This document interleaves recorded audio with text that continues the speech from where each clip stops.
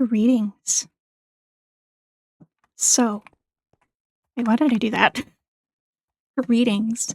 So, yes, also I changed my skin. Hi. So, anyways, did you know that I don't like 100 days content on YouTube? Wild, considering what I make, I know, but I had an epiphany. Why don't I just make it anyways? Thought-provoking, isn't it?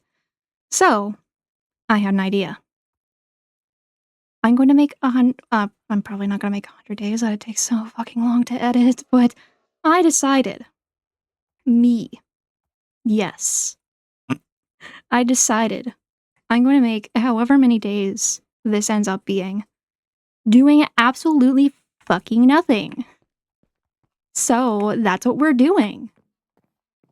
I should probably show you what we are going to be doing. I'm going to be so honest, this is directly inspired by IBX Toycat. He made something very similar where he did just like 20 days of playing in his world, just doing stuff, finishing projects that were lying around. And I thought that was a really cool idea. And I was like, no. Also, if the mic sounds not like ass, I really hope it does. I spent so fucking long working on that. If it doesn't sound like shit anymore, that's I fixed it. Okay, hold on, I'm gonna pull that up really quickly. But yeah, if it doesn't sound like shit, that is you're welcome. I fixed it. I think. I really hope it doesn't sound bad still. I'd be so fucking mad. I spent like half an hour. What the? Okay, anyway, I've spent like half an hour working on my mic to make it sound not terrible. So yeah, I really hope it's not bad sounding. I watched a YouTube video about using the filters on OBS. So yeah, like I said, I hope it doesn't sound like shit. I really, really hope. God, I really hope it doesn't sound bad. I'm gonna start crying if it does. Anyways, this is my metro. We're working on the Cherry line right now. Yeah, this is gonna take multiple days. By the way, you are not gonna see this video anywhere near the time that it actually is made. To give you a frame of reference, it is August 13th as I'm recording this. You're probably only gonna see this in like fucking September if I'm being honest, but you know what? That's fine. Because the important thing is the fact that I'm gonna make something. Anyways, yeah, so getting back to what I was actually talking about.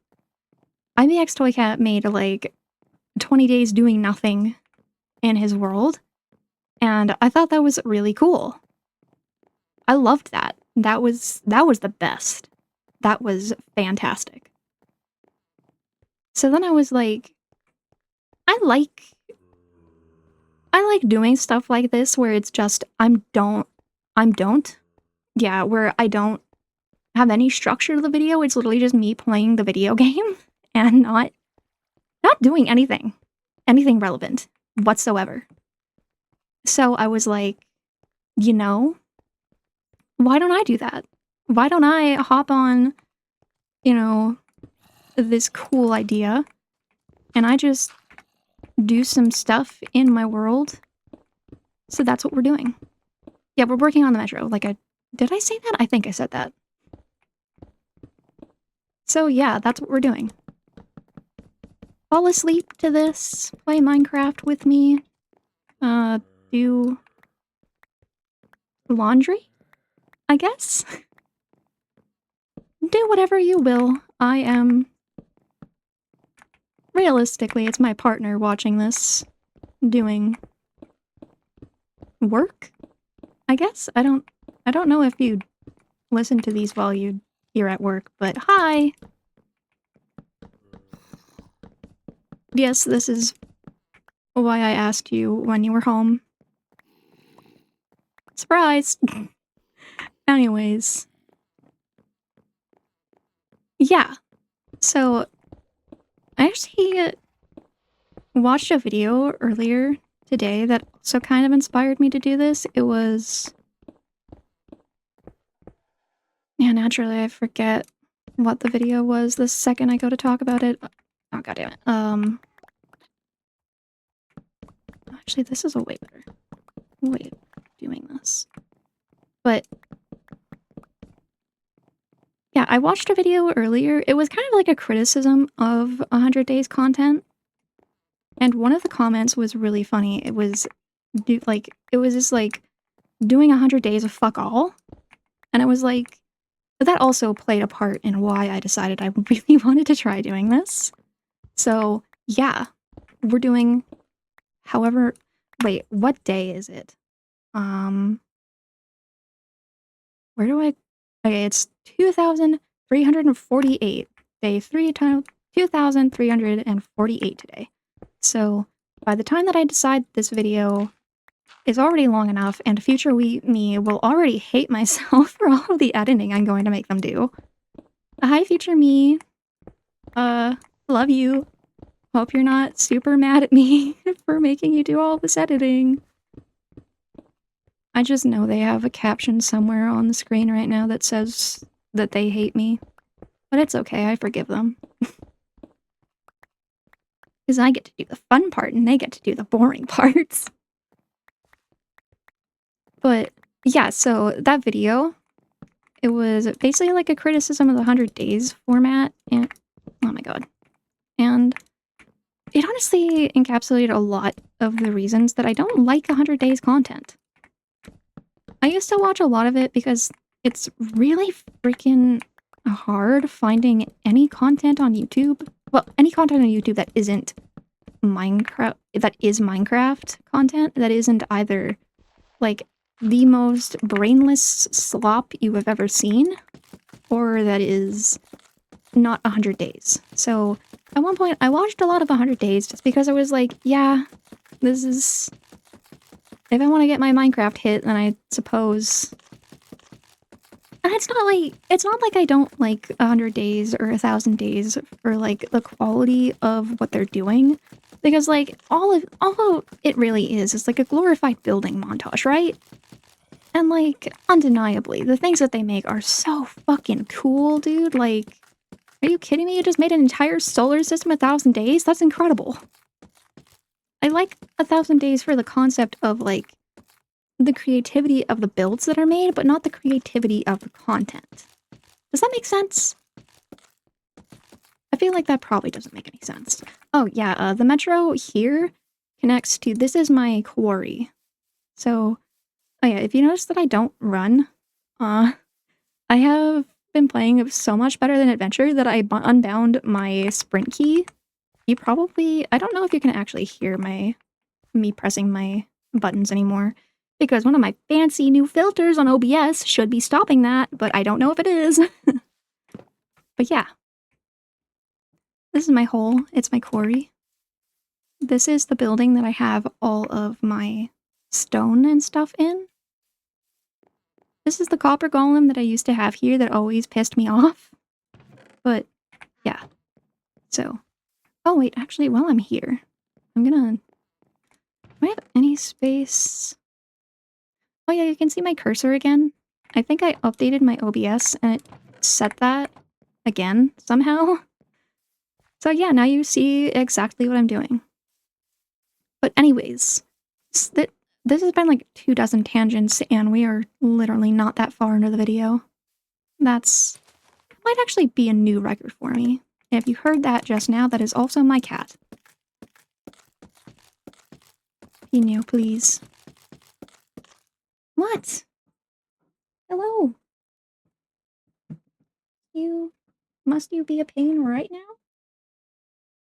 I've given you so much attention. Yeah. And again, if you hear anything cat-like, that's my cat. Ordinarily, I would have my door closed while I'm recording, but I have to have my air conditioning off because I kind of don't trust my air conditioner not to be noisy still, kind of. So, yeah, I'm just going through the agonies a little bit while I record this. I mean, going through the agonies makes it sound like it's a horrible thing. I mean, I'm not gonna be recording for too long today, but yeah, I really just wanted to get, like, I wanted to get at least something done. I'm very much a person, like, well, yes, I have ADHD. If you didn't notice, by the way that I jump from topic to topic like a fucking Olympic medalist, I have ADHD. Wow, that's not a surprise to anyone. But yeah, what was I talking about? Wow, just wow. I impressed myself with that one. I was talking about Forever World stuff. No, not Forever World, 1,000 Days. Now I was talking about I can't record too long today. Yep, nope, it's gone. I don't know what I was talking about. Wow. But damn, what was I talking about? Truly, this is the highest quality content. You're so lucky that you accidentally clicked onto this video. Now you get me being completely and utterly fucking lost. But yeah, that just completely derailed any sense that I had. But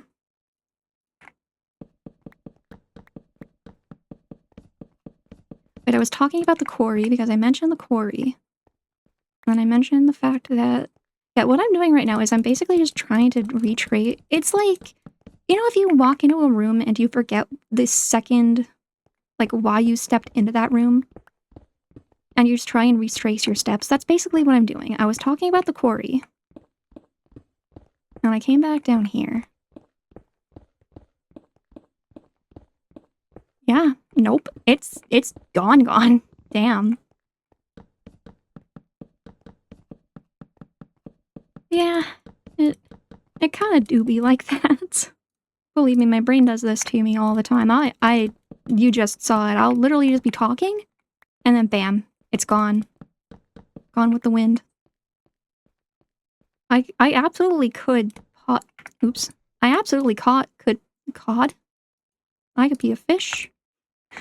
I could pause the recording, go and look at what I was just talking about, and then going back onto the topic. But you know what? I'm not going to. And you know why that is? Because sometimes you just have to accept that your brain doesn't work. Sometimes you just have to accept that the tangent is done. And that's simply it. Sometimes you just got to accept that conversation's done now.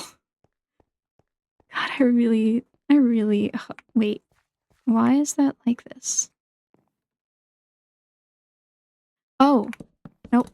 No, it's me. Never mind. But yeah, so I fixed my microphone. I've been playing so much BTA. I disabled my sprint. But it's like, yeah, I literally, I cannot press control anymore to sprint. Which, like, it sounds like an insane thing to do. Why would you intentionally not allow yourself to sprint? But I can still double tap W if I need to sprint somewhere. But I like the way it feels playing without sprinting. It feels really nice just, you know, because I'm still gonna get to my destination in the end anyways. And I like the feeling of like doing that, but having to be slower about it because now I get to enjoy the scenery. I get to enjoy this beautiful half-finished metro that I'm working on. And that's truly just so fun. Oh yeah, good news. I disabled phantoms in this world. I got so sick and tired of them. What was I even working on when I disabled them? I don't remember exactly what it was that caused me to disable them. I think I was actually finishing up a piece of this metro, and when I came out, because like generally when I'm in here, you know, I am literally in a cave. I am so far down in a cave. I have no sense of where I am right now. Actually, I think I'm like halfway to where the cave is. You might have seen that this metro goes through a cave, massive cave. I have a really cool plan for that I'm super excited about. We might actually work on that in this video, depending. Do I need more? Yeah, I need more slabs. I should finish off these stairs, too. But, yeah, so... Oh, wait, all of this is done. Do I not need more stairs? I thought I did. Yes, I definitely need more stairs, don't I? Huh. Okay, I need to go find where I am in the cave. But yeah, so there's a giant cave that this metro is like... Oh, here it is. There's a giant place that this cave like will connect to with this metro. It only connects to this specific piece. It only connects to the cherry line, which is, as you can see. This has been so disjointed, even by my standards. I'm so sorry. Like, the truth is, I'm so excited to be working on this video. I don't know why I find this concept of, like, just memeing on 100 Days content kind of so entertaining. I just know future me is going to love the shit out of this video. This might be kind of like a weird thing to admit, but actually I think I admitted this in the Silver Cube video, but sometimes I just like clicking on my own videos and I just watch it a bit. And it's like, wow. Future me really, or past me really had, oh my god, some points, you know? They were kind of cooking. Wait, what is that? Oh, yeah, that makes sense. But yeah, future me had some good, just some good commentary, you know? And it's like, is this actually how I did? I have so much trouble with these pieces right here. Because I feel like they never look the same in any piece of this, like, the line. Because there's two pieces of this metro. Actually, no, there's one fully finished piece of this metro that is actually, like, pretty much finished. And that is the piece that connects to my water park, which we are probably also going to be working on at some point in this video because I really want to have that done before the anniversary of the world, which, if you didn't know, is coming up in January. The world's going to be 2 years old. I am so excited. Like, if you told me when I started this world, when I started Willow, that eventually the world was going to be, like, if you even told me that it was going to have, like, a first birthday, I definitely would have thought you were crazy. I would have been like, yeah, okay. Sure, bro. Yeah, I'm sure I stick to something for 2 years, But that did happen. It's definitely been... It's been interesting having a forever world, I think, would be a good description. Speaking of... I don't know if you just heard that, but there's a guy going real fast outside. But yeah, speaking of forever worlds, I watched another video, like, just earlier today. Actually, I found that video. That video was the one that led me to the other video that actually made me really want to do this. Because it had the idea of, like, doing 100 days of absolutely nothing. And alongside the fact that, you know, like, IBX Toycat already did that, and I was just like, man, that's a really funny concept. I want to do something like that. But it was also kind of a thing of, like, I kind of didn't want to do that just for the, like, because IBX Toycat did it. Because, like, I'm pretty sure, like, realistically, I don't think I'm really relevant enough in the slightest on YouTube for anyone to notice and be like, oh my god, you're copying Toy Cat? How could you? Which, like, that's such a weird concept in and of itself. Just like, oh, you're copying this person. Like, yes, do you see the platform we're on? People have been making copies of the same trend for ages. I lost what I was talking about again. Wait, no, never mind, I didn't. I am good at talking. So, yeah, it was a video. It was actually another, like, I don't feel like I can really say, like, another small creator. I'm not a creator. I'm a guy with a microphone who likes making things. I'm a guy that likes Minecraft too much, that has a microphone, and the ability to make a YouTube video. Is it weird that I don't really consider myself, like, anything serious? Because really, this is just kind of... I'm not trying to be, like, a professional here or anything. Clearly. I feel like we can very obviously see the fact that I'm not attempting to be a professional. But, you know, it was a small creator on YouTube here that I just saw this video. It was actually posted, like, a few hours ago. Well, not a few hours ago, but it was posted, like, yesterday. And it was talking about, like, having a forever world and the fact that it doesn't need to be a forever world for a world to be meaningful to you, and I don't know, I thought it was a very interesting perspective, because it's something that I kind of agree and disagree, I have to say. Because generally, for me, when I make a Minecraft world, well, nowadays it's more of a half and half, I'd suppose. Because I've definitely made worlds recently. There was one that I had, like, a few months back that I made it. I made that world actually when I was going through a lot of problems with Willow, and I played on that world for a while, and I was intending to have it for a while because I wanted to make... I really wanted to do something kind of like frog crafting, if you know her.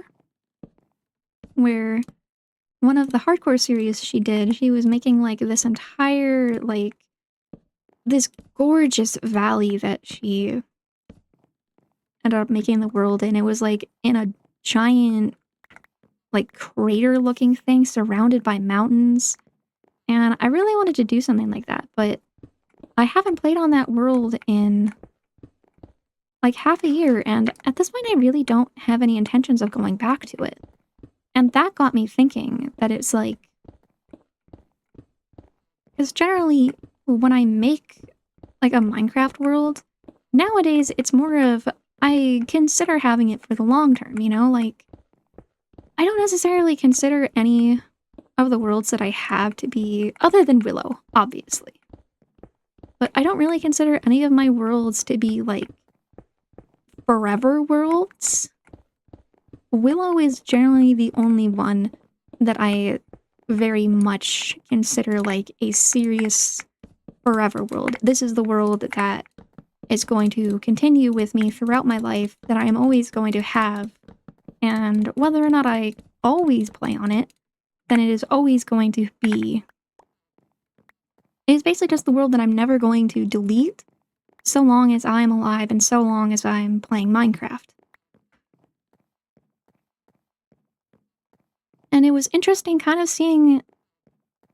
It was interesting hearing kind of like a different side of that, where it was like, it's okay if a Minecraft world just ends up being like a 2-week phase, you have your fun with it, you abandon it.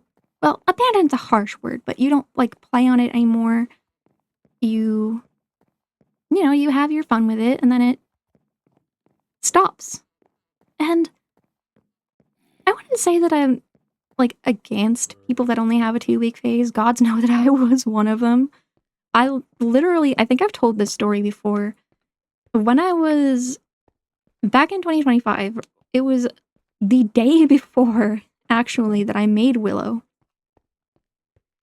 I was actually just planning on having, like, my my 2-week phase. I think it had been a good couple of years actually since the last time that I ever played Minecraft. I think the last time I played Minecraft was 2019-ish?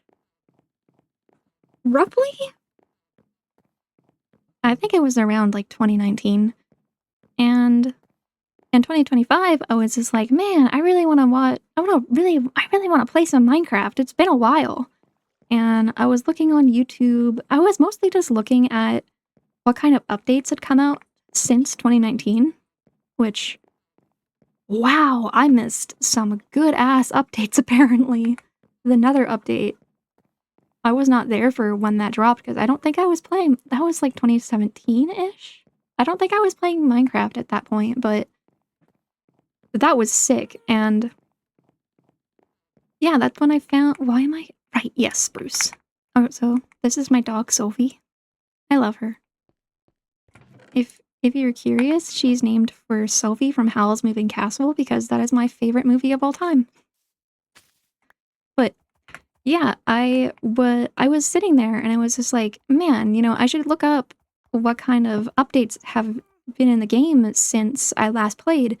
And while I just searched Minecraft in the search bar. I'm very basic like that. Why did I even say that? That's literally what everybody does when they look up stuff to watch of Minecraft. But yeah, I just wrote in Minecraft in the search bar. I was just like, okay, time for Minecraft. And yeah, Lovestar's video about why you should make a Forever World popped up, and the rest was history. I made Willow the next day on January 1st, and yeah, this game has had me in a chokehold ever since. So yeah, I was very much like a 2-week phase person for pretty much all of my Minecraft life. Like, it was never a game that I played like it was never my lifelong game. I guess would be the way that I would describe it. I don't think I've ever really had many lifelong games. World of Warcraft was a big one for me actually until Battle for Azeroth, but then I just kind of moved away from that because if you know World of Warcraft, you know that expansion was not very good. But yeah, now I feel like I can say pretty confidently that Minecraft has become very much one of the games that I see myself always playing. Obviously, unless something horrible happens, like, I don't know, something horrible, insert here, I suppose. But yeah, but I've always... It's interesting because I went into making Willow with the specific thought of like, okay, this is going to be my forever world. And I definitely didn't land on this seed specifically when I made Willow. At first, I looked up a bunch of, you know those like YouTube videos where it's like, oh, these are the 10 best seeds of current year. So I looked up a bunch of those seeds and I generated them. I generated a couple of them just to like look around and see if I was getting any like good vibes from them, but none of them really spoke to me that much. So then I was like, you know what? I just want to play Minecraft. I'm really getting annoyed of just searching up all of these freaking like random seeds. I'm just gonna generate a world. Whatever world I get, whatever seed I get, that's going to be the world that I start playing on. You know, if it ends up being my forever world, then that's great. If it ends up being a 2-week phase, that's great. I'm playing Minecraft. That's really all I care about. And, I mean, obviously, it ended up being my forever world. Clearly, this is unless I am the most efficient Minecraft builder on the face of the planet, this is definitely not 2 weeks of work, but yeah, I bring it up really only because I found that video really interesting because they had a Forever World as well. Ironically, we have made our Forever Worlds very similarly because they mentioned in their video that they got into making their Forever World because they saw Love Star's video about making a Forever World, having a Forever World, all of that. And it was like, it was a really funny thing. And it's, I don't know, I find stuff like that always really kind of interesting.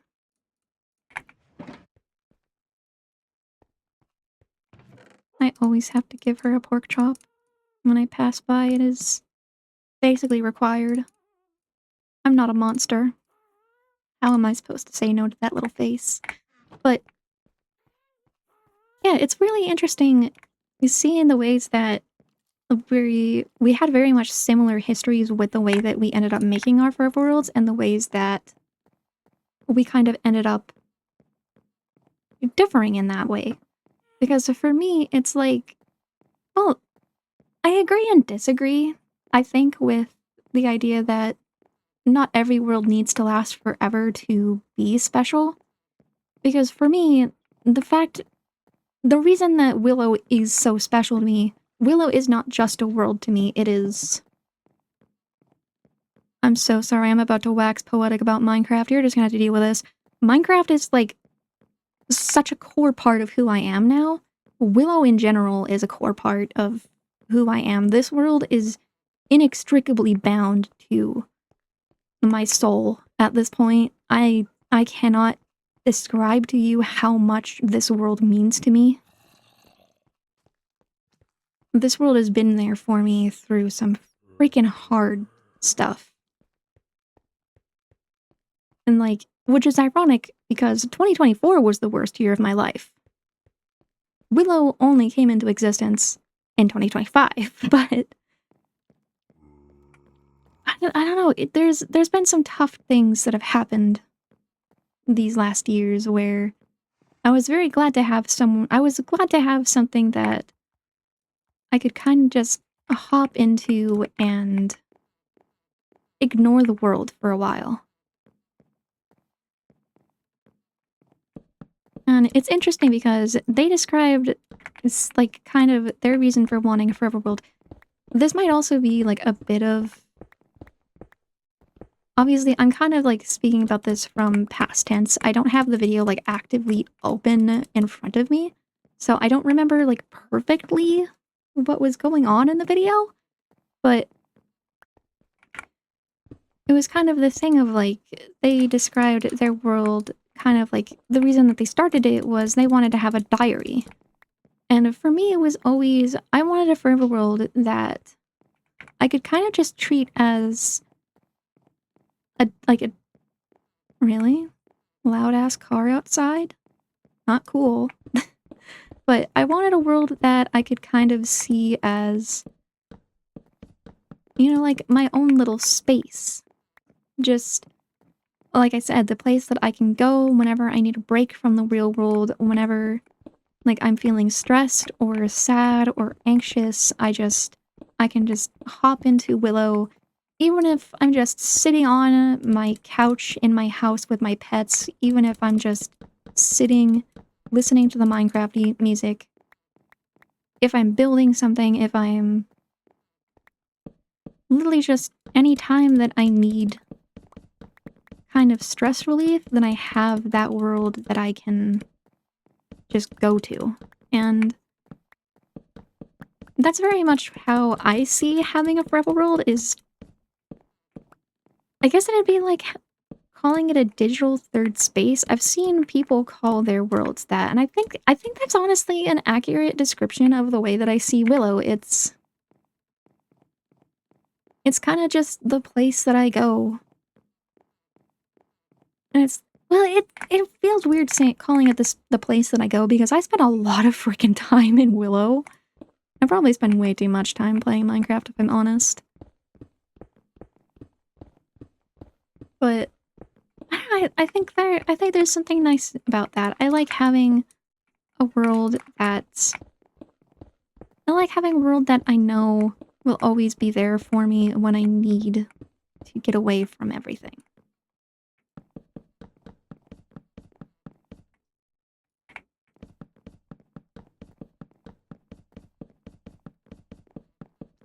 But it was just in general a very like interesting video. They were a very small creator, which was really surprising. I don't know why this is, but I don't generally have like a lot of super small creators that I watch, which I really do want to change because there are so many small creators out there that are like so freaking good. It's like, damn. You're out here with like 200 subs and you've got this amount of quality? What the fuck?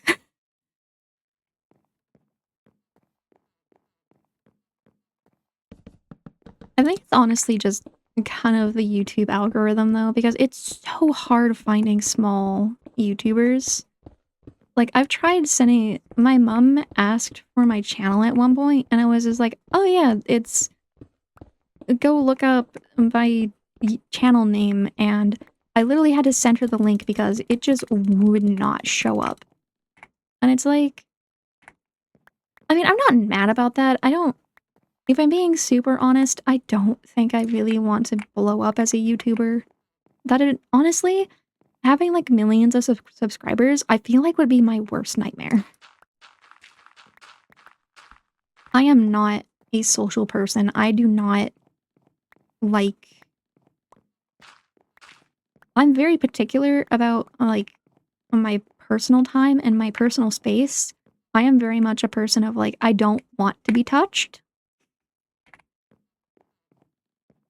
If you didn't know, I have autism. Surprise! I don't think I don't think I'm surprising anyone with this news. But it's I mean, I suppose that there's something nice about the idea of having like just a bunch of people all across the world that are so invested in like just you playing Minecraft. There's something nice about just the idea of having like a group of people that are just really interested in watching me fucking do this. But it's also like at the same time, because like it's not just limited to Minecraft. Because like, not to point out something that, a lot of people on YouTube don't like acknowledging, there's also very much the parasocial kind of issue that is, I find more prevalent nowadays, honestly, than I think it's ever, oh, oops, than I think it's ever actually, wait, is that supposed to be there? Yeah, that's supposed to be there, never mind. I feel like it's more prevalent nowadays on YouTube than when I was a kid. Surprise, I'm not a child, by the way. I don't know if... I know I've definitely gotten, like, accused of that a couple of times online where people were like, okay, how old are you? Because this community is, like 18 plus. And I'm like, I've not been a child for a very long amount of time, thank you. So I definitely get that sometimes, but I find it's way more... I find YouTube just in general, I find just online communities in general are a lot more parasocial than I remember them being as a kid. But I was also a kid, so I'm absolutely not saying that I was not parasocial as fuck. Like, please, gods, do not go and search for my comments as a kid. I don't want to think about that. I probably said the cringiest shit imaginable. But it's one of those things that... Why is that like that? I don't like that. But it's one of those things that you very much start noticing kind of as you get older, I suppose. Just how weird it is.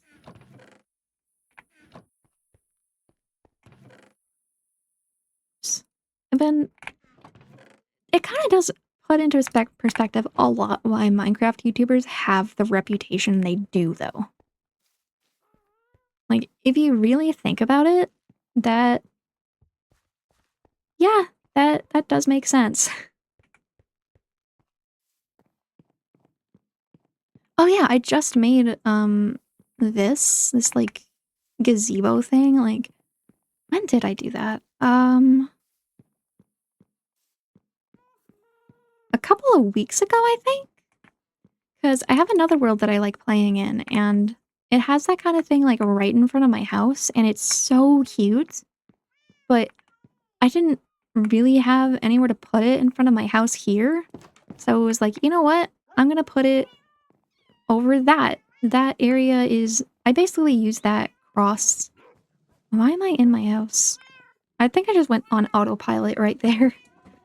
I just went straight to sleep with my overabundance of cats. But... Hi, Bingo! Hi. Hi, Bingo. Hi, Mitzi. Bingo. I love him. But... completely lost what I was talking about again. Damn it. Yes, right, Minecraft YouTubers. I think that's kind of why that reputation kind of exists. Because, like...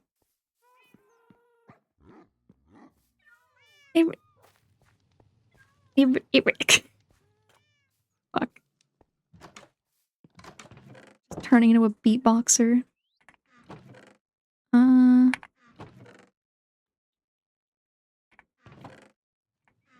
Damn, I really have none.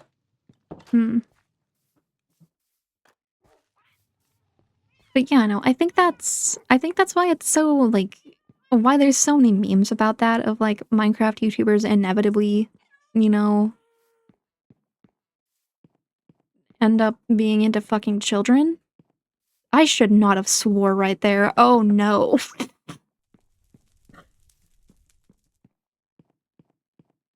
We're just gonna pretend that didn't happen. Look, I don't understand it. But I think it's... But it's also the thing of, like, it is so much easier in spaces that are like Minecraft and Roblox because, you know, children are dumb. They don't understand the fact that, you know, that is a grown man, or that's just a grown guy, person, whatever the fuck. You don't know that person. They know absolutely nothing about you, and you know so much about them by just the way of the fact that they are, like, the person that you're watching on a video. Inevitably, you are going to learn things about that person. And at some point, it almost feels like you know that person because, like, oh, you know, they, like, this is the game that they enjoy playing on YouTube, you know, like, oh, yeah, they really like the color blue because they mentioned in a video once their favorite like, their favorite food is, I don't know, roast beef because they mentioned that one time, and all of that kind of stuff. And it's like, you know a person through YouTube in a very... you know the things that they allow you to know. I think that's, like, the best way to put it, because, like, obviously, you don't know anything about that person on a realistic level. You don't know... hell, half of them, you don't actually know what they look like if they're a faceless YouTuber. Hi. As far as you should be concerned, this is my face. I am one of them. I say as if I am at all a YouTuber, but using myself as an example. Like, there's plenty of stuff that I don't really talk about in these videos because that is stuff that kind of I don't want on the internet. And that's also another thing. It is so scary how it feels like internet safety is just kind of a thing of the past. Like, What do you mean you were putting your full fucking name on the internet? What do you mean you are just post... Okay, this is something that happened recently. So I'm in a Discord server, and it's a server for like a YouTuber. I'm not going to specify which YouTuber. Now you might have assumptions about what Discord that is. I will assure you it is not who you're thinking. But there was this kid in here, and they were talking about like the place that they fucking go to school. And it's just like, brother, what are you doing? No. It's like, what are you doing? That is such a bad idea. Stop. Do not. And like a bunch of us literally just said like, delete that right now. That is so dangerous. And this kid literally just goes like, oh, why? It's not like someone's going to use that like badly. And it's like, you don't know that. You do not know anyone in this Discord as well as you should to be posting that kind of information. And I was just like, what are you doing? No. Literally, someone pinged a mod and the mod ended up deleting it. And the mod as well was like, yeah, you do something like that again and I'm going to have to ban you. That is seriously dangerous for yourself and for others. Do not do that again. And it's like, are they not teaching? Like, yeah, if you heard that it was my chair is loud.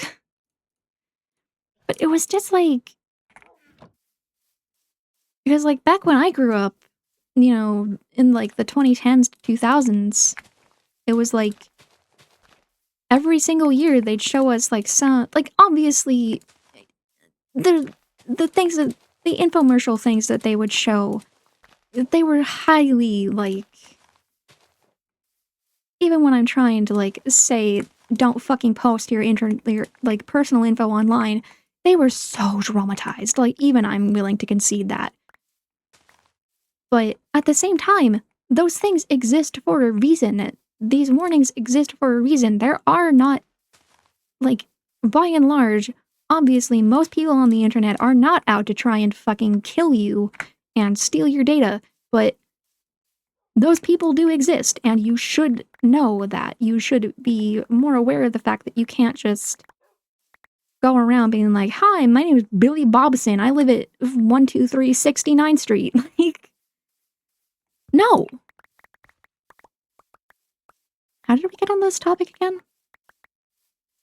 Yeah, anyways, I feel like that's just something, that's like a blanket thing that should be said.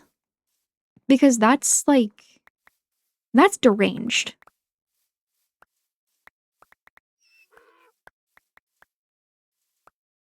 Also, yeah, I'm trying to gather more spruce. I use so much spruce in this, for this build, it is kind of insane. Yeah, I got this tree farm from Lovestar also. It looks ridiculous, but the results speak for itself. This thing works like a charm, and I don't understand why.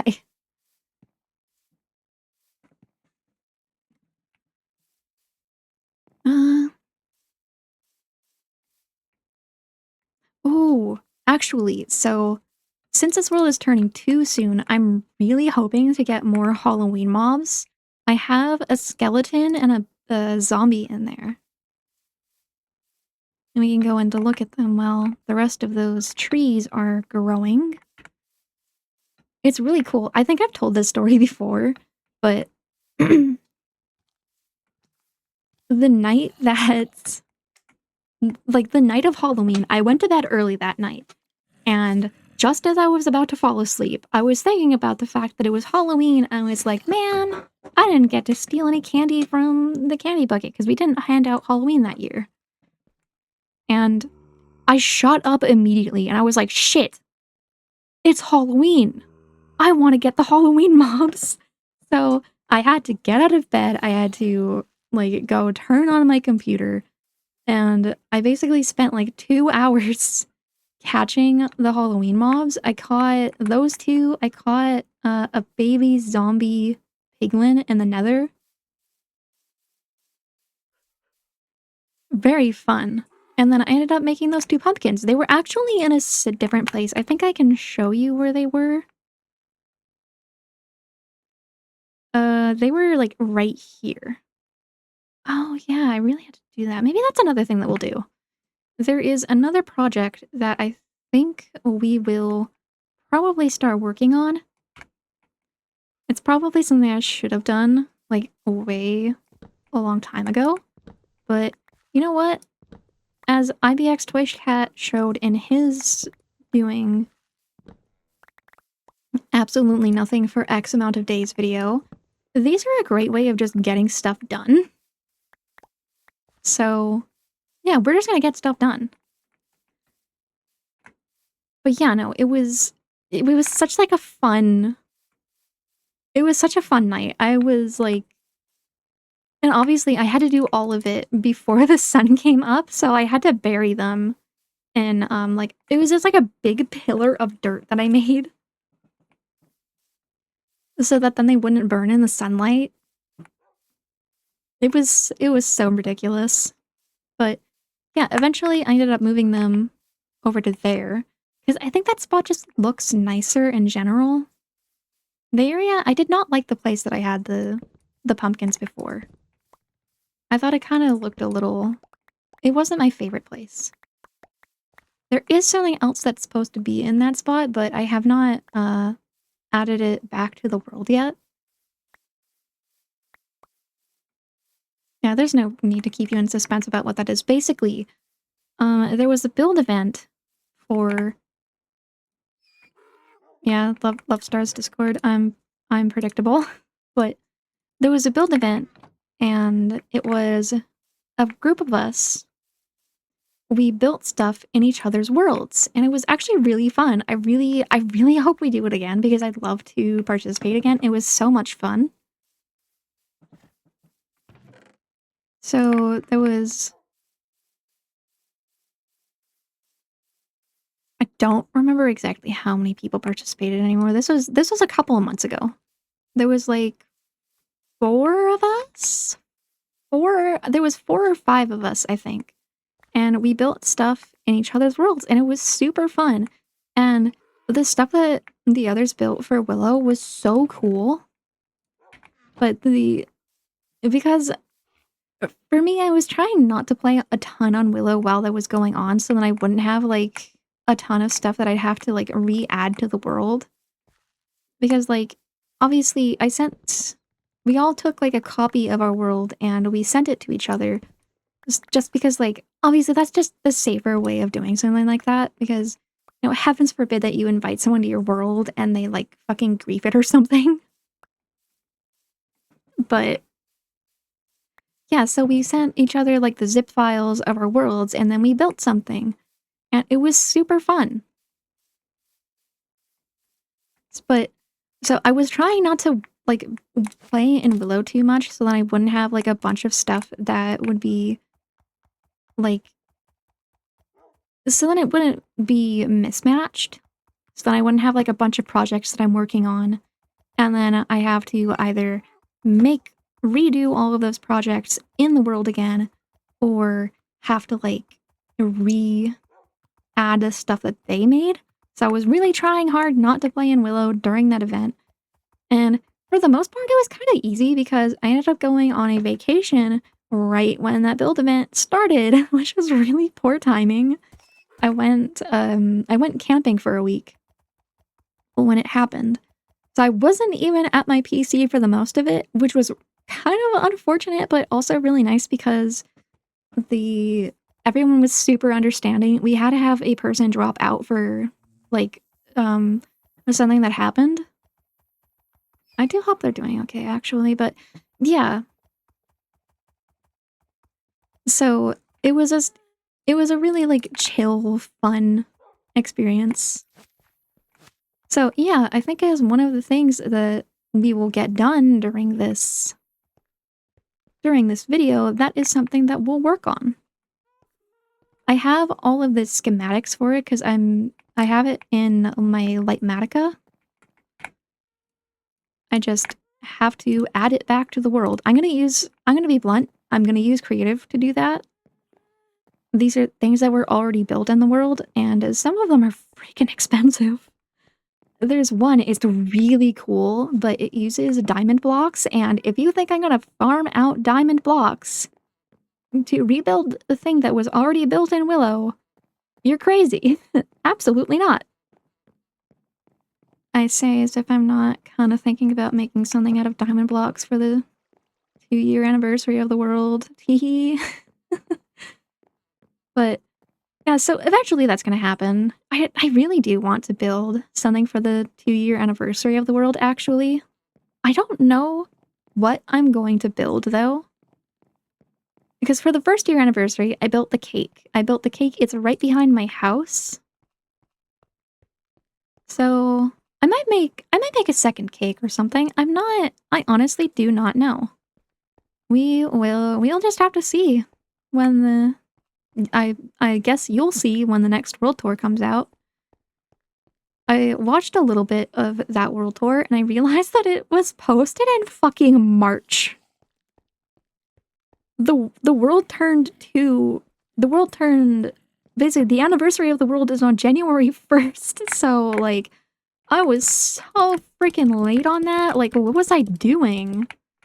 Now I know what I was doing. I probably recorded it sometime in January and then just didn't edit it. I have such a love-hate relationship with editing, honestly. Did I make Sophie sit? I hope so. I don't want her in that glass area until I have all the glass in there. But yeah, no, so like hold on, I need to take a break and drink something. My voice is struggling.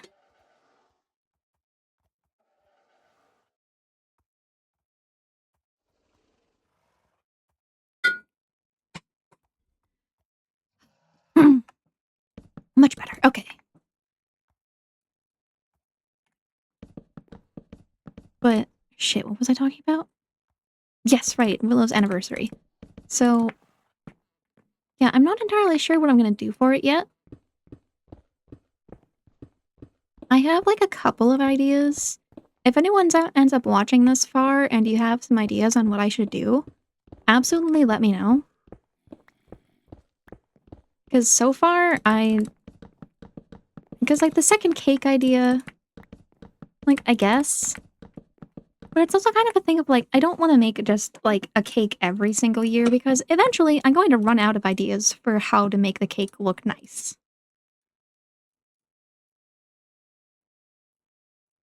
And if that happens, then I don't want to have like a mediocre cake for like,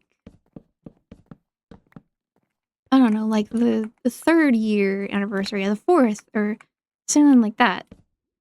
Oops. Oh, damn it. So yeah, I really don't know what I'm gonna do for that. I know for certain I want to have the water park done by the anniversary because that is a project that is like one of the biggest builds that I've ever really taken on in this world. Well, I think we are gonna work on that eventually, so we're gonna go over there and I'll show you what that looks like right now. It is really rough. The majority of it right now is just like getting basically what I call the infrastructure. I don't know why that was such a pain to try and say. So it's very much, it looks very much like nothing right now. But eventually it will be glorious, and I am really excited for it to eventually become something. It'll be super fun once it's actually finished. It's gonna be such a cool looking thing to have. And it actually made me, for the first time in Willow, use a beacon. Which is crazy because I have not used a beacon before in Minecraft in general. I don't know if you actually believe me when I say that, but I've oh, actually, that's a project that I might end up working on a little bit. We might do a bit of uh, more mining. I mean, this does really count as mining, doesn't it? Because it's basically just breaking blocks and... I mean, if you really think about it, that is just what Minecraft is. It's just breaking blocks and replacing them, but we might just break a bunch of blocks because I love a good diggy hole. I am a dwarf and digging a hole. Diggy hole, digging a hole. So, yeah, we may go and do that. I have a chunk project that I'm... Can you guys shut up? Would you mind? Truly? But yeah, so obviously I am predictable. I have a giant hole project. I love working on the giant hole project. I have 2 giant holes that I've been working on. One of them is actually finished. That was the big quarry that I showed earlier. It has been so much fun. I love working on giant hole project. It's one of those kinds of things that I really work on when I have, like, nothing better to do or I'm, like, too tired to actually start, like, a big project. I just go and dig out more of the hole. I highly recommend doing that. If you're bored in your world, just start digging a giant hole. It sounds boring, and it kind of is, but there's something very soothing about it as well.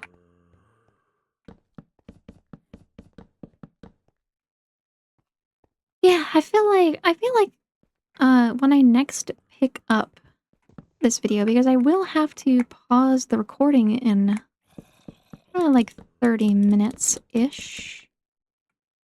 Wait, how does this... That has to go here. And then it has to do that. Okay. Oops. Yeah, this part's gonna be kind of annoying. But I feel like when we next pick up this project, this spending however many days doing a fuck all project, then we will... How do I want to do this?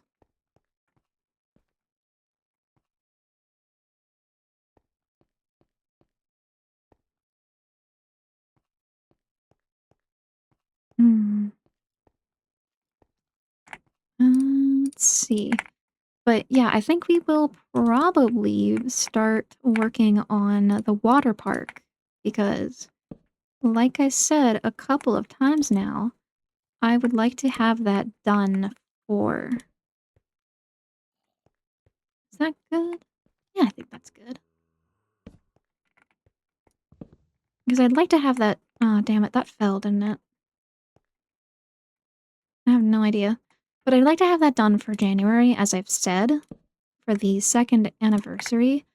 Because that's very much... I think that project is already a few months old. Hold on, I can... That's gonna open my Discord on the wrong screen, isn't it? Do I have this selected to... Yeah, I'm not gonna risk it. Basically, I'm pretty sure I started that project in June-ish. And seeing as though we are in August, and I have not done very much at all with that yet, you know... Wait, how... This doesn't look right. Wait. Here, and then... Wait, what?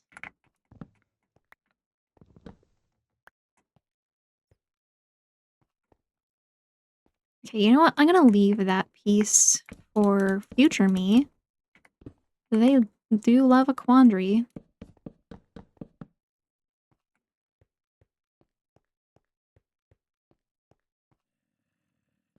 How... I have messed something up here.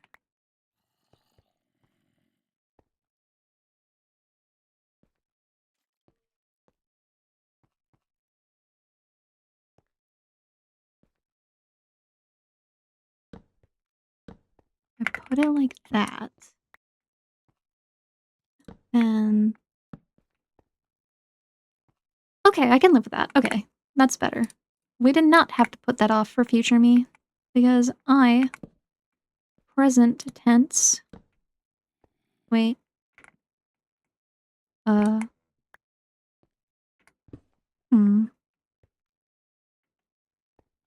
Does it... like... feel like...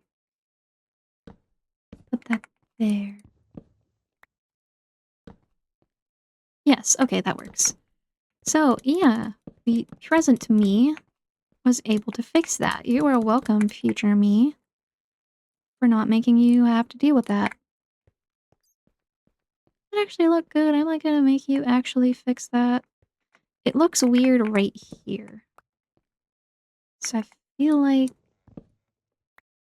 I have to be honest, connecting the wood pieces like this is something that I have been missing so much in my BTA world recently.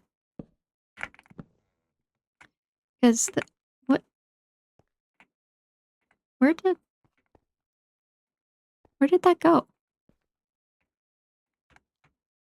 Hello? Where did my piece of wood just go?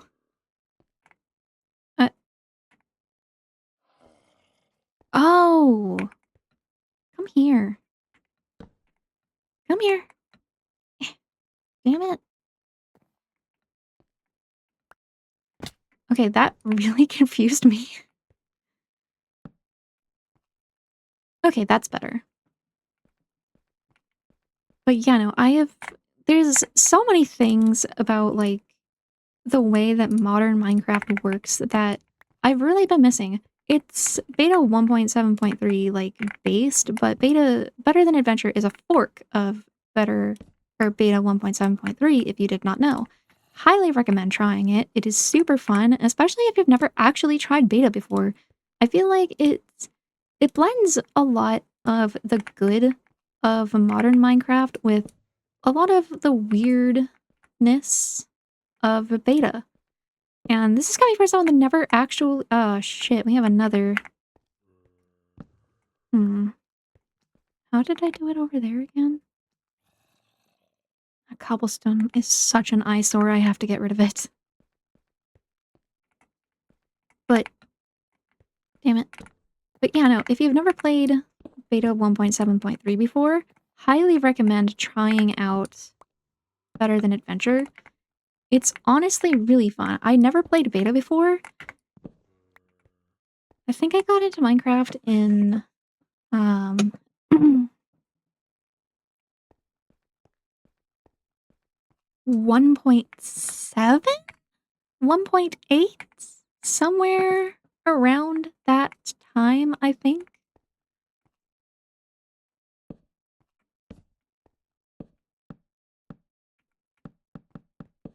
So, yeah, no, like, I never got to experience the betas, but it was been really fun, like, going back and... wait a minute.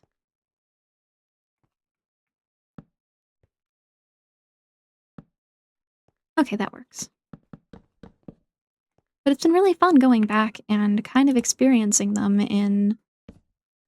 like, not the way that...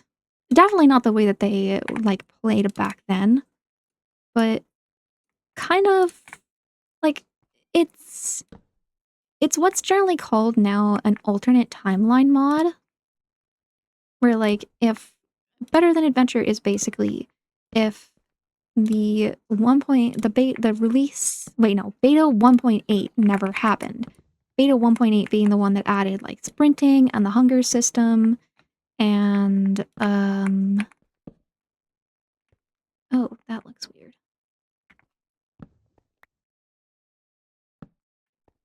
That added beta... or, yeah, beta 1.8 added beta.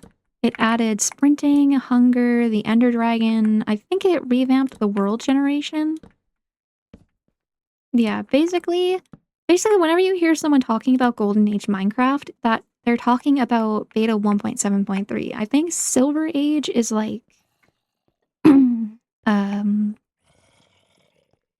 beta 1.8 to release something?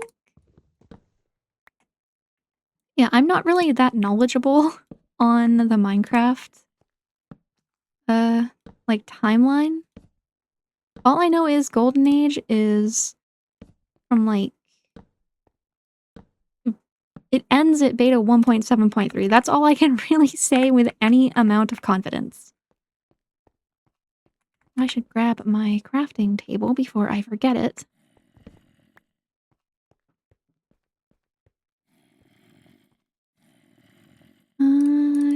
Yeah, I have just enough to make a couple of... I can make exactly 8 stairs. That's awesome.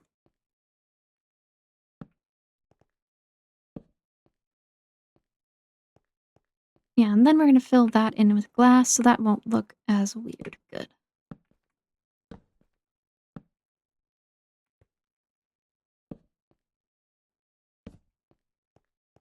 I'd say we'd actually made some pretty good progress. I feel very pleased with this. This has very much been the one of the main projects that I've kind of just been doing whenever I don't really feel like doing anything super big. Because basically it's just going back and forth between the mine, the desert for sand, and my tree farm. So it's been it's been very interesting, especially because when I was mining this out, I was looking around in Spectator because I actually just recently re-downloaded FreeCam because I didn't play with FreeCam for a little while, but then I was just like, I kind of miss not having to switch my game mode just to check out how a build is doing. So yeah, I've been working a lot on this, and as I was like checking out in Spectator mode, just like the easiest way to connect the quarry to the metro, I found this cave. What is that? Oh, that's a piece of glowstone. Why is there a piece of glowstone in there? Hmm, don't remember. Oh, wait, yeah, never mind. Think I think that might connect to one of the caverns that I ended up having like a massive crash out and filled with glowstone because I think that one connects to my village? And that's a long story. Basically, I have a village that I'm actually intending to tear down eventually and move all of the villagers because I don't like the place that it is because it's really hilly. And there was zombies and I kept hearing them. And so then I went into Spectator and I checked. There was a giant cavern underneath the village. I crashed out. I switched to creative. I filled it with glowstone to stop the zombies from spawning so that then I wouldn't hear them anymore because it was pissing me off. Yeah, they were in the roof that I forgot to light up. So the glowstone was not necessary at all. Good times. Did I finish lining everything with cherry? I don't know. I do not know. Uncertain. You know, I've been working on this metro for actually a little while. I started this directly in well, not in like directly alongside it, but kind of at the same time as the water park because you'll see probably later on the water park is really freaking far from like everything. And I was getting really annoyed with having to like go all the way there and all the way back. And I was like, you know what? If I have a railroad that just takes me to the water park from like a direct location, then that would be awesome. So that's what I did. Actually, I think the cherry wood is all done now. That is really good if it is, actually. I'm really happy about that. So far it does look like it. Yeah, because this, yep, because up there is, I think, one more corner past that. Yeah, so that's good.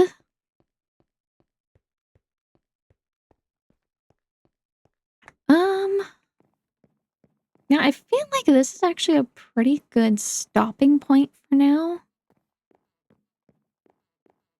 Yeah, I think I'm gonna head back to the entrance, and then we are going to call it good for this recording session. For you, it's going to be like half a millisecond when I get back there. For me, it's probably going to be like a couple of days. I have some stuff that's coming up that I will not be able to play Minecraft during. I'm looking forward to it though. I'm always looking forward to getting time away from Minecraft, which sounds counterintuitive. Because like I want to play Minecraft, why would I be looking forward to not playing Minecraft? But I find one of the, best ways to keep yourself motivated for playing Minecraft is to have time where you can't play Minecraft, where you are literally not able to. Either because you're busy with like life stuff, you're just not, your computer dies. I hope your computer doesn't die and you can't play Minecraft because of that. That would really suck, but generally, the heart desires what the heart cannot get immediately, I guess, would be a good way to put it. So, a lot of the time, whenever something happens and then I have to not play Minecraft this happens all the time when I'm editing. Where it's like, I won't be able to play Minecraft because I have to edit the video, and literally I'm just sitting there seething because I'm like, I would rather be playing Minecraft right now than constantly, because editing is so repetitive. And it's like, I don't mind a repetitive task, obviously. Case in point, this fucking Metro project. But, like, despite the fact that I don't mind a repetitive task, editing is very repetitive in a different way. Because for me, there's a lot of, like, going back on, like, a piece of footage that I've already looked at. Because for me, it's like, before I fixed my microphone stuff, which, again, I really, really, really hope is actually fixed now. I would really like to not have to spend half of my fucking life fixing my audio.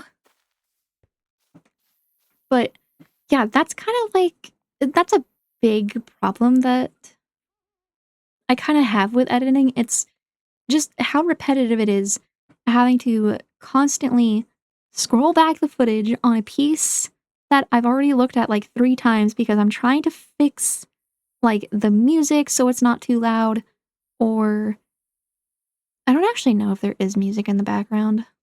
Honestly, I don't really care if there is for this video. I feel like sometimes I just put like random music in the background for the sake of me,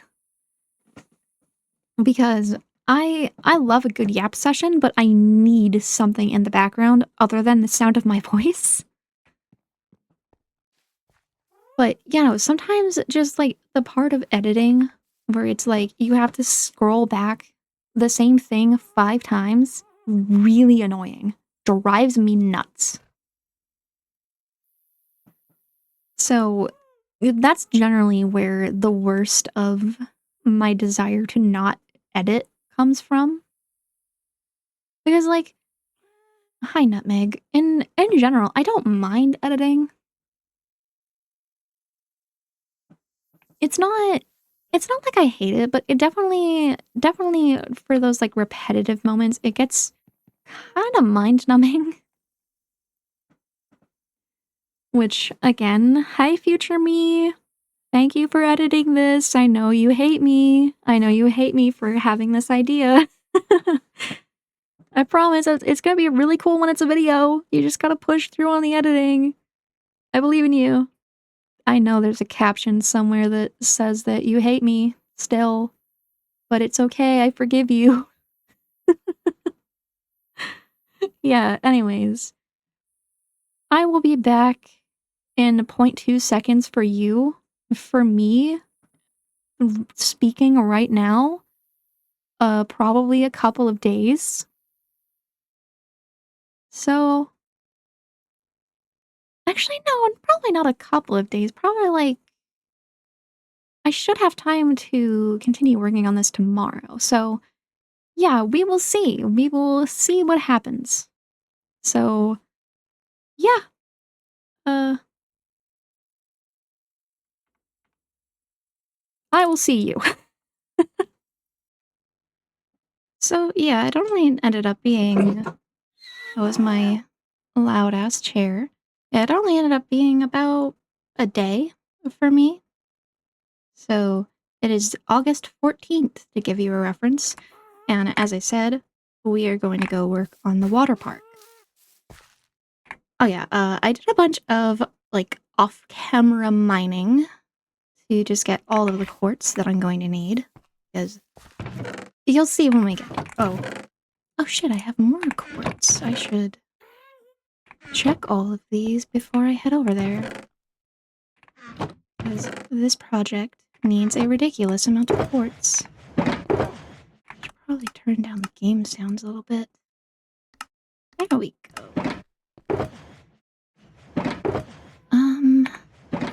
Do I have... Yes, I have enough to just... So, yeah, it has been... Is that a... Yes, that is a minecart.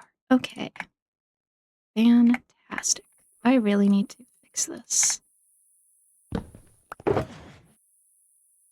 It was... It's honestly been a bit of a rough morning. So I am a little out of sorts at the moment. But I really wanted to get at least another part of this video finished. So that is what we're doing. I feel like I will just the day will improve as it goes on. I was just to use a common phrase, I woke up on the wrong side of the bed a bit today. That's neither here nor there. It will improve. But yeah, so we needed all of this quartz.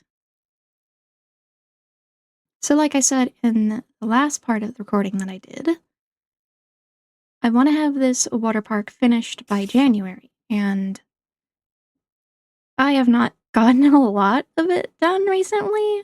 Because honestly, I was playing a lot of Better Than Adventure, like I said, and then I started this Metro project in the middle of doing the water park. Not even in the middle, really, because saying the middle feels like the water park is actually halfway. Yeah, if you keep hearing random noises, I'm just adjusting. Oh. Hmm. I see. Oh my god. Okay.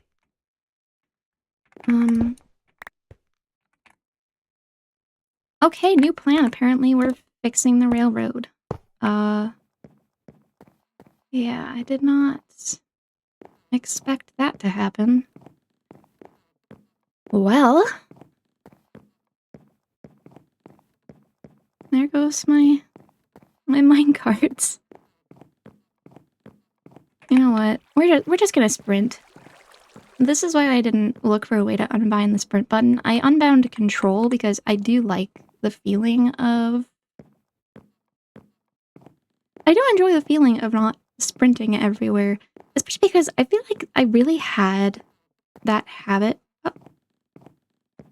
Okay, so it gets stopped some places. Ha. So I'm gonna need to put more powered rails here. Yeah, that... I really haven't tested the railroads since they got put in. I kind of just... This goes to show I really haven't gone to the water park, like, at all since I've started the Metro, really. Especially because the part of the Metro that I'm working on now needs a lot of quartz. Hence why I got all of this. And Admittedly, I really don't like the Nether. The Nether. I genuinely just don't like going there. I avoid it however much I possibly can. Okay. I know I have redstone somewhere. No, those aren't the right.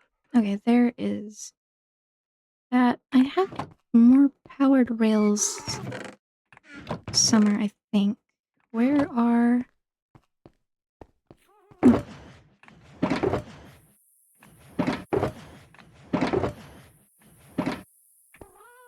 I really don't want to go mining for redstone right now.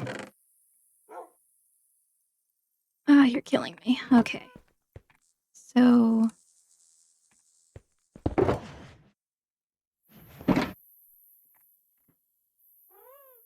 what do I... No, that's not the right one. Gold. I cannot make many of these. 6 reds. That should be more than enough. Where are my sticks? I am so disorganized in this area right now. It is kind of absurd. 24 redstone. That should be. We're gonna say that's good enough, I think. Okay. Actually, good way to decide. Actually, hold on. I feel like... You know, when I finished this the whole metro, I really didn't think I would have to restart working on it. But such is the nature of a Minecraft project. You think it's done, but not quite. I mean, I don't mind that. I should really go put these fireworks away to try and get more space. Oh, there's already one right there. That's counterintuitive. Oh well. Wait, why is there one there? Is this one powered? Yes. I am so confused. You know what? I'm gonna get rid of this leather.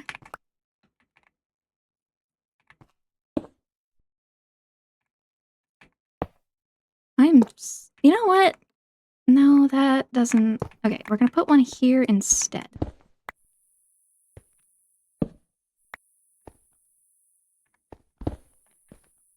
This is the trial and error that comes with building a metro. I really didn't expect it to actually end up being such a... Because I've built them before. Though I suppose I haven't built any to this scale before. At least I don't think so. Yeah, I don't think I've ever really built one that's as big as this. But such learning comes with doing. But yeah, this is the cyan. Ooh, now that's a sound. Yeah, this is the cyan line.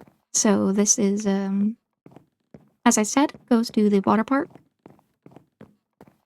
I'm really excited about finishing the water park. That's kind of why I have like a deadline.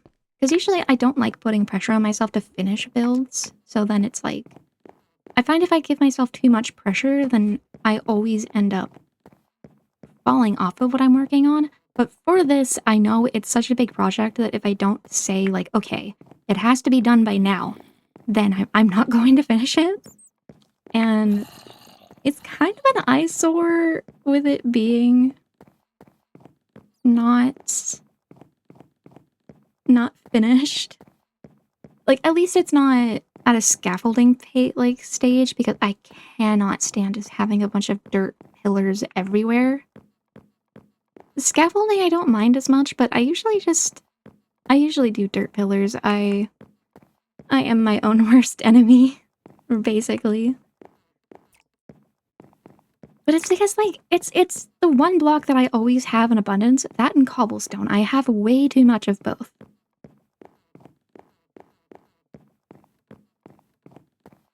This is a very far walk when you don't have... Oh, wait, I do have a minecart. And... Oh my god. Don't do that. Forwards.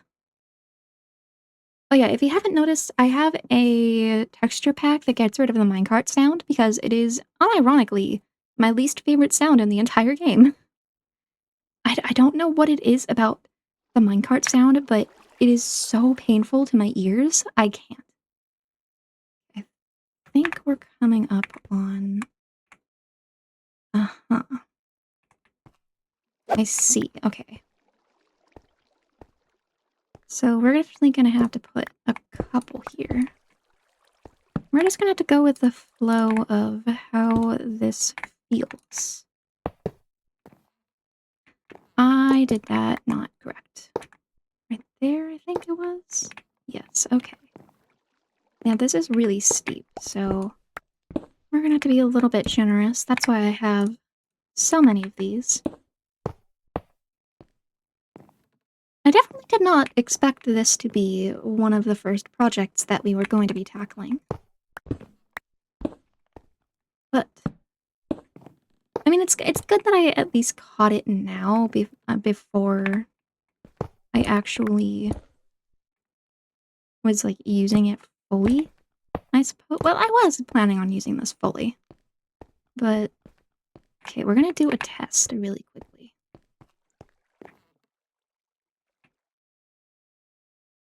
And see if this...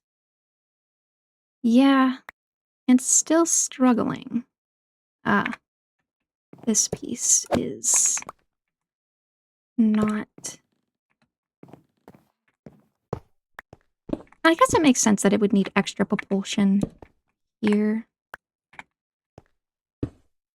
I generally don't build this steep. Once I end up gathering enough, I may turn all of this into powered rails here. Just to really ensure that this area isn't very... I think... Yeah, that's the outside. Good. I feel like one here just in case, because now I'm a little paranoid. So... Oh, right, yes, beacon. Right, I forgot about that. Mine down. There we go. Let's try this again, just so I can ensure that this does actually go upwards now. I think that should fix it. That part might be a bit problematic. Nope.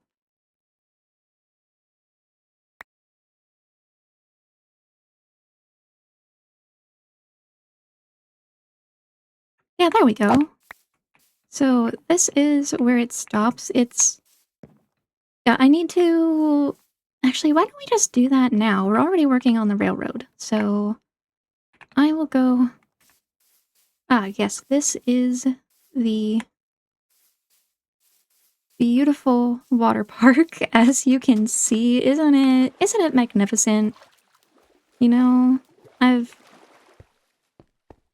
was about to say you can clearly see how much time I've spent on it, but I really have, despite what it looks like. This used to be an entire hilly nonsense. It took me like a good several days of mining to...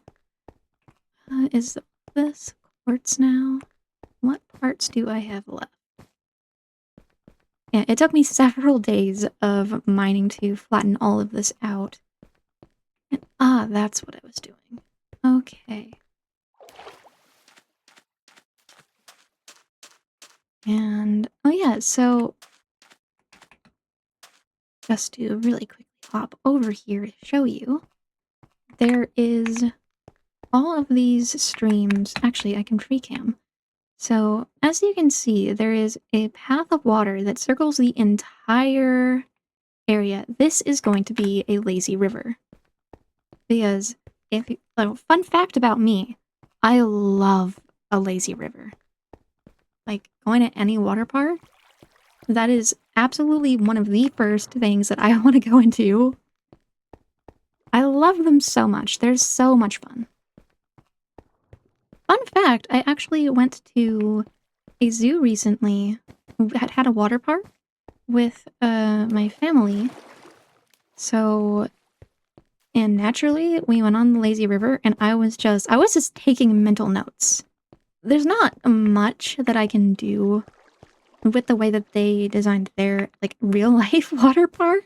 Mostly because, you know, constraints of Minecraft and just the general space that I've given myself, but I definitely have some cool ideas.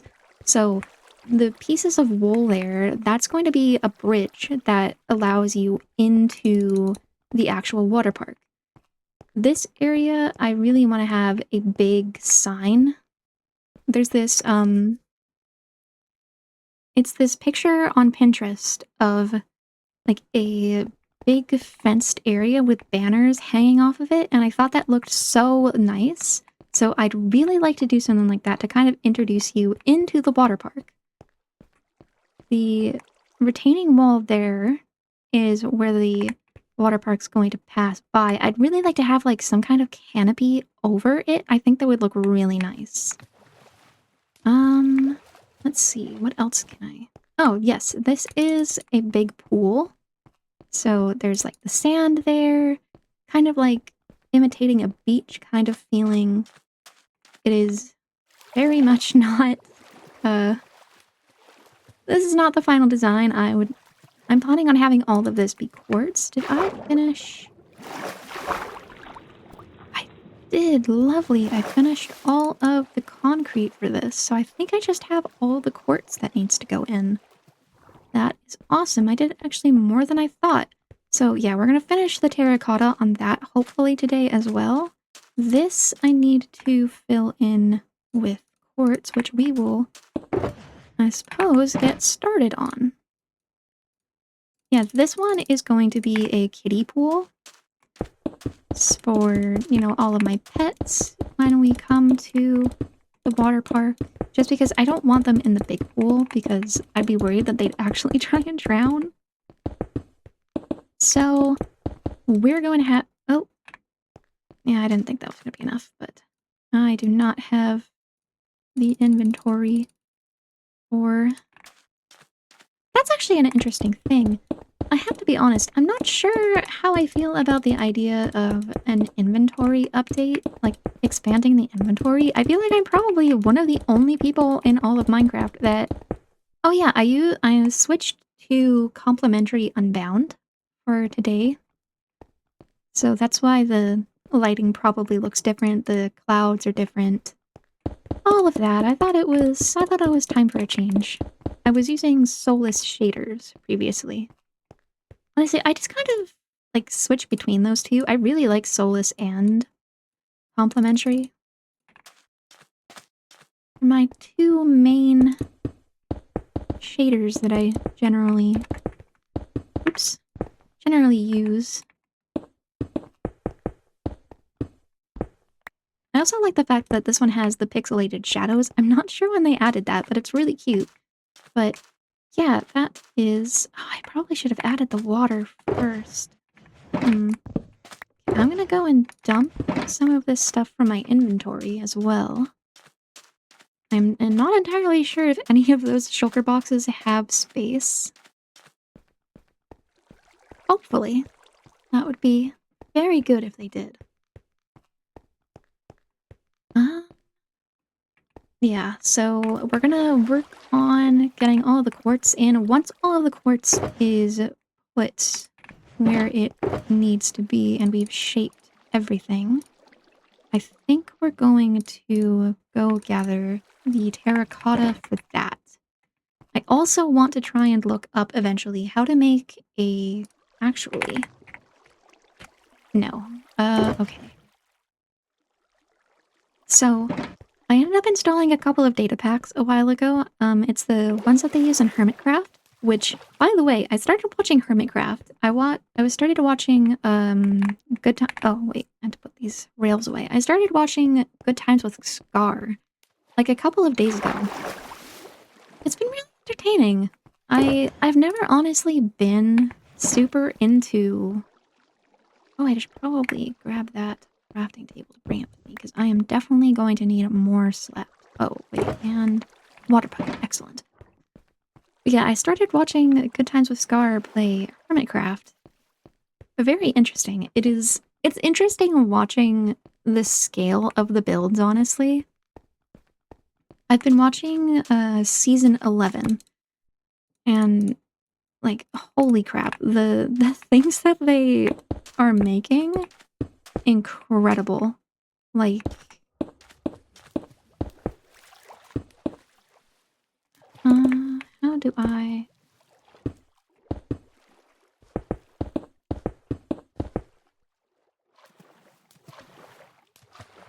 My thought is to make this a gradual incline. But I say but a lot when I trail off. I noticed while I was editing last night.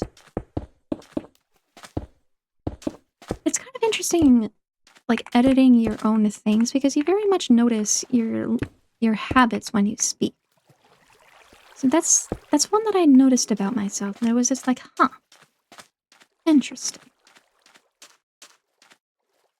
How does that... Yeah, that side goes out a lot further, so I think I'm gonna fix that a little bit.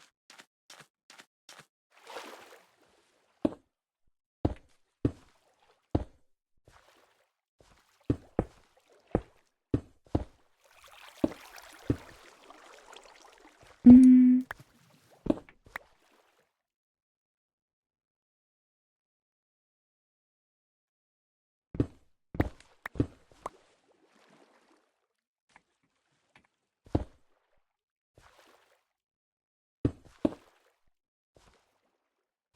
Can't decide how this side should look.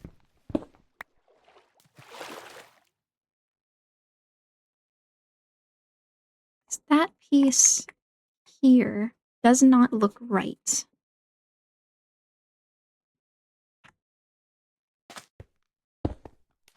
Unless I got rid of this piece to do that, but I feel like that doesn't... Actually, does this side match up with the piece? I feel like I just completely messed that up. So I think that matches up quite well. So now I think we're going to put this piece back. I'm going to say that's good. I'm going to say that is good. But yeah, it's been very interesting, honestly. Did I turn off my air conditioning? Yes. Okay, good. I heard a noise behind me and I got very briefly scared. I tested it a little bit. It mostly... The air conditioning mostly isn't audible in the background, but it leaves kind of like a vague static, which I was not very fond of. So I decided on a compromise. I'm just not wearing a sweater while I record. It's an ingenious strategy, really.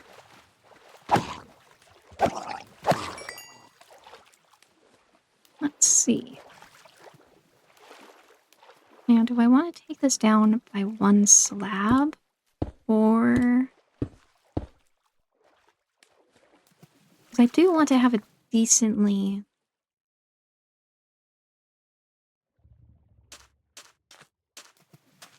I think we will take this down by one slab. I'm feeling in my heart the particular kind of dread that you get when you realize that you didn't gather enough of something, so I am in fact going to have to go back to the Nether. How wonderful for me. Truly I do so love going to the Nether. I mean, I'm not sure I would... If it...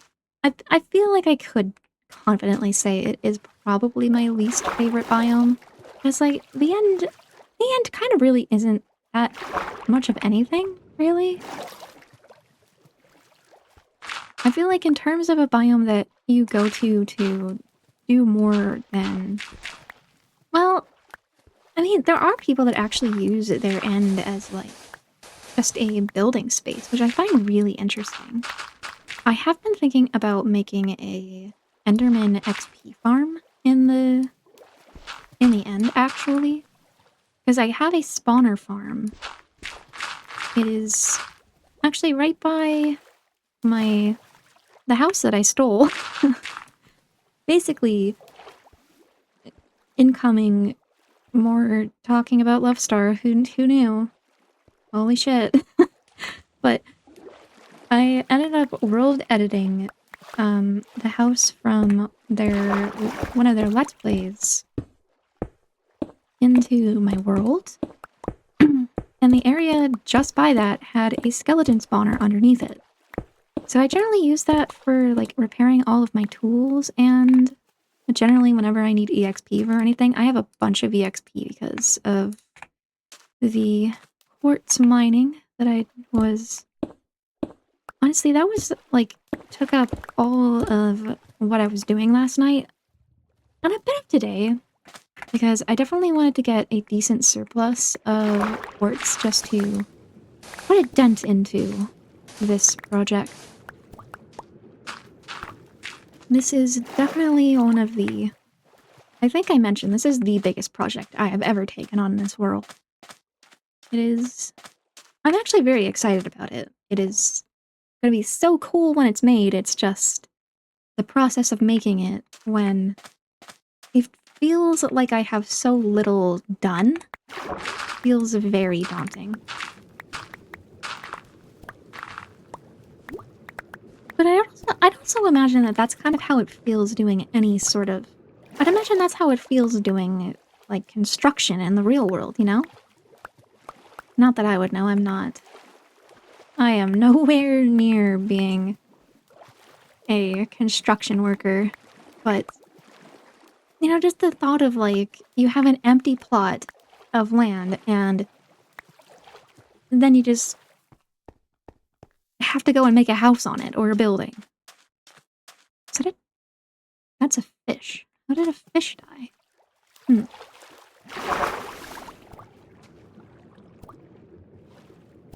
I cannot swim because I don't have...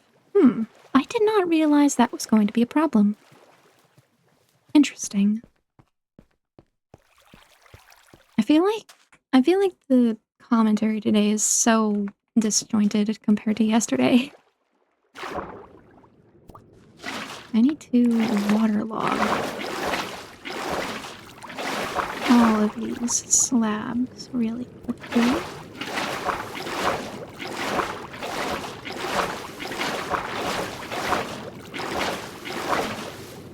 Oh. Well, that was satisfying. Okay, actually, I'm gonna start working on these ones. These ones are going to be horrible because I'm gonna have to do them individually. Just really quickly. Gotta save myself a bit of the time here.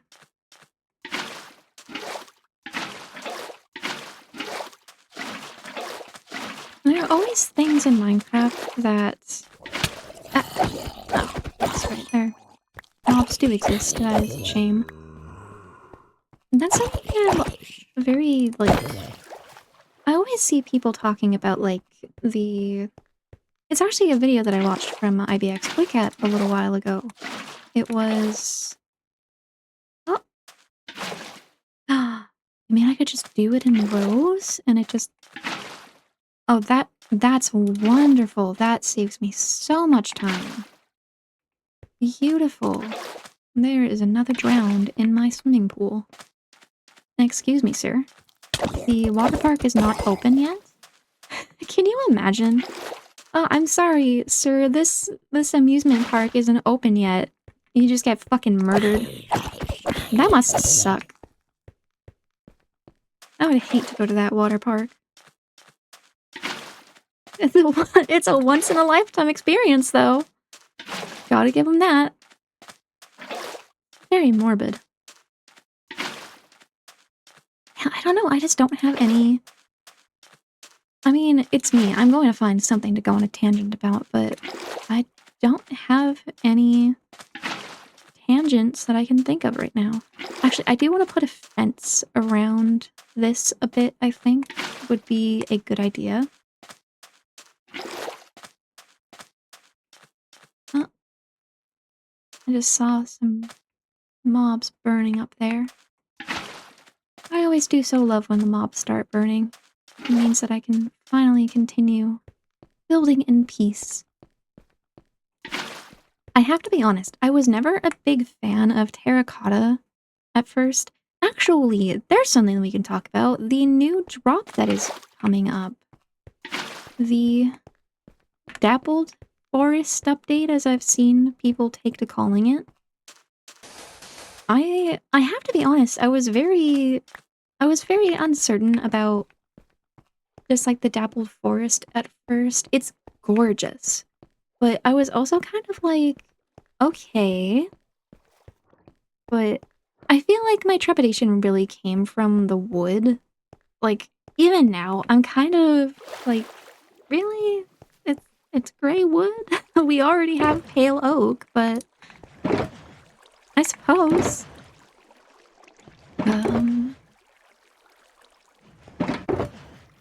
I really need to start fixing this.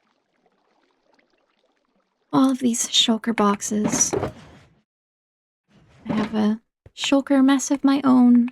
Oh yeah, this is my boat! So in the Sulfur Cube video, I was missing my boat. Yeah, this is the boat that I was talking about. This is Bodie McBoatface. I was using it for, yeah, gravel, because... Oh! Concrete stabs and slares, how did I even forget about that? Oh, I could probably use those for this build. Ah, that's gonna be so good. There's so many things from that update that I'm really excited about. I already have so many plans for the cushions. I really want to use the cushions here because I want to make little beach towels. So there's going to be some that are using the cushions, and some that I want to make with carpets. So I'd also really like to make like the little umbrellas. Ah, that's going to be so good. Okay, let's see.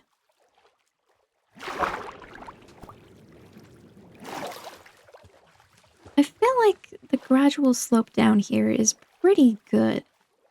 I also really want to fix things like this. Because, you know, it's a pool. It is not supposed to be a cave diver's wet dream of an area to die horrifically in. Honestly, I don't understand that fascination with like, yes, this is the cave known as the Jaws of Death.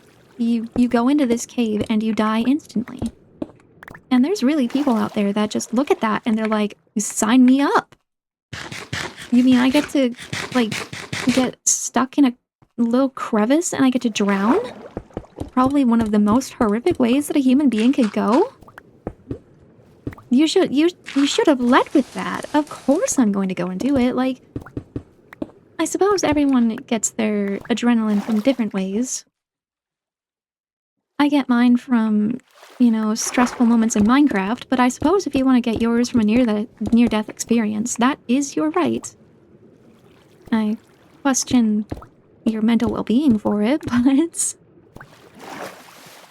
Okay, is this level good? Or is that too deep? I feel like it might be a little deep. Well, because I do want it to go in an incline, so I feel like having this be the lowest area and it goes upwards gradually, that is a good idea. I'm actually going to, as well, grab my... I am missing a helmet. Oh, wait, never mind. I am simply silly. It is my texture pack. What?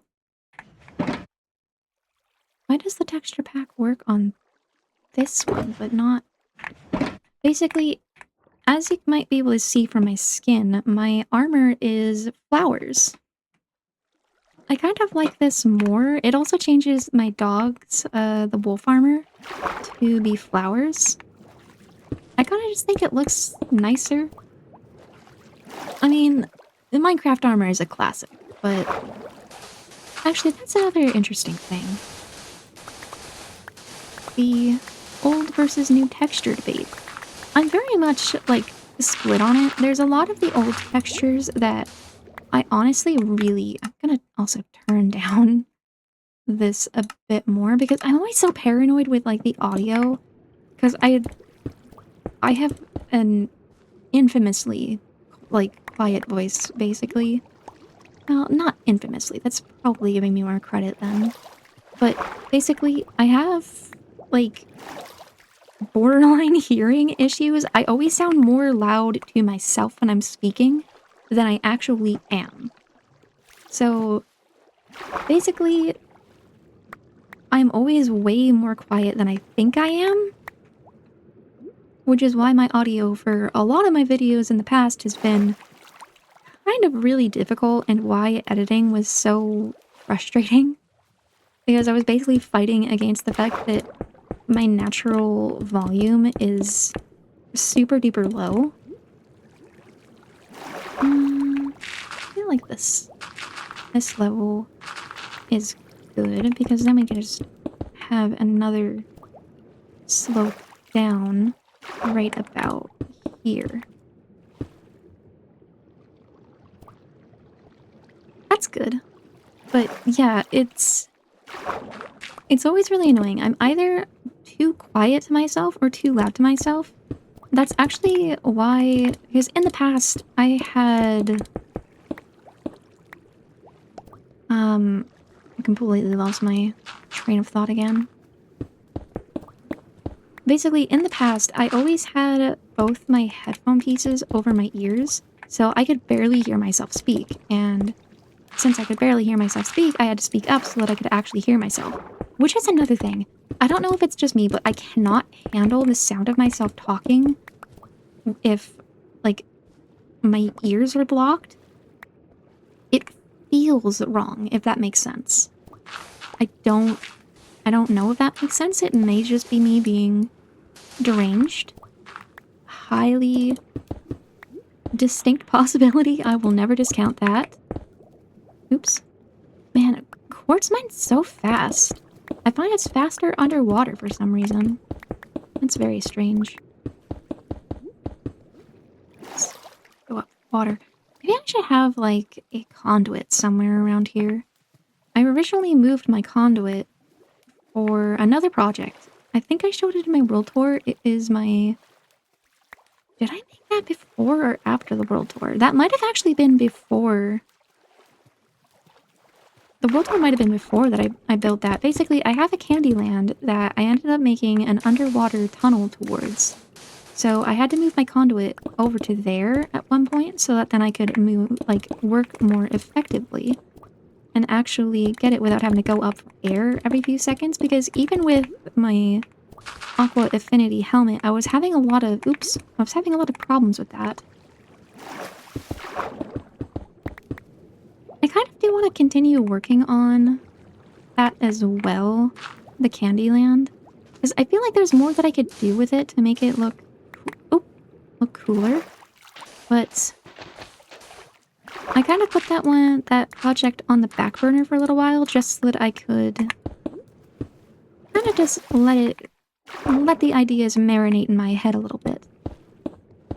I'm not sure if that's something that anyone else really... Well, I'm sure it... Oops. Man, I am just mining everything so fast. I actually put efficiency 5 on this pickaxe as well a little while ago.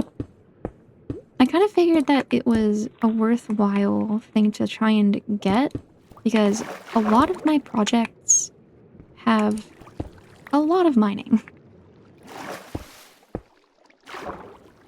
It is... Well, I guess, like I said, it's in the name. It's Minecraft, you know? It'd be weird if you're not doing mining in Minecraft.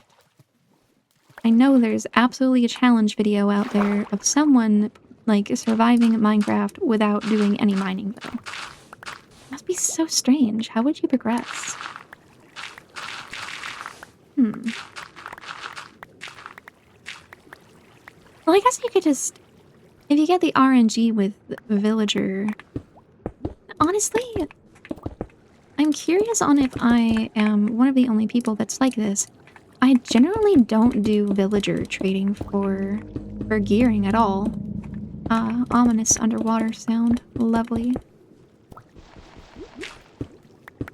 The majority of the gear that I have has generally just come from... Well, I use villagers for enchantments. I have, like, a mending villager, unbreaking villager, all of that, but for actually getting the gear itself, I just kind of went mining. I spent a lot of time mining for netherite, and I'm actually planning on doing it again, because I'd like to make a second set of armor just in case anyone else joins the world, because I've had my friend join the world a couple of times for different things. We raided a woodland mansion together for revenge for my llamas. Rest in peace, my llamas. I think I actually posted about that in the Lovestar Discord when it happened. It was basically, I have... Oh wait, no, this area is not supposed to. This is supposed to go one layer down. Was it supposed to go one layer down? Yes. Wait.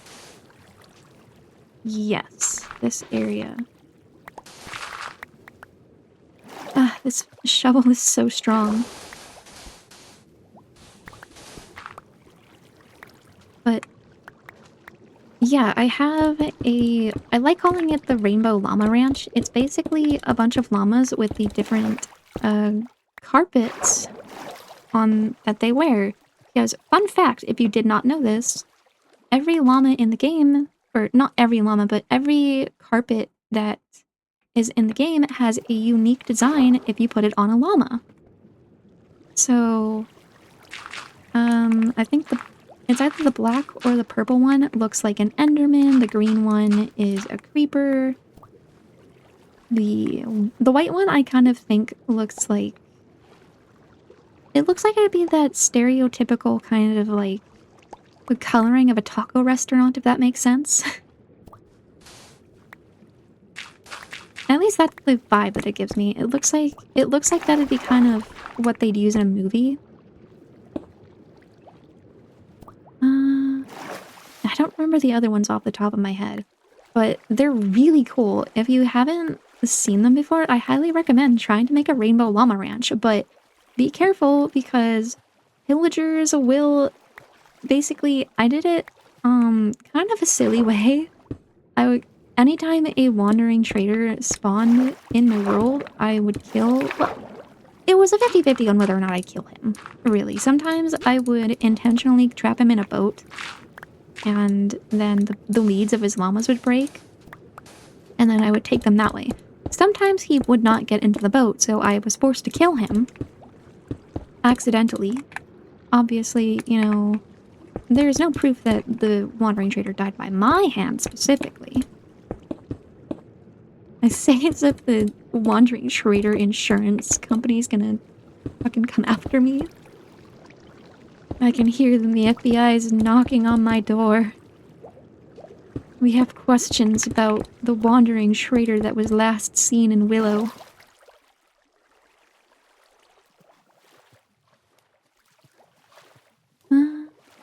Let's go down a decent amount. I think it does. I like the fact that the deepest part is here. I will have to fix more of the blue concrete though. But the good news is we are getting a lot of sand and gravel.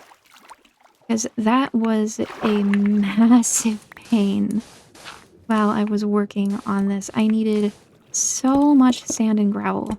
I still need so much sand, which has not changed because of the cave in the Metro project. I don't actually think I ever mentioned what I plan to do with that cave in the first part of this video. basically, I want to turn it into like a giant overgrown nature cave. I basically want to make it into a man-made lush cave. And I'm really excited about that. I'm gonna have like different mobs. I don't know what kind of mobs I want to have in it, but basically I want to make it look super overgrown. There's gonna be a ton of flowers. I'm gonna moss the entire thing. That's... Oh, don't come over here. Excuse... Did that child just drown? Scuba diver. Goodbye. I honestly really like the new look for the baby zombies. They look really silly. I love the fact that the armor looks so overgrown on them. There's also fish in my pool. I'm not sure if I can really fix that. So maybe this will be like an immersive experience. You just go swimming with the fishes. But not in the threatening way. In the fun way. I've done that before, actually. Doing, like, the dolphin swimming thing. Super fun. Terrible creatures, though. That's not just because I have, you know, an eternal beef with dolphins in Minecraft. They are actually very evil creatures in real life. It's very interesting, actually. There's a lot of, like, very innocent sort of sea creatures that you learn about them, and it's like, wow, I didn't know that you were like that. And dolphins are one of them. Of course, I already knew that dolphins were evil because, again, I have an eternal beef with dolphins in Minecraft. I do not like working in oceans because every single time there is always a dolphin that finds its way towards me and it steals the blocks that I'm working with. And then it sends them halfway across the world. I had that happen once where I accidentally dropped my pickaxe in the water and a dolphin grabbed it and then the dolphin swam away and it took me way too... Well, it didn't take me like a super long time because, you know, the despawn timer is 5 minutes, but it was so stressful. Because I found the dolphin that did it, and the dolphin did not have my pickaxe anymore, so I was just like, I really want that pickaxe back. That's a really good pickaxe. Thankfully, I found my pickaxe before the dolphins, like, the dolphin managed to make it despawn. But ever since, I have had an eternal feud with dolphins in this game. I think we might actually have enough for this as well. I'm hoping. I'd really like to have the pool finished. That would be such a good bit of progress for the first part of this. Wow, it's already been 47 minutes. Time flies.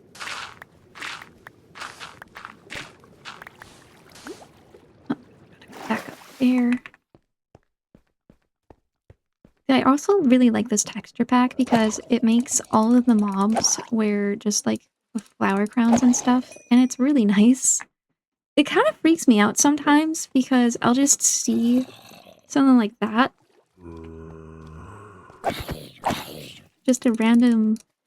Because sometimes I only see them out of like the corner of my eye, and then it's like, what is that? That doesn't look like a normal zombie. And then I remember the texture pack and it's like, oh. So sometimes it gets a little freaky, but I mean, yeah, I have to be honest. I fell back into watching a bunch of Minecraft ARGs, so horror... Oh, it's fish. Horror in Minecraft has definitely been on my mind a little bit. As you can probably see by the fact that I just got scared by fish. You know, I probably shouldn't be watching so many Minecraft ARGs because I am famously a scaredy cat. But I saw one recently and it was really good. It was... I'm trying to remember a name again. Why do I always do this to myself? Basically, it was Actually a smaller, well, not smaller, they still had like 40K-ish subs, but it was from more of like, not one of the big name ARG people in the space, but they had a really good one. And it actually tied into a real life myth, the myth of the slit mouth woman Kuchisake Onna. Which basically, if you don't know that story, there was a woman way back in, like, I don't remember what time period it was. It was a long, long time ago in ancient Japan. There was a beautiful woman who was married to a powerful samurai. She was the most beautiful woman in this entire village. And she would walk up to people and she would go, "Am I pretty?" And, you know, naturally this samurai guy was like, seeing his wife go around flirting with people and apparently being unfaithful. So, as she was wandering around in the night, going up to people, asking if she was pretty, he came up behind her and slit her mouth. She died after that because, you know. Honestly, I don't even know if ancient medicines would really be... Well, I know that there's a lot of different, like, folk medicine sort of things that actually do really work well. I have a couple of friends that are super into, like, you know, like, you use this herb for, like, when you have a sore throat, you use this one for, like, a rash. It's not like the weird essential oil, like, yeah, terminal illness, just put some essential oils on it. That, no, but, you know, basically, so the woman ended up dying, and she came back as a vengeful spirit. So apparently, she would stalk the alleyways in Japan wearing a mask and a trench coat, and she would approach you and she would ask, "Am I pretty?" And if you said no, she would take out a giant pair of scissors and kill you. And if you said yes, she would lean in closer, take off the mask to reveal her slit face. And she would ask, "Am I pretty now?" And then you'd basically just be doomed, regardless of what you really ask, because if you say yes, then she slits your mouth with her giant scissors so that you look like her. If you say no, she kills you. Apparently, one of the ways that you could outsmart her was by saying so-so, because she would be confused, giving you enough time to run away. Also, I'm going to be lazy and I'm going to use slabs for this because I am so close to having this finished and I really want it to be done. So we're going to use slabs. It's going to be great. We're going to pretend that these are whole blocks. And we're not going to say anything. Because why would we have to say anything about it? But yeah, it was an ARG, like, inspired by Kuchisake Onna, and it was so wait, oh my god, I have another whole stack. I didn't even see that. I am not replacing those slabs. Those are just gonna be our little secret. But yeah, it was so cool seeing an ARG inspired by Kuchisake Onna because I saw a video about her when I was still a kid and I was terrified. Like, so freaking scared of running into her every time I was out, like, at night, which was admittedly a rare occurrence. I'm very much like a homebody. I don't like leaving my house very often, but every time I was outside, I was like, even if I was just in my backyard sometimes, I'd just be like, oh my god, she's gonna come around the corner and ask me. Oh man, I gotta be ready. It was, the weirdest part is, I don't live in Japan. I have never been to Japan. Like, if being a kid was so strange. I was so convinced that she was gonna, like, find me somehow.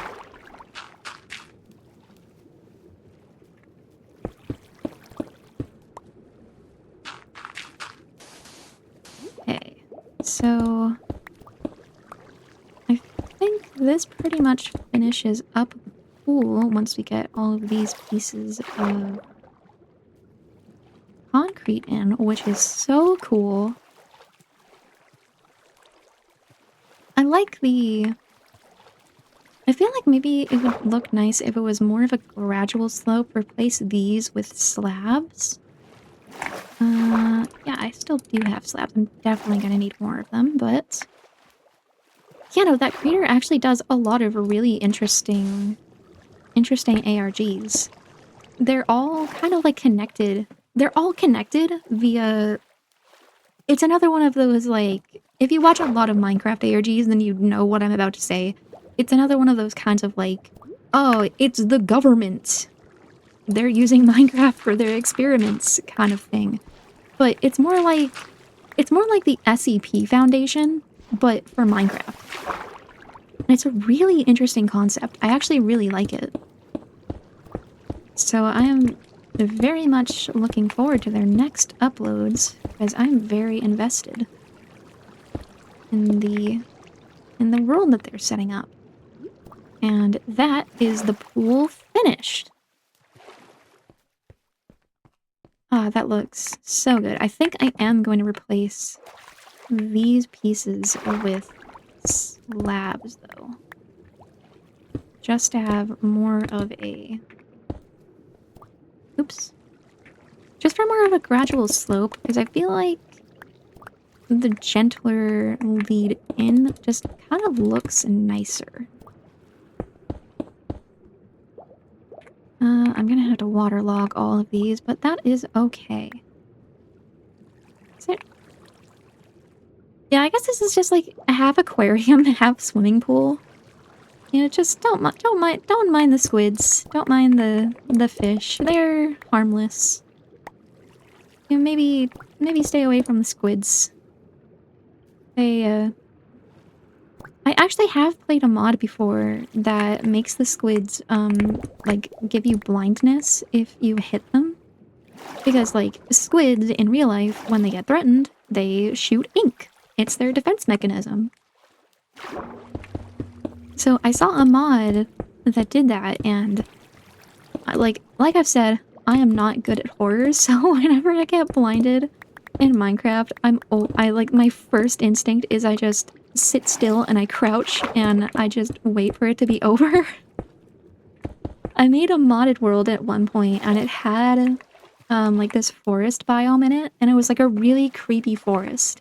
And the second I got close to that forest, I got blindness, and I did not realize it was the biome, like it was part of the biome that it did that. And I got an achievement right after that. I don't remember what the achievement said. This was like months ago. But when I tell you I was terrified, I think I stopped playing that world like immediately because I was just like, you know what? No, I don't think I want to be an ARG protagonist. Thank you. I would love to try and make an ARG though. The problem is I do not have like people to play the other roles. But they're so interesting. Like, I actually watched another one, Widow! Yes, that was the name of this one. It was actually really interesting. It was... Oops. Wait, where... Oh no! I don't have more of them. Damn. Just gotta go over to my crafting table then. But that one was really interesting. Obviously, I don't want to talk too much about them because I don't want to spoil them for people that actually want to go and watch those ARGs, but highly recommend if I can figure out what their names are, I may, like, mention them in the description. I don't want to, like, put the direct link because the last thing I want to do is accidentally tag someone. That would be terrifying. But yeah, no, those are two really good Actually, I don't think Squidall generally makes ARGs, because that was the only one that I found on their channel, but it was really good. Oh, actually, do we want to start working on the bridge? I'm not sure what I would make the bridge out of, though. If the autumn drop was already out, I would be making it out of concrete just to match, like, to have the frame be the blue concrete and the middle. It'd probably be like white concrete just to... let's see.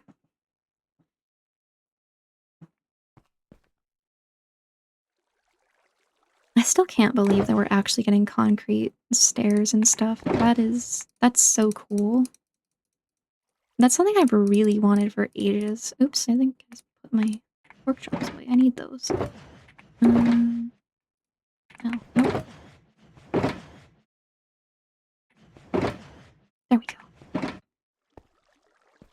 Okay, now that that is done, I think we are ready to continue work on that. Which means we're gonna have to go on a... Oh, right, I should waterlog all of those slabs first. But... Ooh, actually, another one that was really good. The Search for the Leviathan by Weefies. So, fun fact, I'm fucking terrified of the ocean. Scared shitless. I hated that ARG. I hated that video, The Search for the Leviathan. Because, you know what the Leviathan is? It's like a sea monster. Half of that I keep calling it an ARG. I don't think it's actually an ARG. It's more of like... It's more of like a cryptid kind of search video. But... super duper good video. I'm really terrified that the sound of the water is draining out my voice. Because I have no idea if... Basically, I had to update my OBS a little while ago, so all of my settings got mixed up. So I'm pretty sure the audio tracks are not separate. And if they aren't, that's not good. Oh, oops. I didn't replace that one. Did I not replace any others? Oh, this one. So I have to go... Where'd it go? Oh no, don't stop now. Man. But... yeah, no, Search for the Leviathan. It was a really good video. Don't get me wrong, but terrifying. Because they're literally just jumping into the ocean, the deep Minecraft ocean. Basically, the premise is that there is supposedly a new, like, cryptid mob that spawns at, like, bugged oceans at negative 20,000. And some seeds have these absurdly deep oceans where they're not supposed to be, so... yeah. They just kept going into the super deep ocean. And it was really bad. Because I'm scared. I can handle this. I can see... oh. Damn it, there's another one. Because, like, I can see all of it, you know? There's no fog effect when I'm in here. But... actual Minecraft ocean? No. No, thank you. My friend ended up buying me Subnautica a little while ago, because I think it was Subnautica 2 just came out, and the whole thing with, if there's enough sales, then Krafton has to give the devs, the money, because the whole... I don't know everything about that, but there was some manner of drama about that. Because, you know, Krafton is... I don't know much about that drama, but I know Krafton is a shit company, so... But, yeah, so he ended up getting me Subnautica, like, kind of... not Subnautica 2, like, the base. He got me the base version. Thank you for that, by the way, if you're watching this. I still really need to continue playing that and start crying about it again. It was... fucking nightmarish. Ugh. But... I don't even think I left, like, the starting area, and I was, like... oh, it was so scary. So...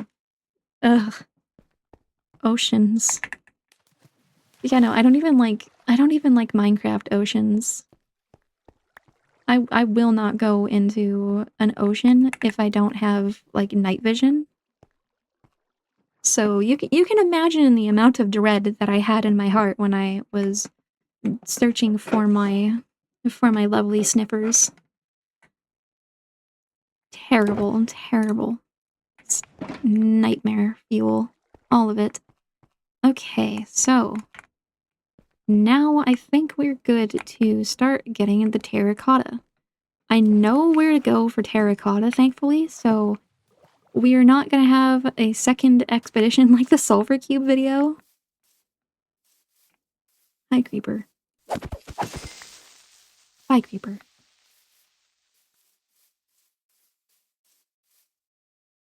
Yeah, these guys are coming on over.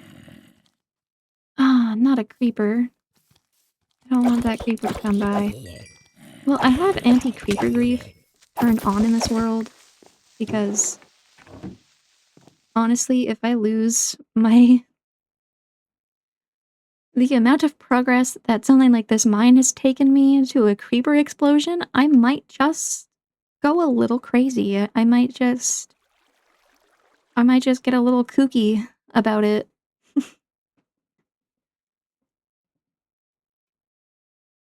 But no, that was a really good like, my part of my brain that has the common sense to be afraid of the ocean really didn't like it because I was watching it and I was just like, "No. You shouldn't you should not be doing this. You shouldn't be going into the giant-ass Minecraft ocean. That is something that should just be left alone. That shouldn't no. We shouldn't be going in there. That's bad." But it was a really good video, aside from the fact that I watched it with genuinely such terror on my face.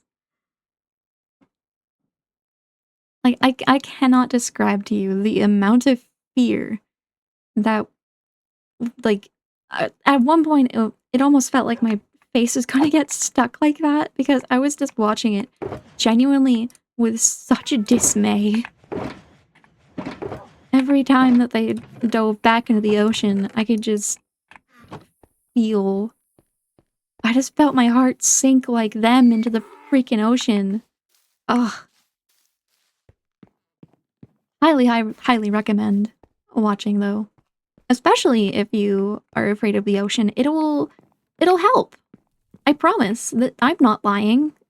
I'm not trying to make other people go through the same terror that I did. Absolutely not. I would never. I want what is best for you, and I think it would be really healthy to be terrified of the ocean even more in Minecraft.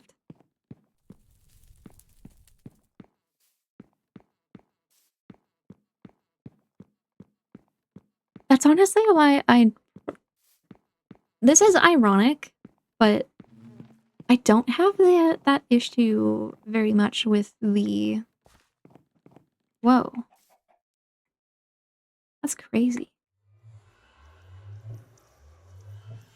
Aren't those supposed to be oh, they are. They are colored.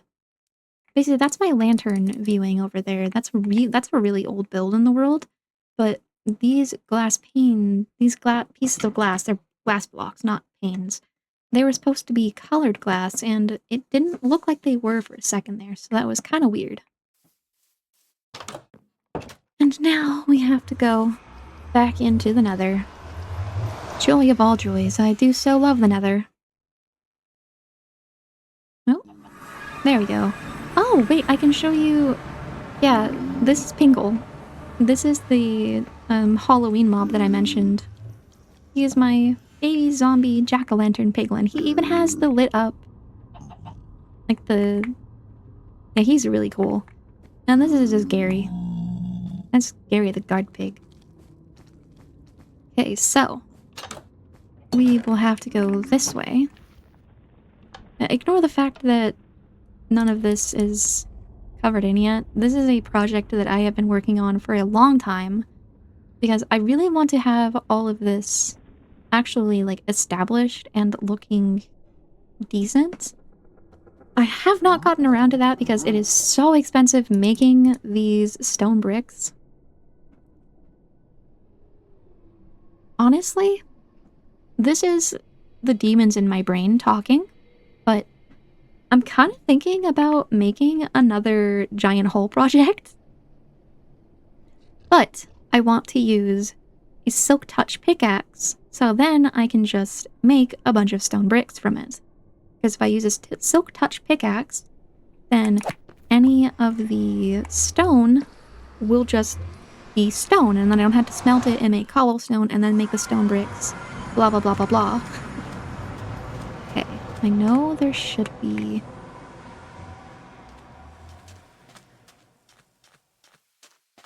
There isn't, is there? Am I thinking of the wrong area? I don't think I'm, like, thinking of the wrong area. Do I have... No, I don't, because I put those fireworks into the shulker boxes at the water park. We're gonna have to sprint a little bit. See, I feel like this is a good compromise because then it feels more intentional when I have to use sprint. I also found out that you do kind of hear my keyboard when I press it, so I didn't set the threshold on one of my filters in OBS correctly. But I also really didn't want to mess with it because the audio sounds good for like the first time since I started making videos. So I kind of didn't want to like risk it too much. So, I mean, I like the sound of my keyboard. I don't think... I checked in the video. It was not that intrusive. So that is at least good. It's not... I feel like it was a lot worse in the Sulfur Cube video, but I think that was because the air conditioner... There it is! I knew that there was terracotta somewhere around here. Okay, Badlands. Do I have enough orange dye for this?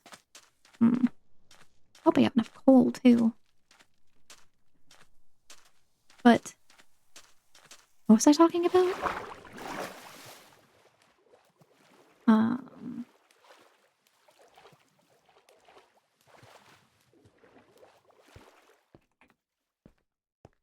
Nope, it's gone. I feel like that's the general theme of this entire video, is just me going, what was I talking about? And then not remembering what I was talking about. I also noticed something funny when I was editing the first part of this video. I completely forgot what I was talking about at first with the Forever World video that I watched. And then, ironically, I circled back to it anyways. I literally completely forgot, and then I started talking about it again a little while after. I thought that was really funny. Like, I did not even realize that. So that was really ironic.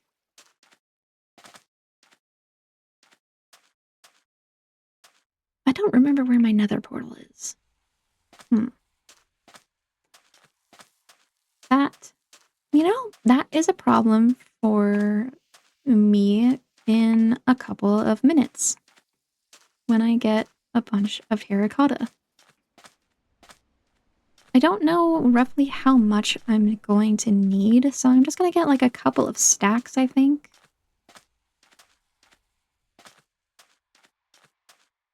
Oh, come on, guys. Haven't we been over this? I have to tell you a story. So, I posted about this in the Lovestar Discord, but I was riding Nutmeg to another part of my world. I was going to my flower shop because I had just taken down, this big... Okay, so basically, at one point I had world edited... Ooh! Minecart. Okay, we're gonna have to go over there. Basically, I world edited a house of mine from another world into Willow, and I was thinking about moving into that house, but I never ended up doing it. So it was like a mountain that I kind of... What the heck?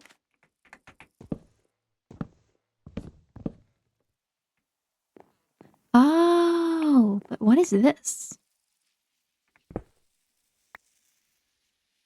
Oh, it's white terracotta. It just looks weird. Okay, interesting.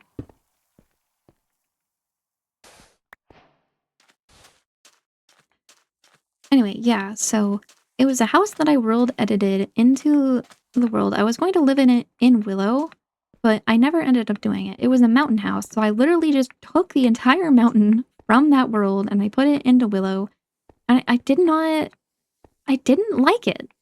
Wait, is this orange terracotta? Can I just take... This is orange terracotta. Okay, so I just have to mine that one. So I took that house, but it was kind of an eyesore. So I ended up taking it down, and then I had to fix all of the terrain around it just so that it didn't look super weird and janky. I forgot why I was telling this story. Damn it. I really need to, like, find out how to stay more on track with my stories.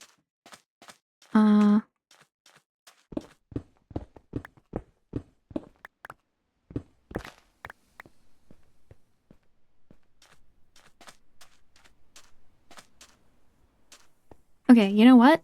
I'm going to pause. I'm going to actually go and find that part of the video where I was just talking, or like that part of the footage where I was just talking about that, so then I can actually remember what I was talking about, because I got really invested in that story and then I got so distracted. So 0.2 second pause again, so that then we have consistency. Okay, I will be right back. Okay, I remember what I was talking about. So basically, I was going and I mined out all of that house, and then I had to replace all of the storage from that house. Is that... No, that's not orange terracotta, but I had to... Basically, I mined all of that house down, I had to fix the terrain around it, and then I had to fix all of the storage that I had in that house, because I'd been slowly moving a bunch of my stuff into that house, into the mountain house that I world edited into Willow. So as I was doing that, I had to go to my flower garden so that then I could place all of... Is there really no more orange? Oh, orange down there. But I had to go all to the flower garden, or not the flower garden, the flower shop storage. So, oh, gold. So that I could replace all of the flowers that I had started moving. It was really not fun. But, yes. So, as I was doing that, a bunch of pillagers showed up. Just out of the blue, randomly. And because of the way that they were positioned, if I tried getting close to Nutmeg after I came out of the flower shop, they were going to start, like, shooting directly at her. So, yeah, that was not ideal. Not a fun situation. So, what's in here? The iron. Vein of arthropods, really? But yeah, so they were positioned in such a way that if I tried getting close to Nutmeg, then they were going to start shooting at me, and they were going to start shooting her because of how they were positioned. So she kind of just got taken hostage. So I was like sitting there for a little while and just trying to figure out how on earth I was going to get her out of this situation. I did not have any arrows on me at that time because honestly, I've decided that it was a dumb mistake that I made. I switched my bow from infinity to mending. Horrible idea. Mending is so much better. Or infinity is so much better, I mean. I do not like mending, apparently. I like mending. Do I like mending? I like mending for... Anyways, that is completely different tangent, but yeah, so I'll put the pictures up of the situation because I took a couple of screenshots as all of that was happening to send to my friend just to be like, hey, what do?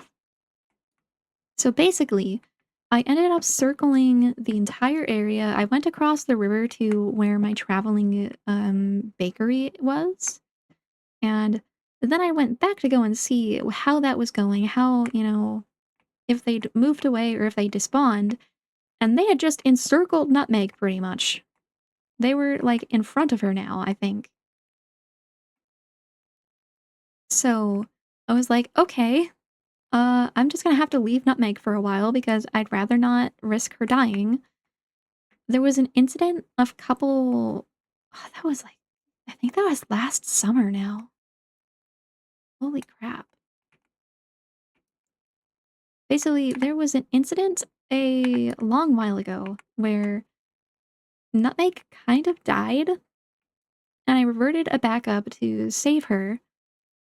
So I really wasn't keen to go through that again.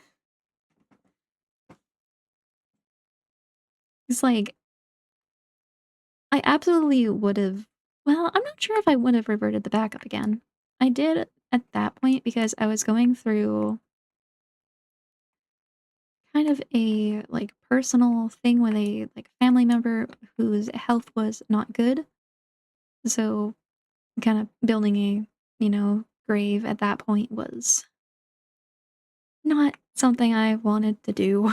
But, yeah, so that was a whole thing, but I ended up waiting on the other side of the river for another while, and I found out that a bunch of those pillagers that had been guarding Nutmeg came over the river.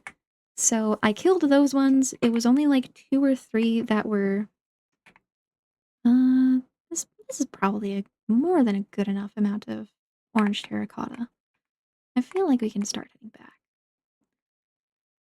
But yeah, so it was only like 2 pillagers left by the time that you know what? We're not going to sleep.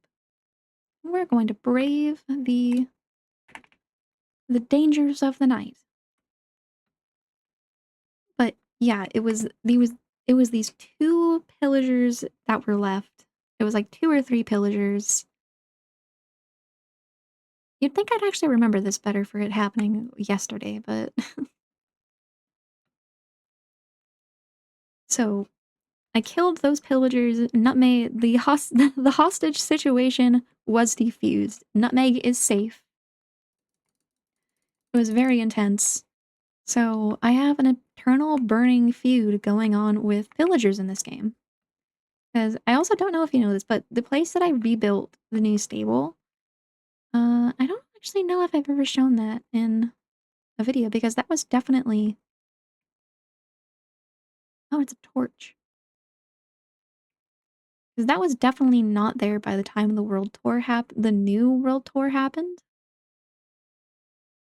But yeah, so where the new stable is now, there was a pillager outpost, and it took me so much work trying to get pillagers to stop spawning in that area.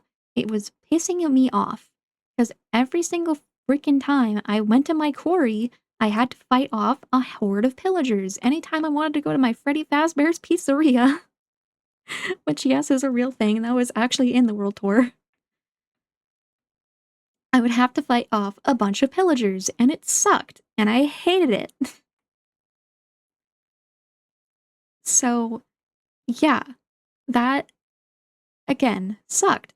So, first, I was using barrier blocks because mobs can't spawn on those, but every single freaking time, I kept finding more. Oh, hi, spider. I kept finding. Oh, kitty! Hi, kitty. Oh, there's the nether portal. We just gotta brave our way through. No, a rabbit died. Oh, geez. Well, I'm just gonna grab that. Oh, my god. You scared me, children.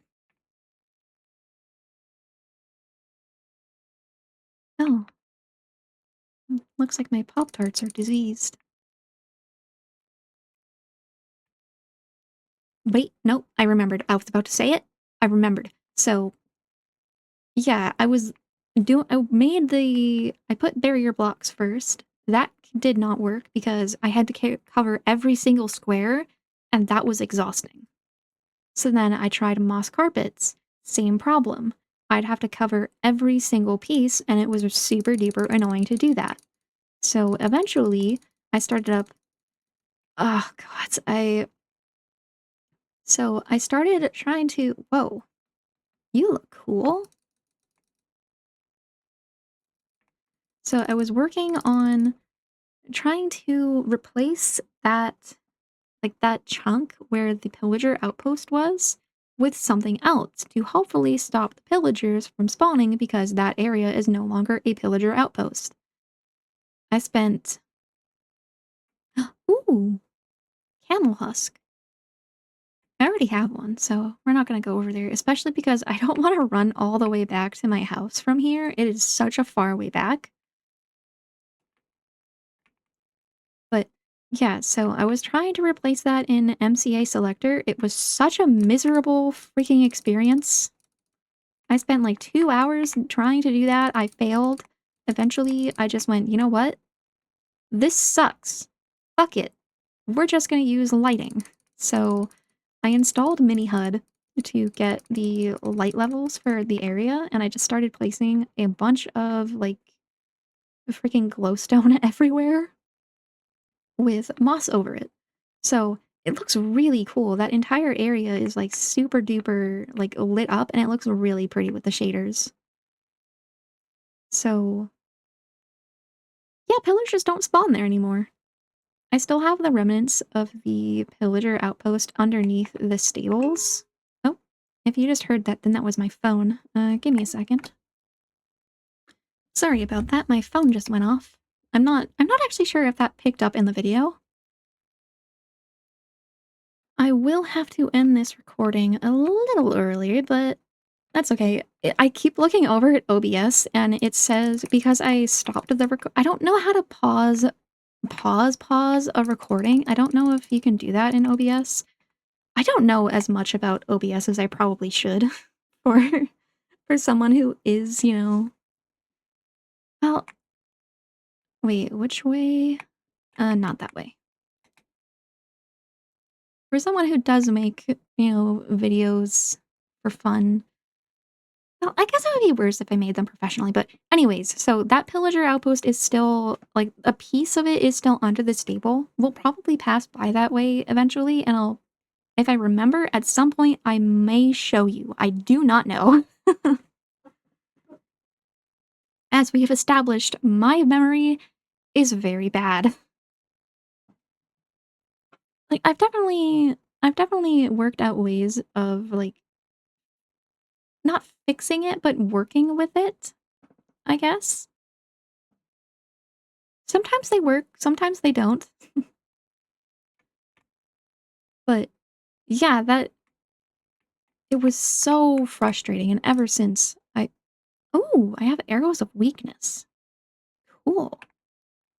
But yeah, ever since, like, I have just had an eternal feud with pillagers. They are, bar none, my least favorite mob in this game. Like, phantoms, I hate them, but I don't hate them the same way that I hate pillagers.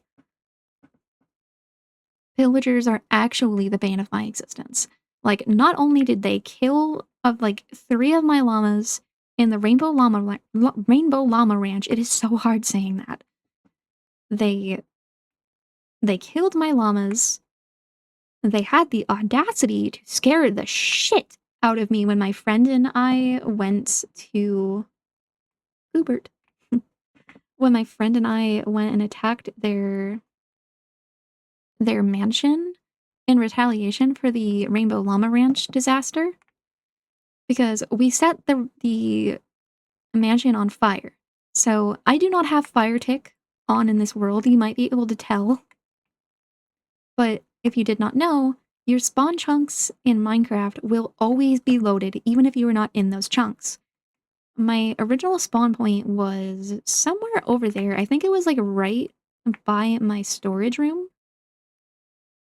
So these are my spawn chunks. I live in the area that I spawned. I ended up moving the spawn point way over to there, to my Stargate. If you want to know what that means, go check out the World Tour, question mark. I still don't really think I care enough about being an official YouTuber to make that plug, but that was a really fun video, even then. I'm so excited about making the second one, but yeah, no, so I had to turn off Fire Tick, or I had to turn on Fire Tick, and as you can see, I have these braziers. Braziers? Yes, it's not. Ha! I did it correctly. I said the right one first. I really hope I did. Future me, can you edit that out if I said it wrong? I don't want to do this again. Every single time I say that fucking word, I say undergarments first, and I hate it. It's so embarrassing. But yeah, so I had to turn the Fire Tick on, and since these are my spawn chunks and I have a bunch of open flame everywhere, I was really scared that my pets were going to start dying because of the fire. So I play with keep inventory because, as you can see, most of my time is spent hauling around a bunch of stuff for projects, and I don't want to. Where is my. Wait, I just saw it. There it is. So I really don't want to lose all of my crafting material, like my building stuff, and all of my, armor that I spent an eternity making. So basically, I explain this because I have keep inventory. I did /kill to get back to my house really quickly so that then I could ensure that the fire was in fact not spreading in my base, because I was freaking terrified about that. I only have an hour left. Yeah, I should probably end the recording when I get to the water park. Oh, that's so frustrating. It's not gonna be any time at all for you. It's literally just gonna be a half second, but for me, it's gonna be like 2 days before I can continue this project again. Oh, I hate that time. I want to work on my water park. But this is what I was talking about. About sometimes the thing that really makes you want to be like play Minecraft is not being able to play Minecraft. I really want to continue playing. I really want to continue recording this video, but I can't. Ah. But yeah, so I had to do /kill because I was so scared that my pets were going to start dying because of the fire. Thankfully, they were fine. Everything was okay. I turned out the fire on all the braziers anyways, just because I was really scared. So everything was fine. It was not a complete disaster, thankfully. But yeah, it was even more intense because we had really intense music going for the raid, because like we were wholeheartedly just like attacking this outpost. I was genuinely mad. Like I was so freaking angry when that happened. I was just like, "Oh, you've come after my oops. You have come after my poor llamas. You have sealed your fate. You are going to die." And so yeah, that was war for me. So we had like the intense music going. It was like a bunch of like cinematic orchestral stuff. So literally just intense opera music at one point blasting in my ears as I am desperately like searching around my world for any sign of fire. It was so chaotic. It was such a good memory. If I remember, like at some point, future me, go to the mansion and show the book, because I put a book with a lectern in front of that eternally burning mansion, kind of just like telling the pillagers this is what you get for messing with my llamas. That was wholeheartedly. I turned fire tick back off in the world, so that manor is eternally on fire. So yeah, the lore of the world is that me and the pillagers, we fucking hate each other. We are in an eternal feud. They tried to take Nutmeg hostage right there. I, killed them for their crimes. We've got like, keep on watching to find out more about the exciting lore of the pillagers and me. Keep up with our feud, I guess. But yeah, unfortunately, I'm going to have to stop part 2 of my recording here because I have stuff I have to go and do. It's really unfortunate. I really want to keep playing, but it's fine. We will come back to this. It's going to be like a half second for you. It's going to be 2 days for me. Really unfortunate. But we will return. Also, hi editing me again. Editing part 1 of this was actually really nice. Like, I was so mad in the beginning that, like, past me was taunting me about, like, haha, I'm playing Minecraft and you're not, but it was honestly really nice. I was kind of just sitting here watching Minecraft gameplay, like, all in all, it could have definitely been worse. Fixing the mic issues really helped, because now it's literally just, like, watching through the footage, maybe adding, like, a little piece of text here or there. This one's gonna be, like, obviously adding a couple of pieces of, like, pictures and stuff, but that's nothing. That's really easy.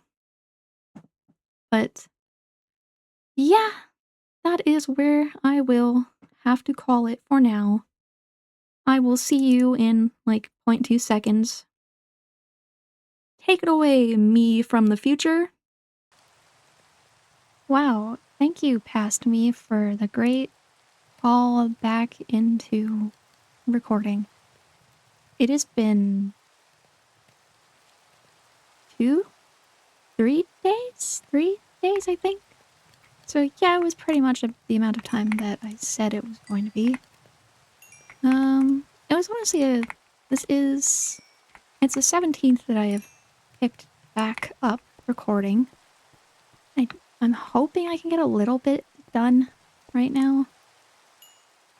I do not know. I think I'm not working with the most time right now, so I may have to cut this piece into another chunk, but we will see what happens.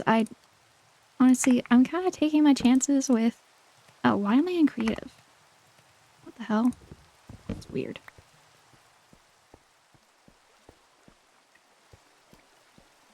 Oh, right, I was trying to check, basically, I need to make a wrench. I have a data pack. I've mentioned this, but can I find it from here? No, it's a data pack, so probably not. Yeah, I have a data pack from Hermitcraft, and I was trying to figure out if, basically, okay, to start over. I have data packs from the Vanilla Tweaks website, and one of them is the terracotta wrench. So it should allow me to adjust all of this, the terracotta over here. I don't know how to craft it, so I was looking in Creative to see, like, if it actually shows up there. I honestly don't know if, stuff like that shows up. But yeah, I'd like to get the pattern for this, because it makes a really nice flower, and it'd be super cool to have that. So, we are going to... I may very briefly pause and go look up how to craft it. So, yeah, actually, I think I'll just do that. It'll just be easier for all of us. So I will be right back. Okay. So, yeah, that's actually a really easy, I have the... Why do I have 2 of my companion cube? Okay, you know what? I'm just going to... Which one of these? Okay, this is the one that... that's the So we're just gonna toss that one then. You know, ordinarily, that'd probably be something that I'd cut out of the video, but you know what? We're janky here today. God, this is like the most inconsistent recording on Earth.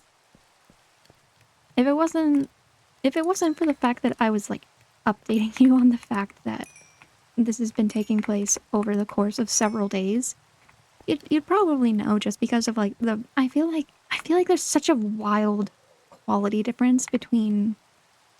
Okay, I have the iron, I need gold, right? So I went and I looked at it. Oh great, you have a trident. I love that for me. Can you just die, please, respectfully? Thank you. Not you, squid. Okay, so we need to go. Oh, actually, I have to go to the quarry. So, you know what? Fun callback to our very first project that we worked on. You get to see live in action exactly why I wanted to make this metro. This is going to be so exciting. But yeah, it was basically the 2 days that there where I wasn't recording. I was, it was the weekend, so weekends are always kind of busy for me. I feel like the sound is really low now. I know I just finished editing part 2 a couple of hours ago. I was so busy this morning and yeah, it was a very much like a 50-50 on it if I was actually going to get to recording the next part of this video, which is really frustrating that I decided to do this and it's been so inconsistent with the way that I've had to record it because it's kind of a thing of like kind of been not playing in Willow because I've been doing this project and because it relies on having like the day counter and everything.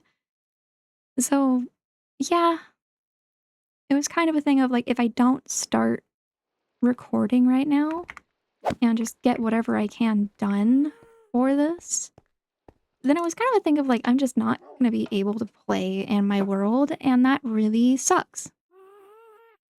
So I'm thinking for the future we're going to because I think I'd like to make more of this style of video where it's just going like a certain amount of days.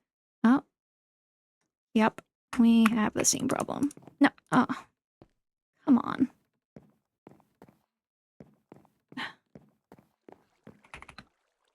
Stop. Okay, so we're definitely gonna have the same problem here as we did with Ori, as with the water park.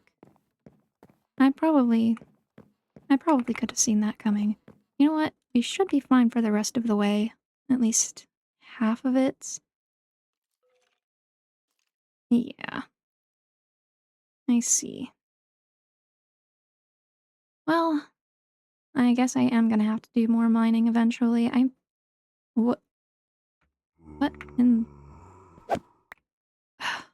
Yeah, okay. No, because this doesn't... Oh, you know what? Look. Look. You know... Sometimes... Sometimes you just got... Sometimes you just gotta switch to creative for things that are really dumb and annoying like that. I am not going to apologize. Because if I have to navigate my way all the way down there to do this,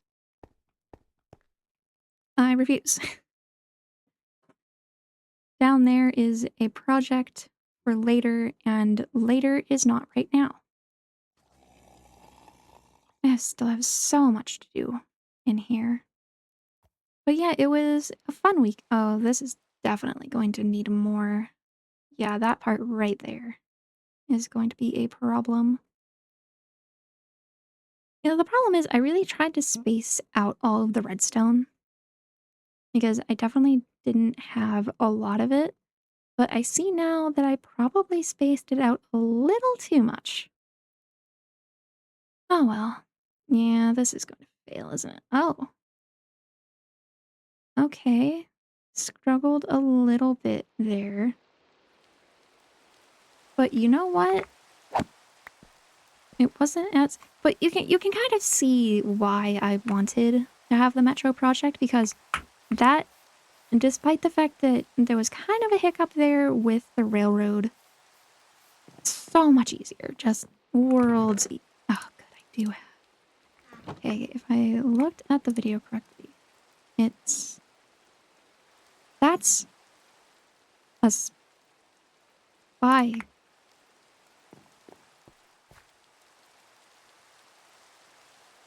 Okay, you know, I'm not gonna question. I feel like it's probably something to do with weird texture issues with Minecraft. I've noticed I made basically I cobbled together a bunch of textures that I really like and I started using them. So my bed is supposed to be a Pop-Tart. I still have not bothered to look up how to fix that. I think I mentioned that in the Sulfur Cube video. But yeah, trying to get back into the swing of making a video here. It feels like it feels like every time I stop recording for a couple of days, I completely lose the flow of like actually making the video that I had. Oh, we're gonna struggle again, aren't we? You know what? Sure. Whatever. You go. I'm not chasing after it. We will simply have to run the rest. Actually, that's been kind of something that I've been thinking about for a while. So I started playing more beta 1.7.3 in because I got so while I was home yesterday, I did not want to record because there's, generally I try not to record when there's other people in my house because it feels weird and I don't want to have to try and explain what I'm doing because I feel like that'd just be really difficult. I mean, my partner knows that I record. Hello, by the way. If you have made it to this part of the video. I mean, probably.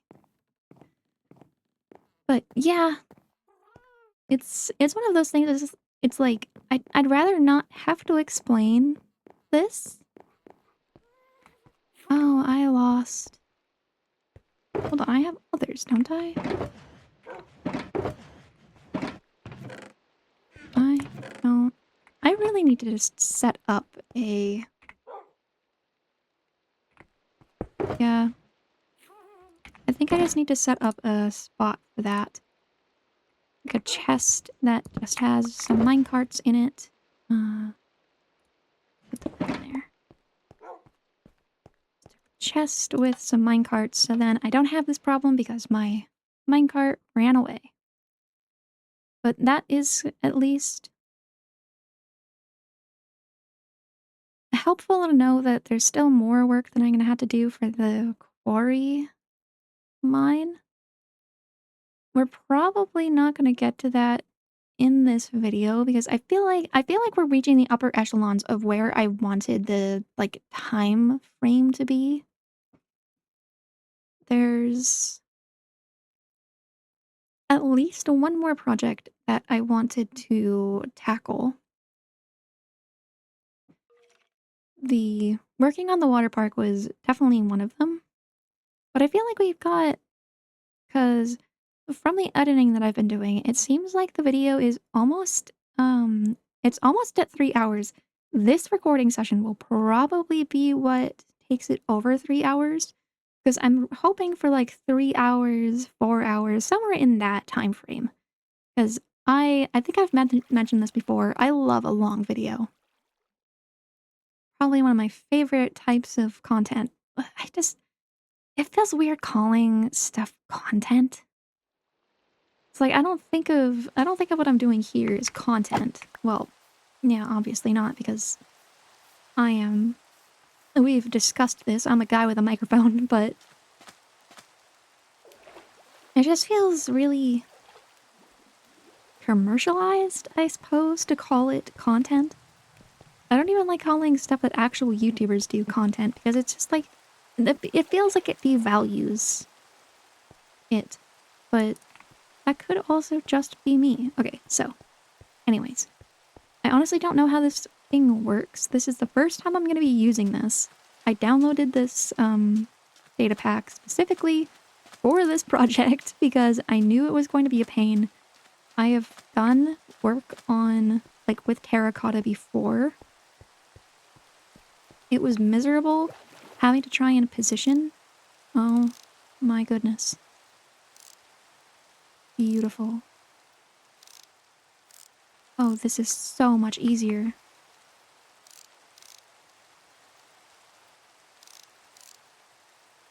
Oh, I see. That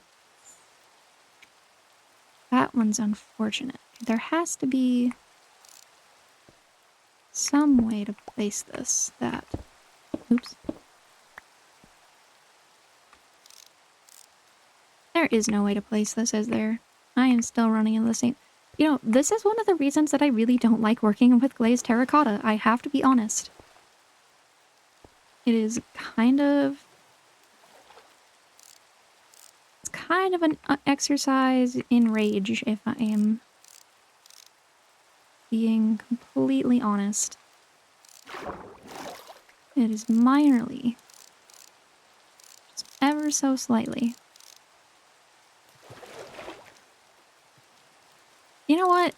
Yeah, we're just gonna do random patterns. I don't want to think about this. So, I mean, it's not like it was really that big of a waste of resources. I have more than enough iron. I have more than enough gold. Does anyone actually use gold for, like, anything? I use a lot of it in my Better Than Adventure world because it has... In Better Than Adventure, which, if you don't know, is a mod pack for beta 1.7.3, highly recommend. It's very cool. We've actually already talked about this, but the different tools have different attributes. So, for example, gold tools have Silk Touch, just naturally as a part of their abilities. So using gold tools is actually pretty useful in a Better Than Adventure. Which is something I actually really like. I believe matcha flavored, which is a data pack. I've actually been really planning to try that recently. Try and twist a few of these just because they're all kind of the same way and I don't like that. But I've been really planning on trying matcha flavored for kind of a while. I saw the trailer for it and it looked really... Wait, this one is... Yeah, nothing will show if I put it there, so we will not have anything there.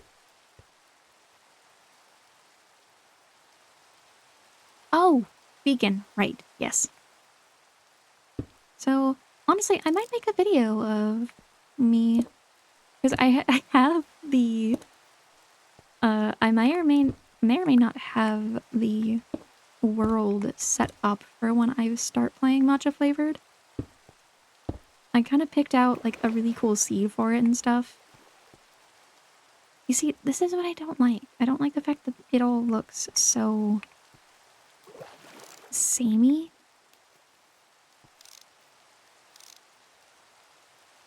Oh, actually that makes a little circle there. That's kind of fun. Let's see. You know what? I like the fact that that one's like that. I don't like that that's the exact same. I'm gonna switch that one. And when it's daytime, you can really see why I chose the terracotta. It's so vibrant and I love it. I'm very much a fan of... Yeah, I got way too much terracotta, but you know what? I would rather have too much than not enough. So That's good. But yes, as I was saying, I have the world all set up for, we'll have one pretty flower like that, and I think that's kind of cool. Then the rest of them will just be wild and inconsistent. But yeah, I have the world for matcha flavored set up already. I just haven't started playing in it because I was so busy with my Better Than Adventure world, and I didn't want to start like a million different worlds, because I knew that if I started doing that, then I was absolutely going to get completely overwhelmed. So my plan was that when I decided to take a break from my Better Than Adventure world, I would start playing matcha flavored. And then I started this project, so I have not played matcha flavored yet, but I might make a bit of a video of testing it out. It looks right up my alley, and oops, in terms of like the way that it plays. I love a lot of the ideas that were added into it, which is kind of funny because I've never played. I know that a lot of it takes very direct inspiration from The Legend of Zelda Breath of the Wild. I've never played that game. I honestly want to. So I have a modded 3DS. I don't think I've ever actually mentioned that on this channel before. But I tried playing Zelda A Link Between Worlds. That I've never played a Zelda game. Keep this in mind. So I was trying to play that game, and I was so confused. So then I was like, you know what? I feel like if I'm going to start getting into Zelda, maybe I should maybe I should get into one that will make more sense for me. Just like in terms of getting into understanding the mechanics of Zelda first before jumping into. Well, it's hard to say whether or not that one is like an advanced kind of like a game with the mechanics. It felt like it. I was really struggling with like the first puzzles in that game. So I was like, I actually really need to look into getting Ocarina of Time for my 3DS, very legally, of course. I get all of my 3DS games through entirely legal means. Definitely don't believe anyone who says otherwise. Also, did you know it's actually really easy to mod a 3DS? And if you have a 3DS already, I really recommend looking into it. Highly recommend. Do I have a water bucket? Because this is driving me nuts. Yeah, I got a 3DS like what's that? Oh, Soul Lanterns. I think I got my 3DS like a year, no, at least a year, 2 years ago. Probably closer to a year, I think. Yeah, I think it's closer to a year. I need to drink water. I will take a brief pause.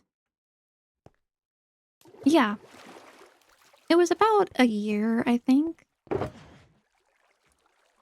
It's really cool. I probably won't be able to show a picture of it because that's kind of crossing a little into an area that I'd rather not go. Because I very much... Wait, what was it? Right, yes, right. Water bucket. But... Yeah, it's, it's very decorated. I honestly really like the way that it looks. I ordered, like, a sticker book, and I have a crap ton of stickers on it. Well, I have them mostly on the case, so then, like, if I ever want to, like, if anything ever happens to, like, the 3DS, then I don't lose all of the stickers. And since it's also an old 3DS, well, it's an old 3DS XL, so that model has issues with its hinges. So I really wanted to make sure that if and when, because oops.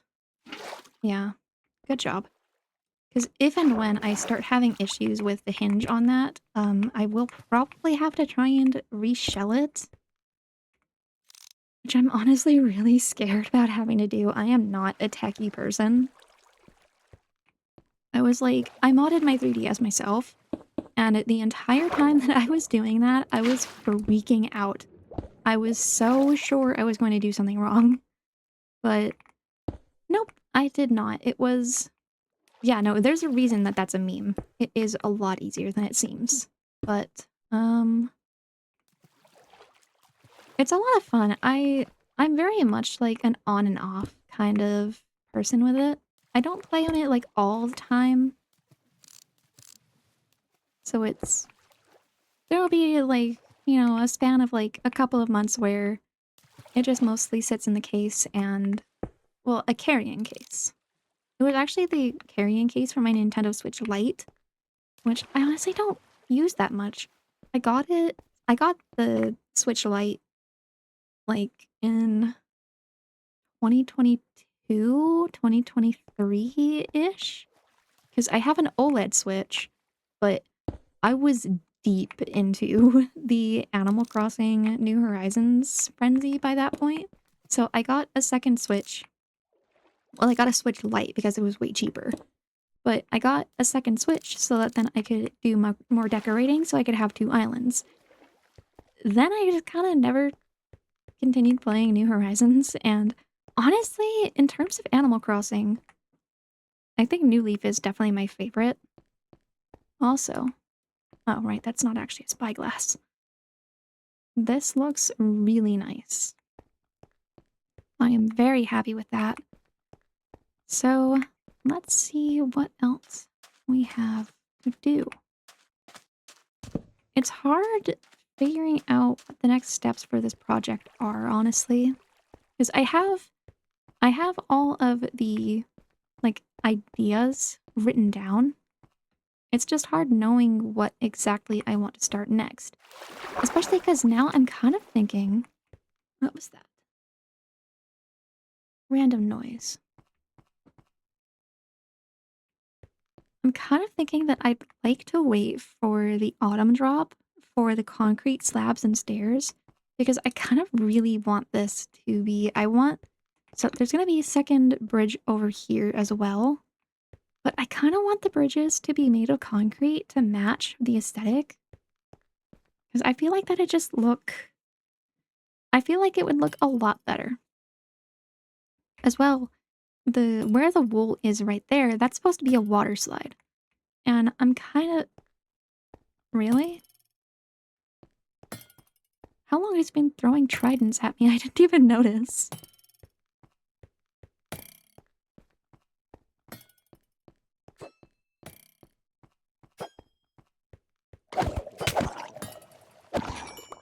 Oh, he dropped it. Sick. I actually have a couple of tridents. And apparently I have a few dozen more now. But... Damn, I forgot what I was talking about again. Oh, yeah, right. So, yeah, that's supposed to be where the water slides are. But it's like, if I wait for the autumn drop, then the concrete slabs and stairs will be so good for this project. They will look so nice. They will complete everything. Because the area here is supposed to be the entrance to the lazy river. So this will be where you go into the lazy river. Is that the smoke from that torch? Yes. So that's going to be where you enter the lazy river from. I intend to have the lazy river just be something that you run through with a boat. Because I feel like, you know, a lazy river in real life is a tube, but unfortunately there are not tubes in Minecraft. Well, there are kind of tubes in Minecraft, but not like a swimming tube, which is kind of the thing that I need. So, if you just heard that, as usual, that was my chair. I probably should oil it soon.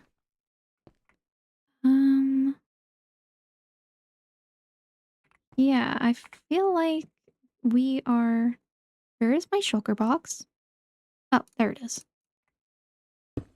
I do that so much, I scare myself with losing my shulker box. I'm very good at thinking I've misplaced it. Right. Now that that is... Now that this is generally at an area that I feel pretty good about, because honestly, I really just wanted to get that terracotta wall there done. Hmm. What else can we do? Because I feel like this segment of the video should be focusing on the water park, just so I can... Ow. Hello. Really? I am trying to explain my plans. Oh, actually, I want to have... There's tall grass over there. I don't like tall grass. But I feel like one thing that I could start working on is I want to have a canopy over that. So I feel like if I head over to my flower shop, that would be a good thing to start working on. God, my voice is already dying. I was watching a... What? Oh! From this angle, that kind of looks like... That. It kind of looks like some kind of creature, and I was so confused. But no, there's a floating island behind this cherry tree that freaked me out so much. I was just like, who on earth built that in my world? I definitely didn't. But no, I definitely built that floating island. That was a little briefly frightening there.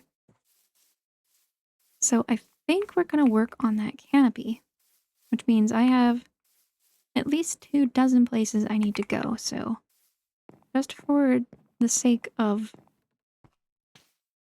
This is definitely a bit of a trek.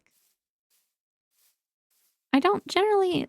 Honestly, I've been getting very much into just walking everywhere during, like, my personal gameplay, but for the sake of the video, I feel like maybe it is kind of a good thing if I do a little bit of running here and there.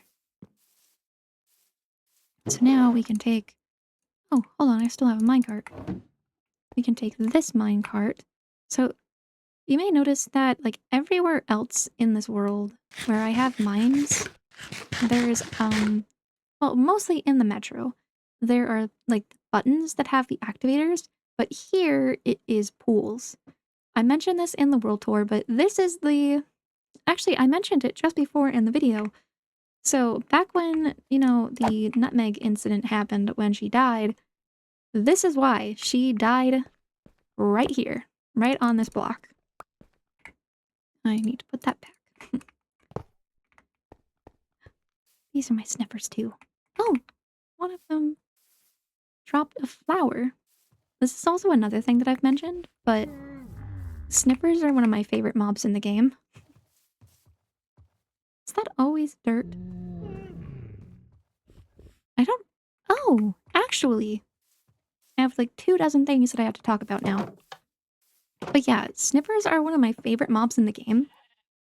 I know they're more or less useless. I do not care. They bring me so much joy. And I love the baby. Baby Watermelon is in there at the moment. She's a forever baby because of the golden dandelion. Yay. Thank you, Mojang, for that. One of the best things that they've added. I don't. You can fight me. So combative today. But yeah, I mentioned yesterday, or not yesterday, I mentioned in the last part of the recording, this is the Rainbow Llama Ranch. So as you can see, all of the llamas have, like, the different customizations. So here's the creeper that I mentioned. This guy's named Creepston. Oh, here is... Oh. I forgot I named it. I forgot I named this one. If you know, you know. I'm not even going to explain it. That's some deep lore. One of these is an Enderman. I think it's you. Yeah, this one is the Enderman. So it's super cool. Like I said in that part before, they all have the custom... Oh yeah, I like this one. The pattern's really cute. They all have different... Oh yeah, this one looks like a oh, yeah. I named him Taco. But they all have a unique customization, which is super cool because it really would have been easy just to have like the same kind of design, just in different colors. But I think the fact that they all have like a unique design is super fun. And then we come over here to our graves. We must pay our respects. Rest in peace, llamas. So, yeah, these are the 3 that the pillagers ended up attacking, and that's why there's a glass dome over this. Because originally it was a bunch of walls, and they started shooting at my llamas over the walls. I was working on something. I don't even know what I was working on. It's been a couple of months. Oh yeah, these are my dogs. This is, or my dog and my cat. This is Sour Cream, and that's Cream Cheese. They are little guardians. They watch over the llamas. But yeah, I don't even remember what I was working on in this area, but I was over here for something, and I saw pillagers, like, on the other side, over there. And yeah, that was the beginning of the war. So now you know the story of my unfortunate llamas. What was I? Oh, yes, right. Nearly got distracted again from what I was actually working on. So, oh yeah, I love sitting like right here because you get such an amazing view of the world. It Sitting here really puts into perspective how much I've actually done in this world. Because way over there is my house. Way over there is past the Rainbow Llama Ranch is the Midnight Garden. There's, you can see it peeking out, is my Trails and Tales Museum for my trail ruin. Yeah, I made a video of me building this gazebo too. Yeah, there's a lot in this world. And then this is my flower shop. I actually built this from a reference on a Pinterest build. It had the same like striped roof and I thought it was so cute. Where are... There it is. I don't know if that's enough. I should have a bunch of... Do I not have... Oh, there they are. Wait, no, wrong thing. I need a bunch of these. Then I probably need to go find shears. I should have shears somewhere, but we're also gonna have to make another stop, but before that, I should probably grab nutmeg. Just so that I don't have to, walk everywhere for your sake. Oh yeah! That's the giant undertale that floats over my froggy chair. I made that a while ago. I was kind of thinking about either making that one or the Minecraft sign, but you know, if you've ever watched a single other video on this channel, then you know that Undertale, like, the best way that I can put it is if you were to, you know, cut me open like a frog in a biology class, there is a copy of Undertale just in my body.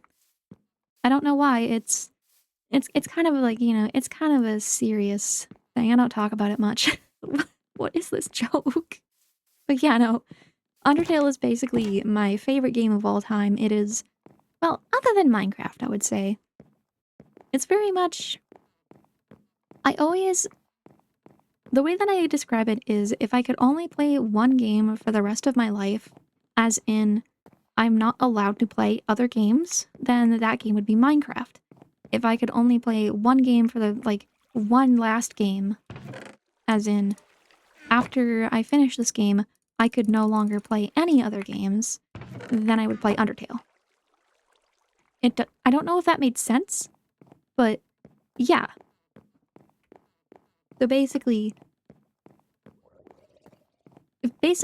if I were just to spontaneously lose every single game that I have ever had and I would never be able to retrieve them, then I would play Undertale. If I were to lose every game that I ever had except for one, then it would be Minecraft. I feel like that makes less sense. Oh yeah, and that's my castle and sky up there. And it's connected. It also connects to the temple over there. I really want to remake that temple eventually. Because I feel like I could make it way better. That was actually a really old build. That was definitely not the oldest. The oldest build is my first house. But that is definitely one of the older builds. I think it's the house across the river and the greenhouse that are the oldest builds in the world, I believe. The lantern viewing is also really old too. But for the single oldest build in the world, actually, we'll see it right as we pass by here. Oh yeah, and this is my frog sanctuary. This just turned into like a spontaneous world tour of things that I've already shown off in different videos, but yeah, it's got like a frog out front. I love this area. Just like looking at it in this kind of lighting, it is so, I love it so much. I actually have a really brief, like 30-second clip of me walking through this area. It was like raining. It was nighttime. It was actually the first time I ever had to figure out how to edit something. Because as I was making that little clip, like I said, it was raining and this freaking Enderman just like teleports by and he is rapidly dying and the sound was so scary that I was just like, damn, well, I can't really have that in the video. It kind of just completely ruined the mood. So I had to fix that. And oh man, the trial and error that was. I also wasn't using DaVinci Resolve by that point. I think I was using I think the very first videos on this channel were things I made in like Clipchamp. I don't even know if that is like a thing that I was like, yeah, I'm just gonna dump all of this. Most of this stuff needs to go to the quarry, but I don't want to go to the quarry right now. So oh wait, this one can go there. Back in there. Sure, we'll put a minecart in there for now. Wrench, I will toss there. Sticks. What if I just did this for the rest of the video? Just start organizing. Honestly, I don't know about anybody else, but I would love that. I love a good chest organization. I just love organizing chests in Minecraft. Like, if there was an entire video of just organizing chests, brother, I would be sad. I would be watching that. I would be the target demographic. I don't know what it is, but I love videos like that. I love just... It's especially interesting because I enjoy watching other people's process. Wait, I need to grab a fence. I like watching other people's organization methods because I very much have the one that I use in all of my worlds. This and this sometimes get blended together though. So it's very much like a case by case. In this world, I keep, you know, fence, signs, doors, stuff like that. Slab, stairs, actual wood planks. I keep that all separate because it's Willow, it's my forever world. I have a lot of all of these things, so I cannot keep them all in the same chest. It makes a lot of sense to me, but that's kind of the interesting thing about playing Minecraft is the way that you develop very specific habits. Because, like, that's the organization system that I have used for... Oh, I never grabbed the freaking fence. Holy crap. But yeah, that's the organization system that I've basically used probably since I was, like, a kid, honestly. Um... Now comes the confusing part. I don't really know... Hmm.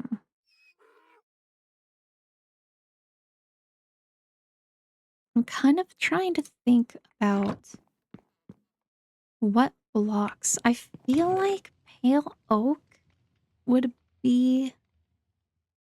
The problem is I also don't really know if pale oak would work with the bright. I might do warped. Because warped has like that greenish aesthetic. And I feel like the color of it would match more with just that area. And oh, what if I did acacia? What if I just went completely buck wild and used like my least favorite wood? You know what?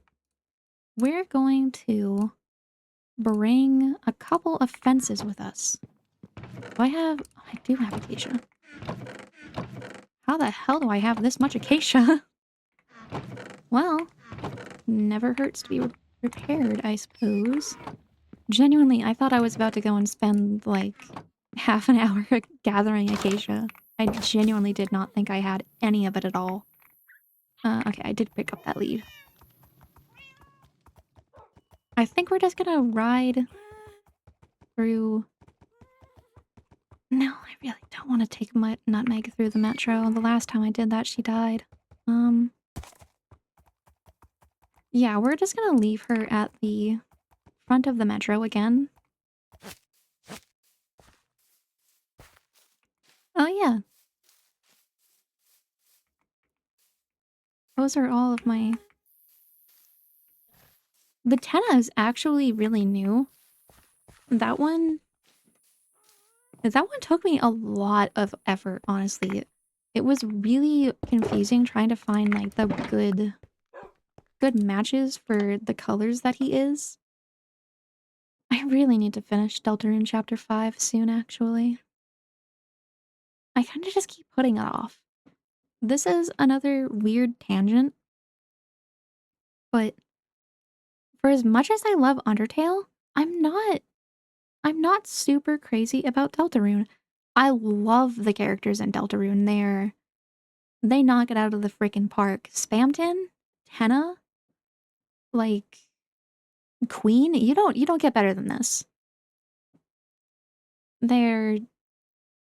I could say so many things about Tenna, to be honest. We're just gonna leave it at that. Yeah, you know. But the characters are awesome. It's just like my problem is I feel like the gameplay itself is very... I hesitate to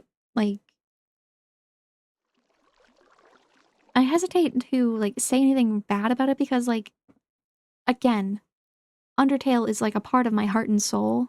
That game fundamentally shaped my personality because of when I played it. But Deltarune is very much...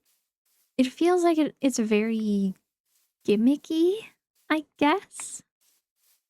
Like, for lack of a better way to explain it, that's just kind of how it feels. I don't know. The story has been really interesting, though. Though I have to be honest, Deltarune theories are so fucking weird. I cannot keep up with some of them, and it's like I'm a FNAF theory enjoyer. Like, I am used to insane theories. Like, look me in the eyes and tell me that God David is actually canon. Are you, like... Yeah, we just went there. Oops. But yeah, no, I feel like with the FNAF series, it's actually that's a really exciting time. There's been so much stuff happening with FNAF. Also, hi, I don't actually play FNAF. I am, in fact. I have never played a single FNAF game. I'm kind of thinking about getting FNAF 1 though, because there's a port of it for the 3DS. I'm kind of thinking about trying it. I think it'd be because something about Five Nights at Freddy's, it feels like it, at least, you know, like the Click Team era, it feels like it belongs on the 3DS. I'm pretty sure up to like FNAF 4 or something is on 3DS. I could be wrong though. So I definitely know that there is a small but dedicated team that has been like porting all of those games. Actually, I think there was an effort being made to port Sister Location at one point, which, like, that's crazy. But yeah, if all of those, well, definitely not all of them. I feel like anything past Pizzeria Simulator is not gonna run on a 3DS. At least not on the old 3DS. And once we get into like the Steel Wool era, just forget it. But yeah, I'm very excited. Like, I've said it before, mostly to my partner. It is FNAF theories are about to go so fucking hard. I'm so excited to be watching them. It is a good day to be a FNAF theory enjoyer. There are so many big announcements coming out for like theorizing. So I am ready and waiting to watch all of it. Where does this? Here. Okay. This one goes here. Yeah, I feel like the commentary on this one has been.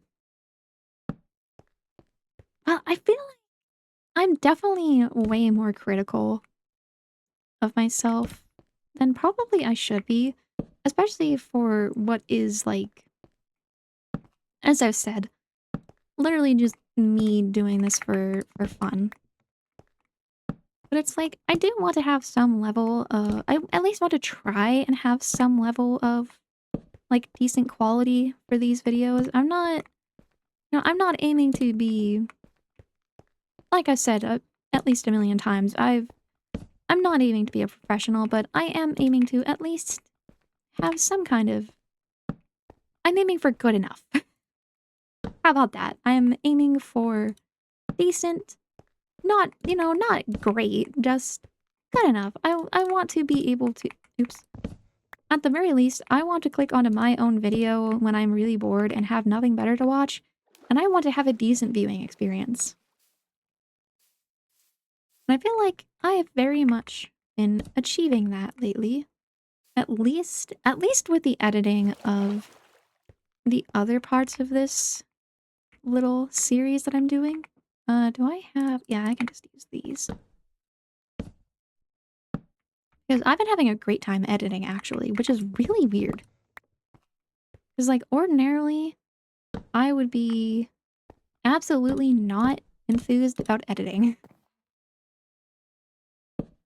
I'm gonna be like, ugh, I have to edit this now. Oh, dang it. Man. Actually, this is a good time to kind of see how I like the acacia. You know what? I think the acacia... Oh, come on. Guys. That's right, you go that way. Bastards. Don't circle back. Ugh, I hate them. Those guys are the worst. No, generally, I cannot describe to you the eternal feud that I have with the pillagers. Like, the whole Nutmeg getting taken hostage and the murder of my llamas, that's not even half of it. And like the whole MCA selector thing, like I am justified in the amount of hatred that I have. I am a pillager hater and nothing will ever change that. Okay, how does that look?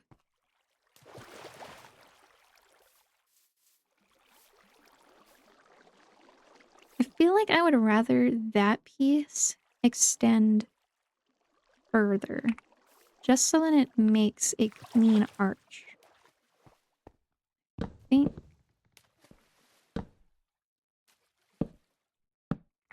it's more like this, I think.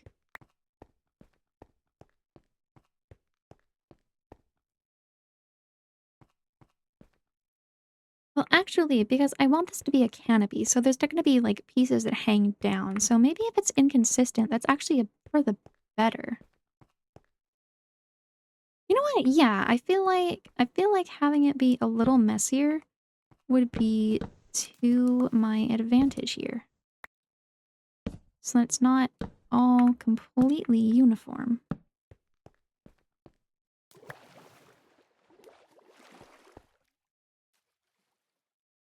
I think that's part of a cherry. Yep. This game is so weird sometimes. Yeah, I think that is pretty good. Crap, how did these get all the way over here?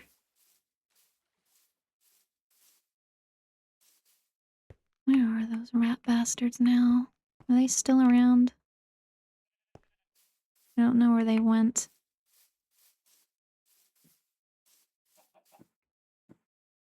I think they're gone. Good. Honestly, I have a bunch of hostile... Actually, this is a funny thing. So, for as much as I hate pillagers, I actually do have a pillager friend. His name is Menacing Michael. And he is the only pillager that I have ever liked. Basically, Menacing Michael came into my life, actually a really long time ago. I was working on the Midnight Garden, which you can't actually... Do you see where that... I think I said it right, by the way, in the last part of the video. It's a brazier, not the other thing. But you see that? That is part of the Midnight Garden. I have showed that off. It is one of my favorite builds that I have ever done in this world. I love it so much. So, I was working on that. That was like right when I actually started the... Oh, actually, I like that. Yeah, this is gonna look so nice once I have all of the... Yeah, that's why I have all of this, because I need more flowering azalea. Doing it again, I lost what I was talking about. Right, yes. Menacing Michael, pillagers. So, when I was working on the Midnight Garden, a bunch of pillagers attacked me. And if you don't know, this is something that's specifically unique to pillagers. They're bows that have durability on them. So if you wear out the durability of a pillager's bow, of their crossbow, by just letting them attack you, when that bow breaks, they basically just become a passive mob. They cannot attack you. So what happened was I wanted to test this theory. So I singled out a random pillager and I just sat there with my shield raised and I just let him wail on me for a while. And eventually his crossbow broke and he stopped attacking me and he just kind of started staring at me menacingly, going, "Har! Har!" Those are my pillager sounds. Thank you, I know I'm a professional voice actor. No need for the applause, obviously. But, oh, actually, there's another.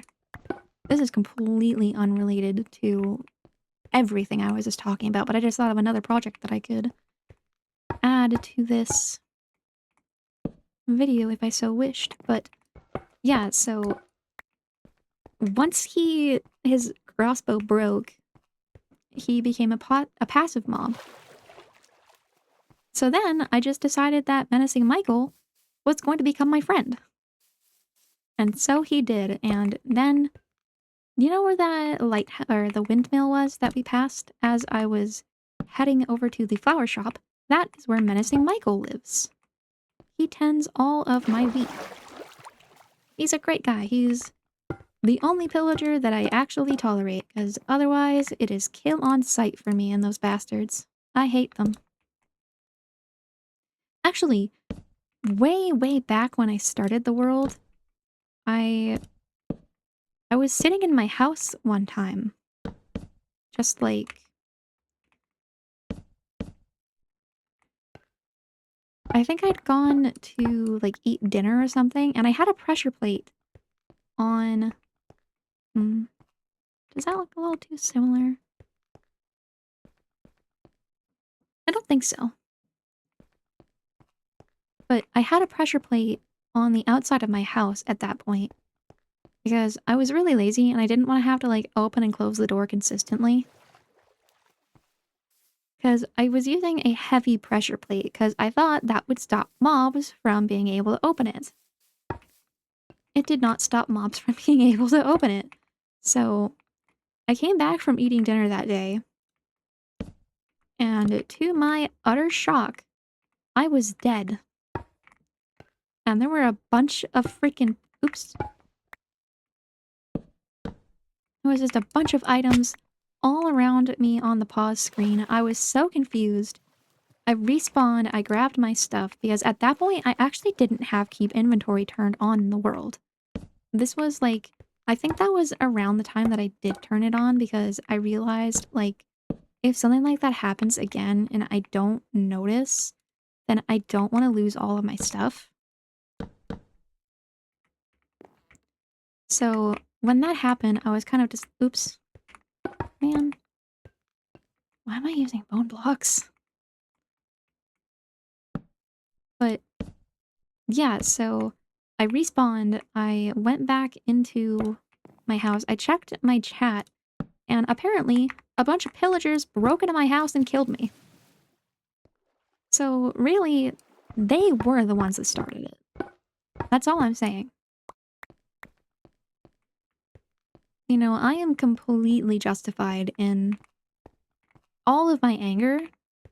Well, I was completely justified as far as I'm concerned from, like, the very second that they killed my llamas, but I was justified even further back than that. That's what I'd like to get at. I'm a very vengeful person in this game, if you couldn't tell.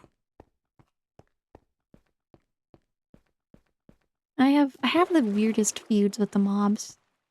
Which is funny because I don't honestly have that much beef with creepers.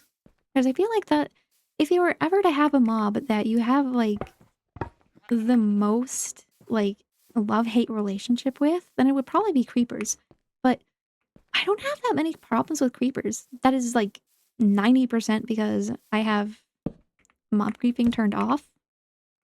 Well, no, I don't have mob creeping turned off. I have a wool farm, so I can't have mob creeping specifically turned off, but I have, yeah, I have the data pack that I mentioned that turns off, creeper griefing. I have one for enderman griefing because when I was working on the Midnight Garden, I kept having a bunch of random endermen just freaking stealing things.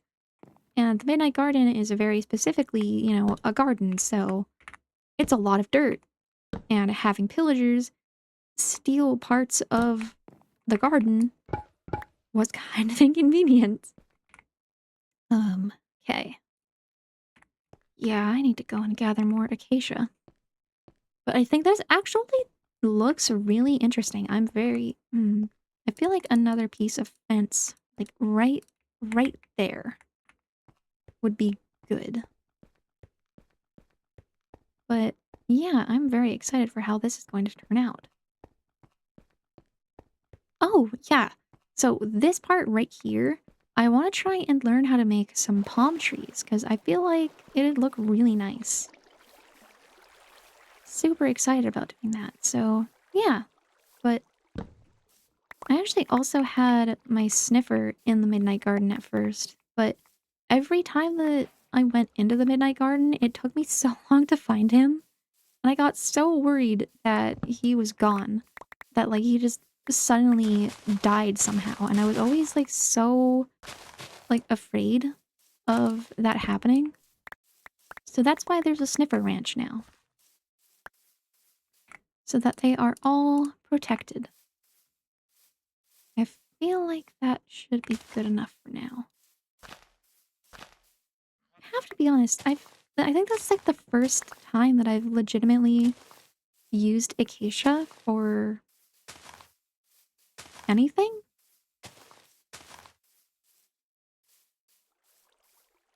Which is weird because it actually really does look nice. Like, the shade of the acacia and the shade of the terracotta, well, the pattern of the orange on the terracotta really does look super nice. That's really weird. Oh, yeah, ignore this. This is hollow because I think I wanted to fill this in with I need more quartz to do that. We're not gonna think about that. But yeah, that like I said, that's where the water slides will be. But yeah, I really don't use that much acacia. I think this is like the first time I'm using it for like anything. Which is weird because it does have a very nice quality to it now that I'm actually using it. Like, it's obviously not a wood type that I think I would use like everywhere. I think cherry is definitely the one that I use the most. I love cherry. It's honestly, pink is just one of my favorite colors in general. So, yeah, go figure. But I'm just not really that big on the color orange.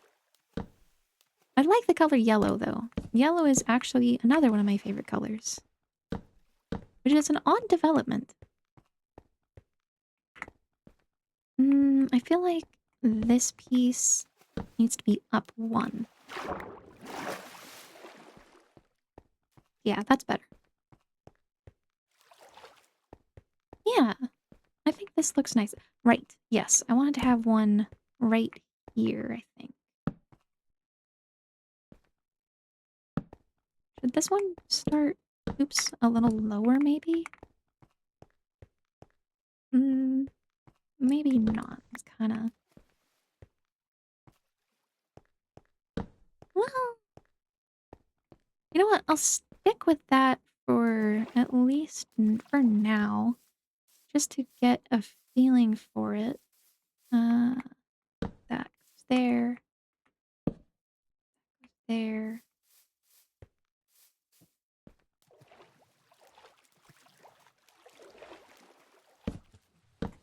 It's very interesting using acacia. This is very new for me. It's like I said, I definitely think my most used wood is probably cherry. I think it's either cherry or like it's probably other than cherry, it's probably spruce. I am, like the vast majority of the Minecraft community, absolutely in love with spruce wood. It's just such a nice brown. Especially because I think I actually used to be obsessed with dark oak wood. I always really liked dark oak wood. I think that was mostly because of its newness at the time. It was... At least I honestly don't remember when dark oak was added, but it was definitely one of the... For a while for me, it was definitely... Oops.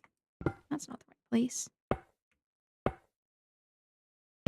It was definitely one of the blocks that I was very much enamored with for a while.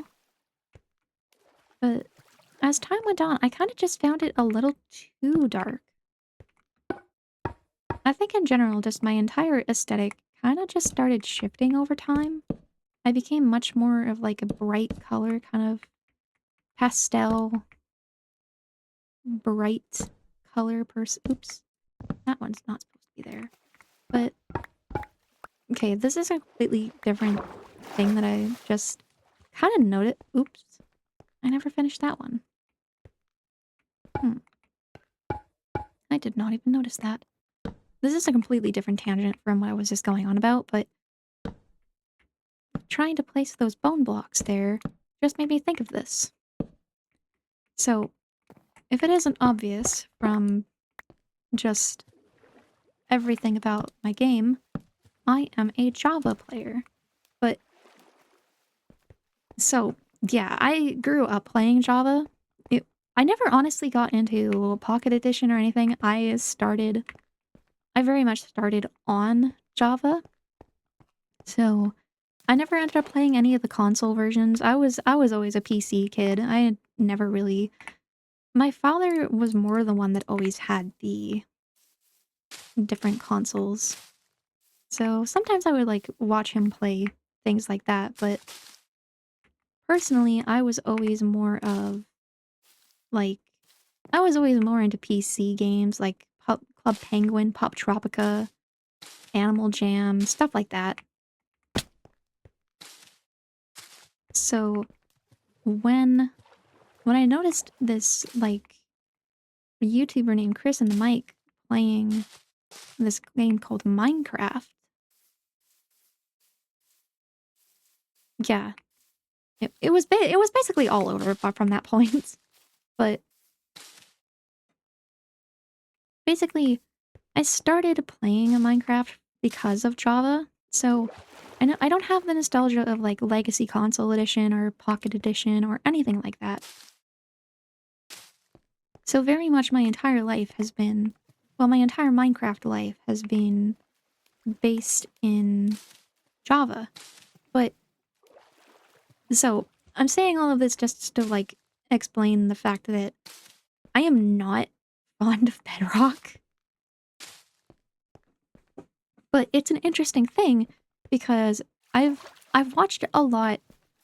I've watched and do watch a lot of IBX Toy Cat, so I have certain familiarities with the way that Bedrock works, and one of them is the fact that they can just place blocks like this. So they could just start blocking. You know how on Java you had to do this? Bedrock can just place them like that, just where they're going. And I bring this up because it made me think of it, the fact that I was struggling to do that. And I am so unspeakably jealous. I want to be able to do that so bad. That's actually a feature on Better Than Adventure, and brother, it is so good. I miss it. I miss it so much. That is something I want so dearly on, on Java. There's probably mods that add it, but I'm lazy and I don't feel like looking for them. Eventually I will, because I love that. Like, if there was ever something that would almost tempt me to play on Bedrock, then that's probably it. Then the fact that the way that they store, like, stuff for your world on Bedrock is a lot more efficient. Because I believe the way that they do it is, it's, like, basically, say that these are new chunks completely. Obviously, they aren't, but for the sake of this scenario, imagine these are new chunks. So for Bedrock, if I understand it correctly, these chunks will not be saved, quote unquote, as part of like your file size unless you place a block. That is not how it works on Java. The second that you like walk into a new chunk, it gets saved and it gets added to your file size. So I think it's just the way that they do file storage on Bedrock is more efficient. But take all of this with a grain of salt. I am not a computer person. I have the tech literacy of a caveman. It is a miracle that I know how to work a computer, but That's kind of a given because I've been playing computer games since I could actually, basically since I knew how to hold a mouse. Yeah. That's actually another thing. There is so many, like, old games from back then that it's like I still think about. One of my, like, all-time favorite nostalgia games is this game called Megoland. And this was like a shitty web browser game where it was like, it was kind of like, it was kind of like, it was a bit like Club Penguin, but it was little human avatars, and actually it was the successor to another game called Spine World, which was also another game that I dearly loved. Spine World shut down and Megoland happened. I spent so much time in both of those worlds. Those were like, such good times. Both of those games, like, well, more so Megoland, but that shit was lawless. Ugh. It was so... I honestly don't know whatever happened to the company that had Megoland, but they were like a Swedish company, actually. I'm pretty sure they were based in Stockholm, but the game was still up for months, but you could not contact the people that owned the game. Like, the company was just... It was either they, like, sold the game and it just kind of went on life support, I guess? But, like, there was a good while where, like, you could, it was, it was like a kid's game. So, obviously, it had, like, the memberships that you could get. And it had, like, the memberships. It had... Like, it had a bustling community by that point. But one thing that was always really... There we go. Now I need to go get shears. But one thing that game always had was, like, just a really, really shitty moderation.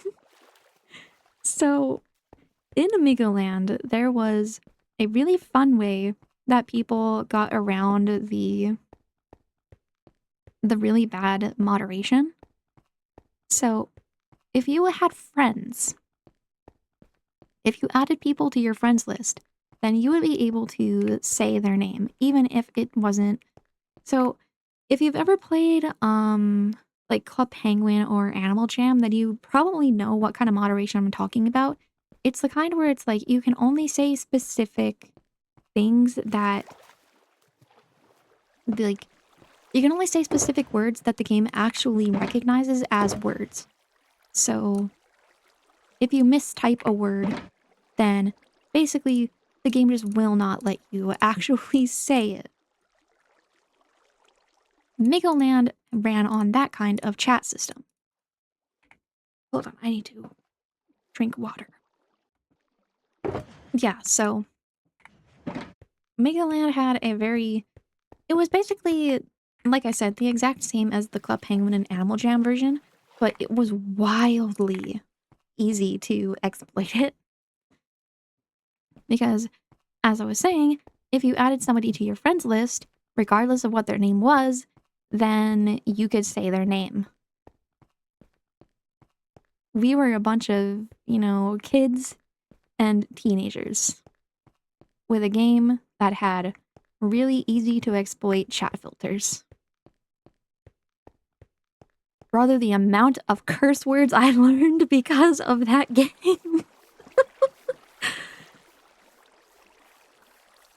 Any variation of any curse word that you can think of, you could probably find someone sporting that name in Megoland, and they had so many friends. It was like a freaking black market of friend groups. Like, you'd find people with the most absurd spellings of names just to be able to get around the chat filter. It was genuinely lawless. And eventually, you know, just to put the cherry on top, like I said, that company just, they either went out of business or sold the game to someone who did not care. So eventually, it got to a point where you could not even buy a membership for this game anymore. If you tried to give them money, then you would just get errors. Like, it was legitimately just, it did not work. That's how bad it got. And the second that the game just kind of stopped getting any care or attention, I think that's really where, you know, I think that's really what... Oop. Oh, right. I got a data pack that warns me about durability for my tools. That scared me.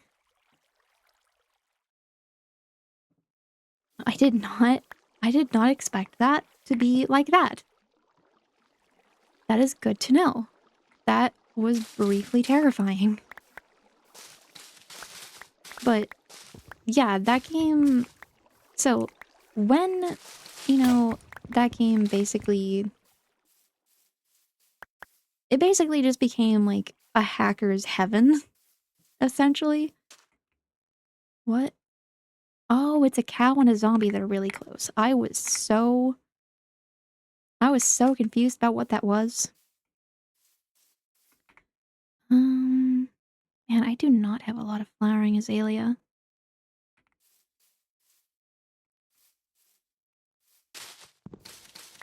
But, what was I talking about? Right, yes, Megaland. So, yeah, when that game kind of just got abandoned by the developers, that's when the hackers took over. You could find people that would hack in the old Spineworld emotes, you could find people that would hack in, like, millions of, like, the little in-game currency for you. People were hacking in new types of, like, or, like, clothing and, like, old hairstyles back in Spineworld. All of this kind of stuff. It was, like I said, lawless. Eventually, also, you know, I have to mention this, I was a bit of a fiend on that game. I was infamous. If you ever played if you ever played Megaland and you ever ran into someone named Lastia, hi. I'm still here. I'm so sorry. I was a fucked up kid, okay? I was so fucking weird in that game. I had enemies. There were people in that game that hated my ass. I was like 10 years old maybe. And I had genuine enemies. There were people that the second they saw me, we would get into a hate match. These people wanted me dead. It was so much fun. And I really think that's what truly started just the spirit of who I became.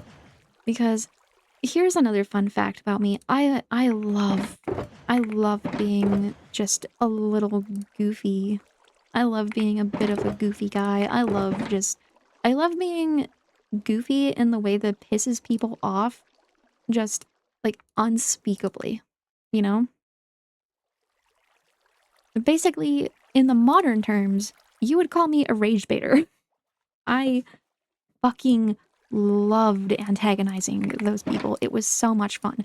It was like, if I walked into, basically in Meoland, you could host a party. There was a little party tab.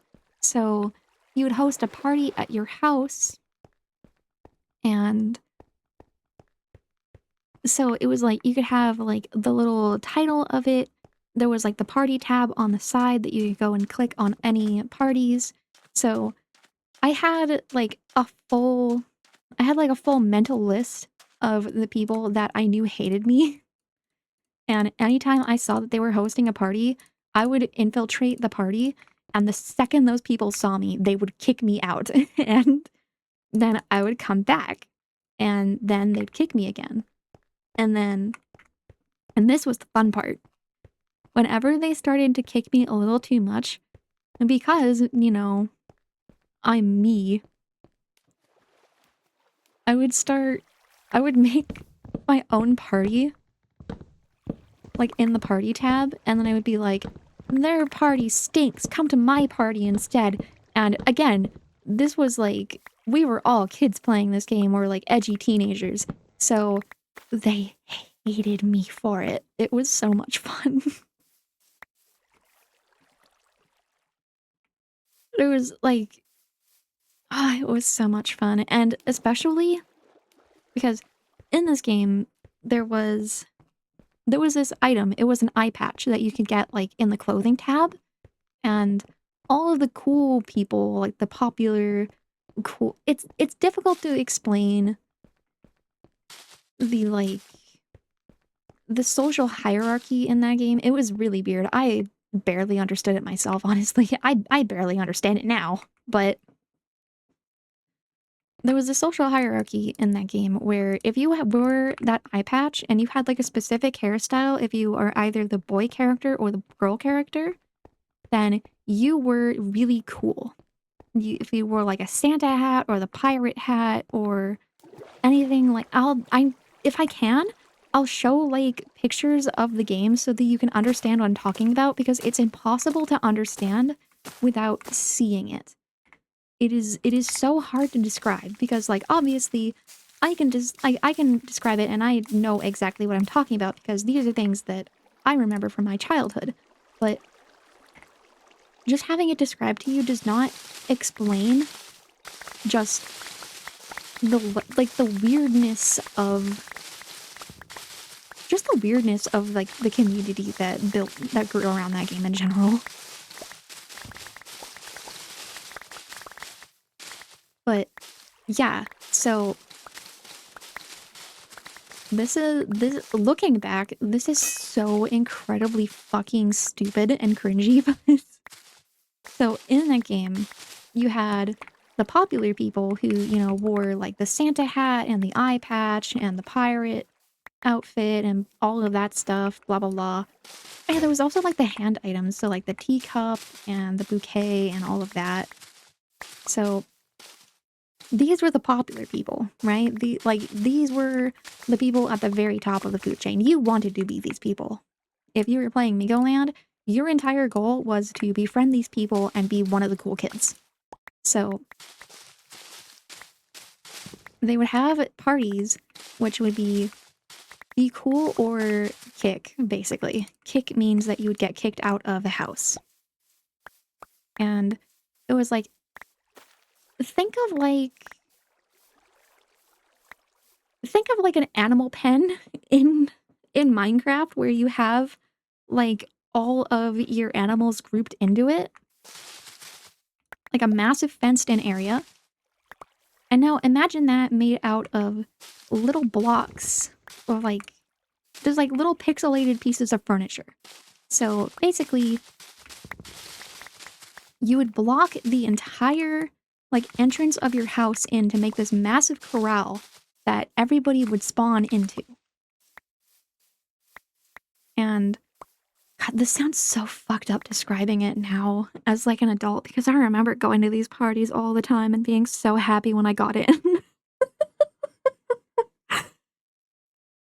But so the entire point of these parties was basically just, if you did not get into the house and you were stuck in the corral, you were a noob. You were the bottom of the food chain. You were less than a person in this game, right?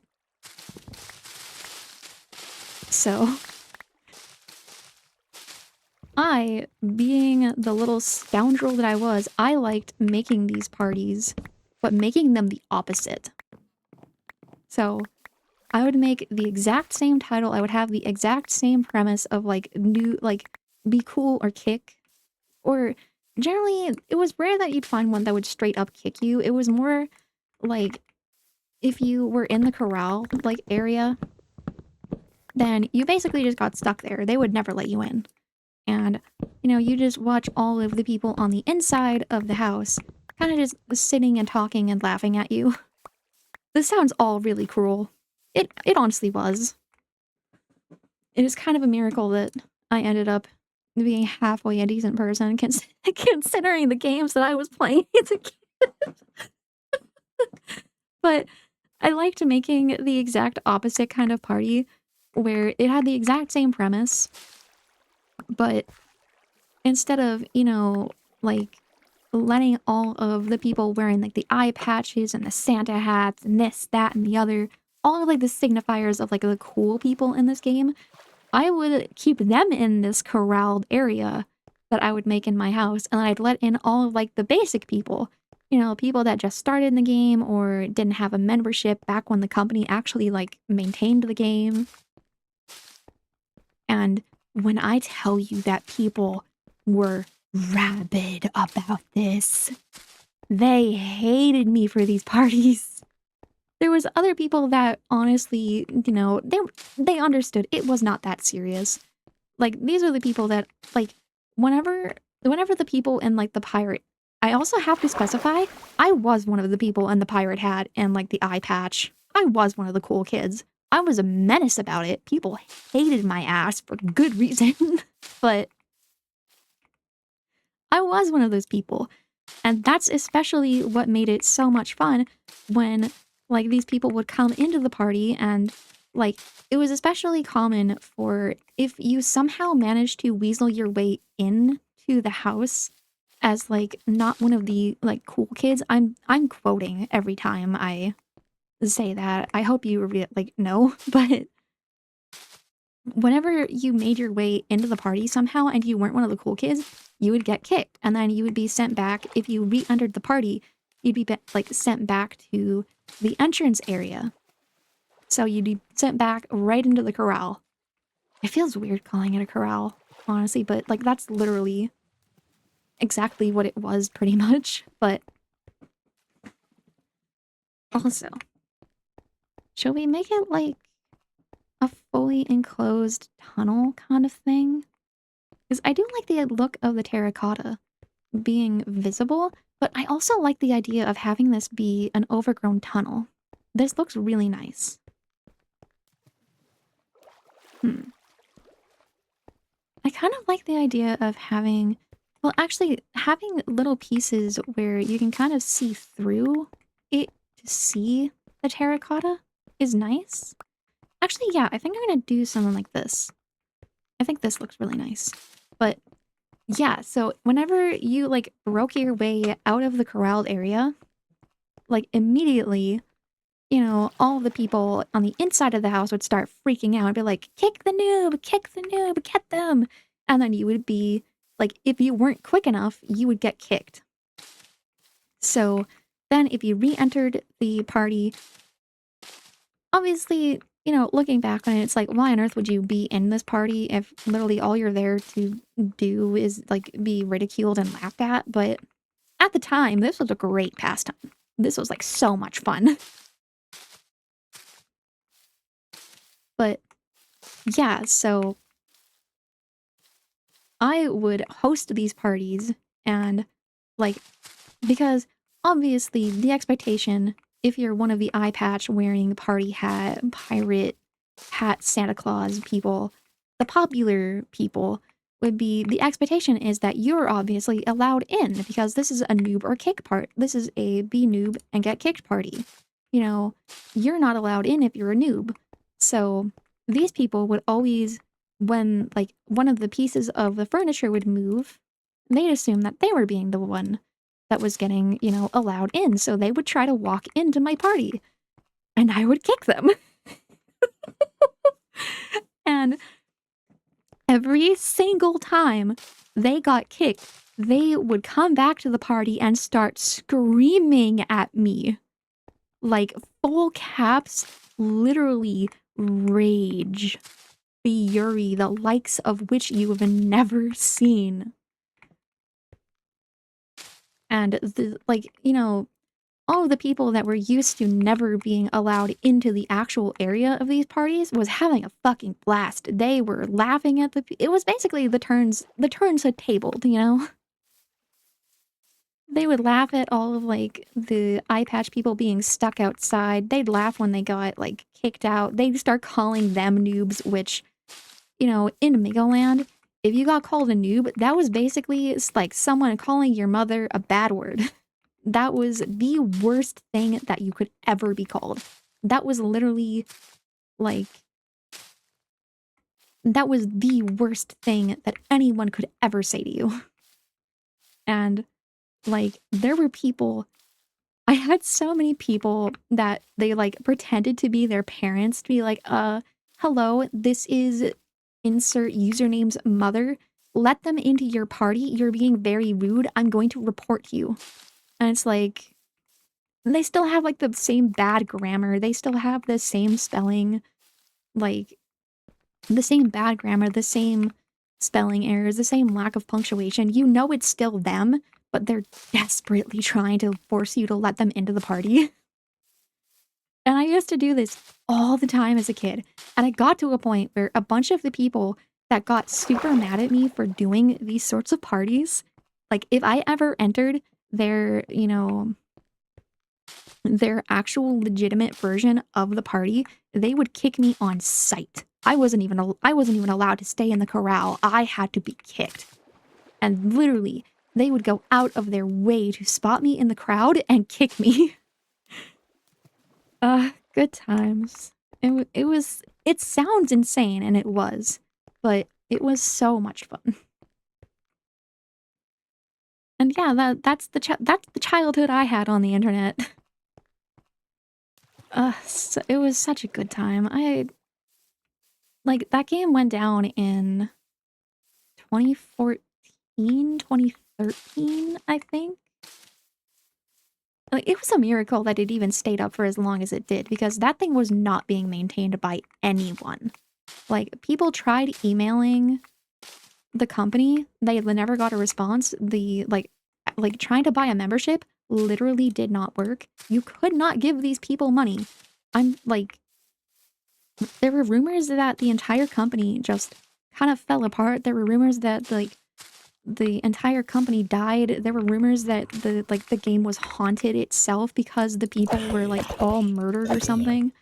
Again, we were all kids making these stories up, and naturally, you know, edgy teenagers.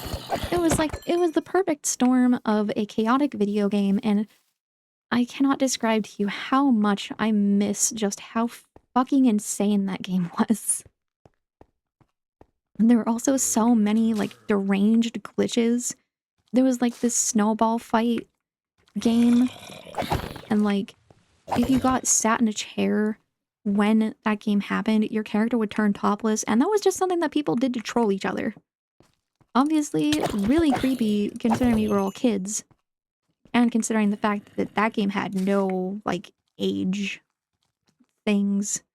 But yeah, again, that's the childhood I had. It feels insane describing all of this, being an adult, just being like, goddamn. Fucking Chris Hansen, where were you in Migoland? Where were you, man? You're so focused on Roblox. Migoland was right there. But no, it was it's stuff like that truly it was a you had to be there. And it's like, I have never met a single other person that ever played Migoland. Like, and it's like, I find posts about it on the internet sometimes, but it's like, it's such specific random instances that it's like, it happens once in like every, honestly, I have not seen like single post about Migoland in so long again, where it's like, I'm kind of starting to question if it was actually a fever dream again.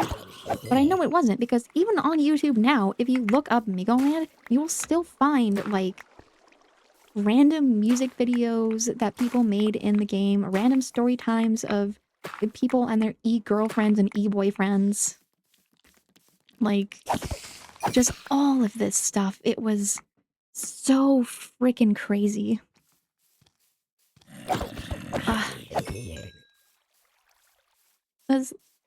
And it's like, that game was a walking shit show, but, you know, sometimes you miss a shit show for being a shit show. And I missed that shit show. It was such a mess. I miss trolling people. I miss trolling people on that game so much. I miss, like, having a bunch of kids that were probably younger than I was at the time, absolutely fuming over the fact that I wouldn't let them into my little virtual party. Like, it was such a lawless game. It was genuinely, the fact that there was no massive scandals with that game that at least I can remember, kind of a freaking miracle. Because like I said, the amount of insane glitches like the snowball one, just holy crap. It's one of those games where it's like, it really makes sense why, you know, people are so adamant about, like, moderation for kids things about, like, that are centered at children. Because, yeah, there will never be another Migoland, and that's probably for the best, if we're being honest.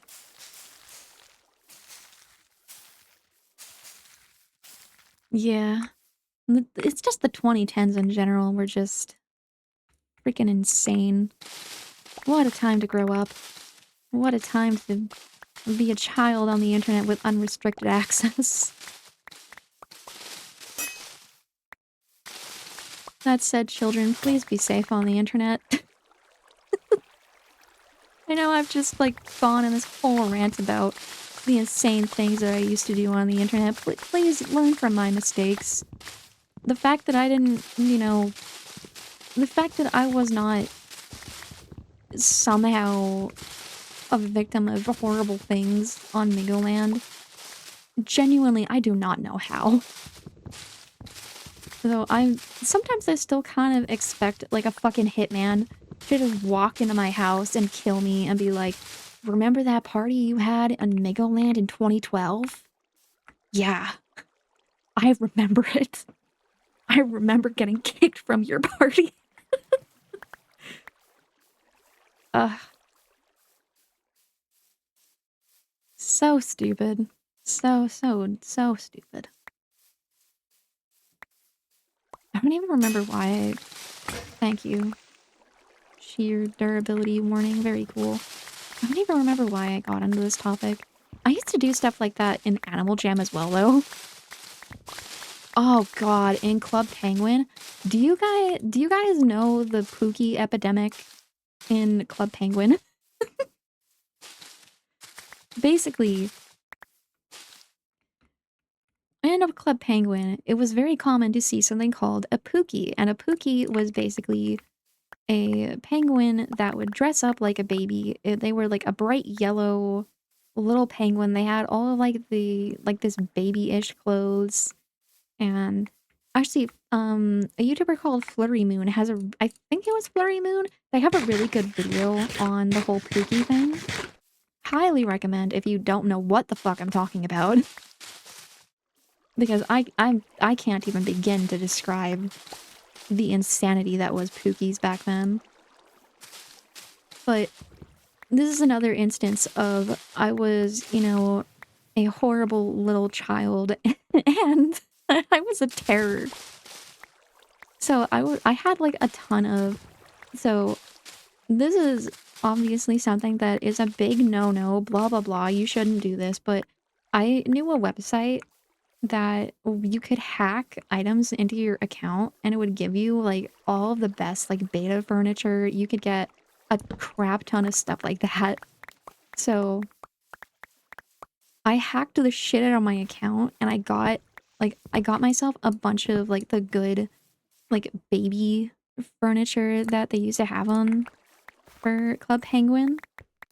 And, you know, I would dress up like a Pookie and I had that like fucking typical Pookie like writing style. I cannot describe the writing style of a Pookie to you. I'm sorry. You're just gonna have to basically imagine the way that somebody who doesn't know how like toddlers talk writing toddler dialogue. That is how Pookies sounded in Club Penguin. God, what the fuck is this video anymore? I'm just talking about the stupidest shit. But yeah, so basically, that was a whole thing. It was Pookies were everywhere in Club Penguin at that point.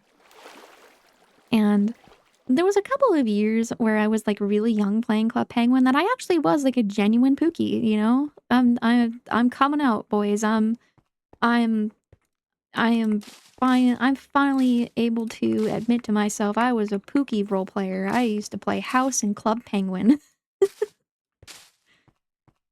But it eventually got to a point where I was just like, you know what? I'm tired of playing a baby. I want to be evil now. So I would go basically. There was these things called puffles in Club Penguin. I'm not going to completely explain literally every little detail of Club Penguin to you, but basically there was this thing called puffles, and it was the in-game pet. So there was the puffle shop that you would go to buy yourself these little pets. And this area was infested with Pookies because that was labeled as the Pookie Adoption Center. So they would all just start flooding in, and then you'd like make up some bullshit like little like you'd basically write a little snippet of how like angels carried your little baby penguin into the room. Or my personal favorite that people came up with was you just get thrown out of a fucking car. You just get thrown out of the fucking car. You land in the pet shop, and then you would just start writing random cute babyish things like, oh, I'm playing with my teddy bear, I'm chewing my fucking feet, chewing my feetsies. And if you were lucky enough to be, you know, like deemed cute enough, then eventually a moo as they were called, I think it was moo, I do not remember. But you would be selected to be adopted by, it was usually by like someone who had membership in Club Penguin. That was generally the goal, was you wanted someone with a membership because then they'd have like the cool ass house and stuff. And you know, if your parents, you know, didn't have money to like get you a membership on Club Penguin, basically you're fucked. You did not get to have a child in this virtual game. God, it's so stupid describing all of this. But so after I decided to turn evil, whenever I did these whenever I pretended to be a Pookie, I had that shit nailed to a T. I studied the way that like actual serious people pretended to be Pookies, and like it was very popular to write in all caps, like, oops, my caps lock, like this, you know, like all caps. So that kind of a thing was really common. And generally, if you did that, you would get a lot of prestige because for some reason, writing the first letter of every single piece of your sentence looked really high class. You were a high class Pookie if you did that. Fuck, dude. But so I would do that. I had like all of the best stuff because I fucking hacked it in. This is all of this is insane, by the way. I don't recommend you do any of this. I don't even think Club Penguin is up anymore. Didn't it go down in like 2018? Rest in peace, Club Penguin. Thank you for the insane memories. But yeah, so I was a professional Pookie at that point. And my entire thing was I would get adopted and I would be the nightmare child. I was a fucking brat. I would throw immediate tantrums the second they got me home. Like immediately. Like anything that like the mom character tried to set up, I would immediately ruin. Like trying to make dinner, I'm screaming about how I don't want whatever you're cooking. I am pretend throwing that plate onto the goddamn floor. I was horrible. There was a few times that it got so serious. There was one time that, like, truly, I hope this person was, like, actually okay in real life, because there was one time that I was acting like a nightmare child, and the person that was role-playing as the mom just started, like, writing out how they were just repeatedly smacking me. It's like, damn, okay. Child abuse in Club Penguin now. Child abuse is not funny, but this fucking scenario is. And it was insane. It was so such good times. Like, yeah, just all of this to say, I I learned early how to be annoying in video games. Uh, I miss it sometimes, you know? I miss how deranged the internet was as, like, being a child on it. Just stuff like Pookie's, the pet center in Animal Jam, I did the exact same fucking thing.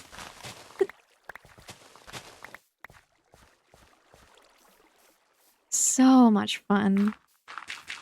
Obviously, it wouldn't be as much fun now being an adult and, you know, it's not actually, I don't even know if any stuff like that happens anymore. I'm pretty sure, like, Pookie craze died out, like, probably that died out with my generation. Like, the, you know, like, the 2010s childhood crowd. But it's another case of, like, you just had to be there. I feel so bad for kids growing up now. You don't get the insanity of being a Pookie in Club Penguin. You don't get the insanity of, like, getting kicked out of the fucking cool people only party in Megaland. You don't get the insanity of, like, just deranged fucking, like, deranged website games anymore. I mean, there's still Animal Jam, but eh. Animal Jam's different now. But no, that stuff, it was like, it's so crazy. Okay. It is, oh my god, this recording is almost 2 hours. I should probably end it here. I feel like we've made a pretty good, I actually really like the way that this is turning out. I think this looks really nice. So I think for the next recording, we're gonna try and finish this off, then probably work on the build event stuff, because I really do want to get that into the world already. I feel really bad for the fact that I haven't. But, yeah, I think this is a good stopping point for now. So, again, half a second for you, probably a day or two for me. As is becoming a tradition with this video, hello future me, how is the editing going? The editing so far has been really good, so I hope your editing is going pretty well. I feel like I didn't really ask much of you this time, so it should be better. Oh wait, no, actually I did ask about the Megaland thing. Oops. Actually, if you could just put like a couple more pictures of like Club Penguin Pookies and random shit from Megaland on the screen right now, just to really enunciate the point that I've been making for the last however long I've been talking about this, I'd appreciate it. So thank you. Anyways, I am going to go probably drink a bunch of water. My throat is dying right now. Like, you could probably hear it a bit if I'm like a bit raspy. I am so sore. But yes, we will be back probably for the last stretch of this video. And yeah, so again, take it away, future me. This is me from the past signing off. Farewell. Thank you again, future past me. Definitely. Not future me. Hi future me anyways, I guess I guess. But welcome to the final recording of this video. Gotta be honest, I did not think that we'd get here, but we are here, so we're gonna continue working on this. Also, I wouldn't say that it was like a good, well, I had an interesting time editing the last part of this recording. We went so fucking insane with the stuff that I was talking about. I still don't know how I got into like the whole Pookie Migoland discussion. I just went off on that, genuinely. But, oops. Yeah, we are back for the home stretch. It feels very weird to say that this project is almost done, honestly. I really need to... What? Oh, oops. You see, that's also why I have Creeper Creep off. Because I would have lost all of that. But, yeah, big day. We're gonna finish off this. Depending on how long the video is by the time that we finish that. Because, at the time of recording this, it is the 19th, by the way. Hello. At the time that I'm recording this, I just finished editing, like, a few minutes before I started this recording. This video is already, like, 4 hours long, so by the end of this recording, it's probably going to be around 5 hours. So, where is my shulker box? Oh, there, right. Okay, so I need to... First off, I need to drop so much of this into somewhere. Those shulker boxes, I know for a fact, are completely full. So, yeah. Honestly, I'm very excited to have this project officially finished. It'll be nice to be honest, it's gonna be nice to kind of be able to play in my world normally again. I have kind of not... Oh, oops. I've kind of not been playing in Willow since I started this project, and it's been making me really sad because I want to play Minecraft, and I just haven't because I've been so worried about, like, actually ensuring that this video happens, and that, like, the days played doesn't get too messed up. I haven't actually looked at it since the first recording. So I'm very curious on where we're going to end up, because I had it marked down at the beginning of the video. We were 2,340 something, I think. So I'm really excited about that. Yeah, that's about it. I think oh wait, no, I need all of this so that I should probably grab more iron. I'm pretty sure I have it in one of those shulker boxes. But yeah, honestly, I was going to do the final piece of yeah, this entire video I haven't had like major...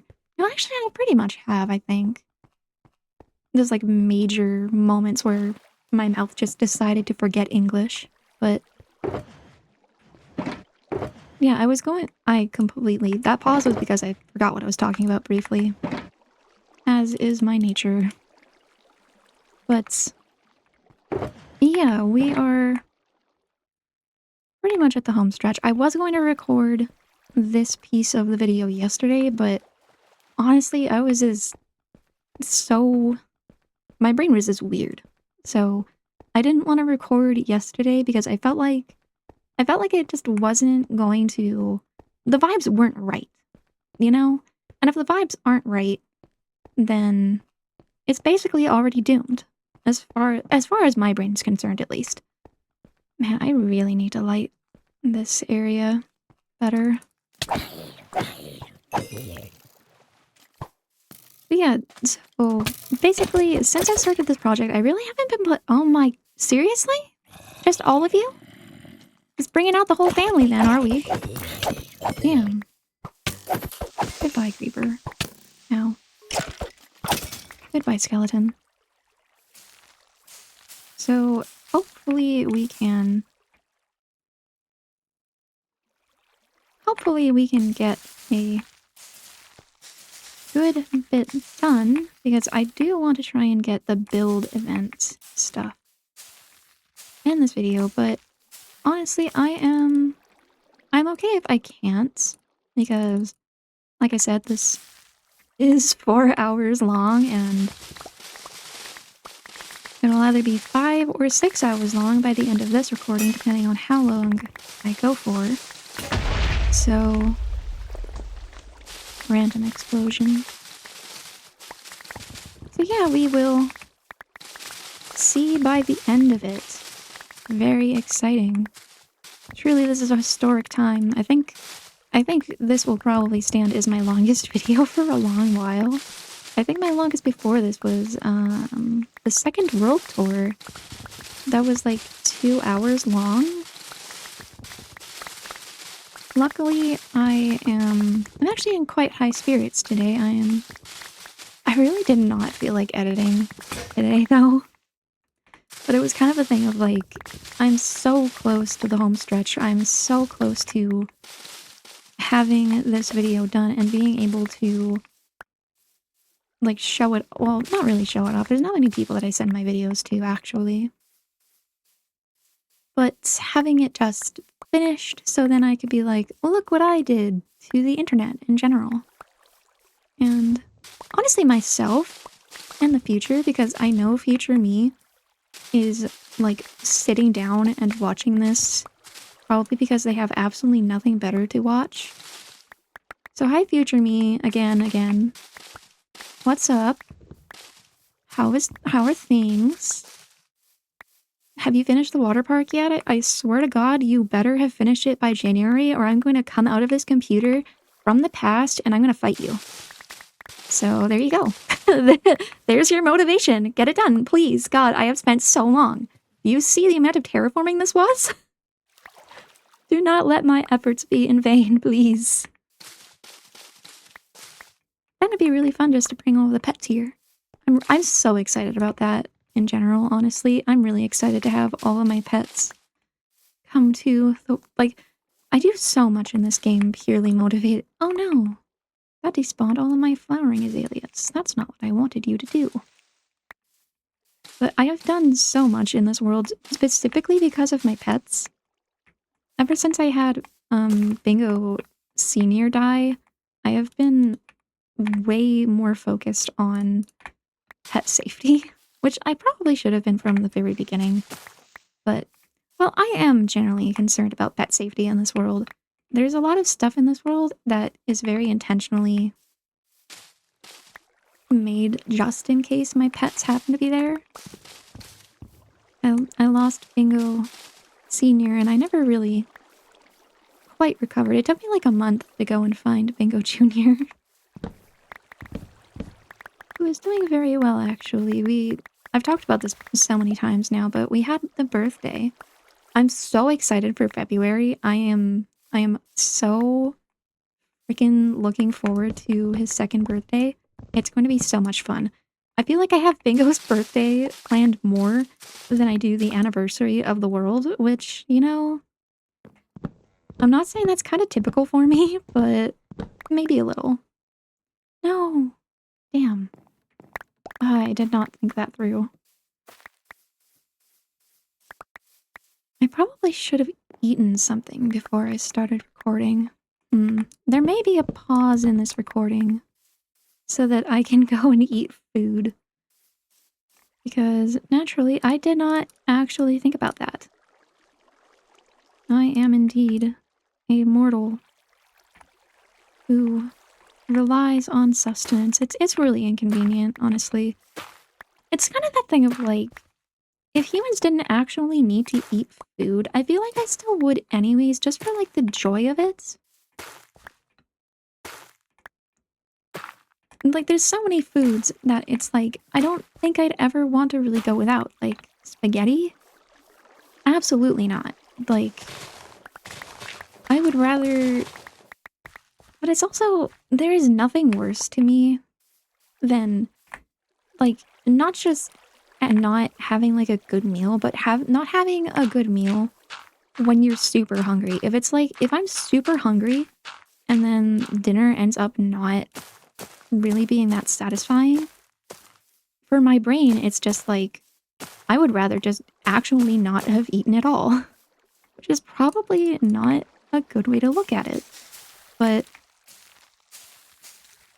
oh no, not all grass. It's very interesting because when I was younger, I was not a foodie at all. I would still hesitate to say I am a foodie. I'm very picky, but I'm more open to trying things than I was. So that's quite cool.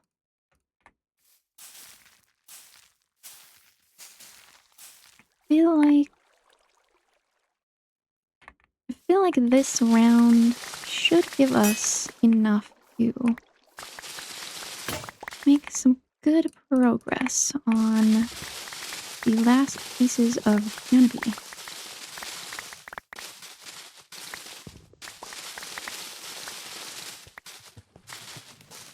And then comes, well, again, depending on how long this recording session is, I don't think it's going to be too long.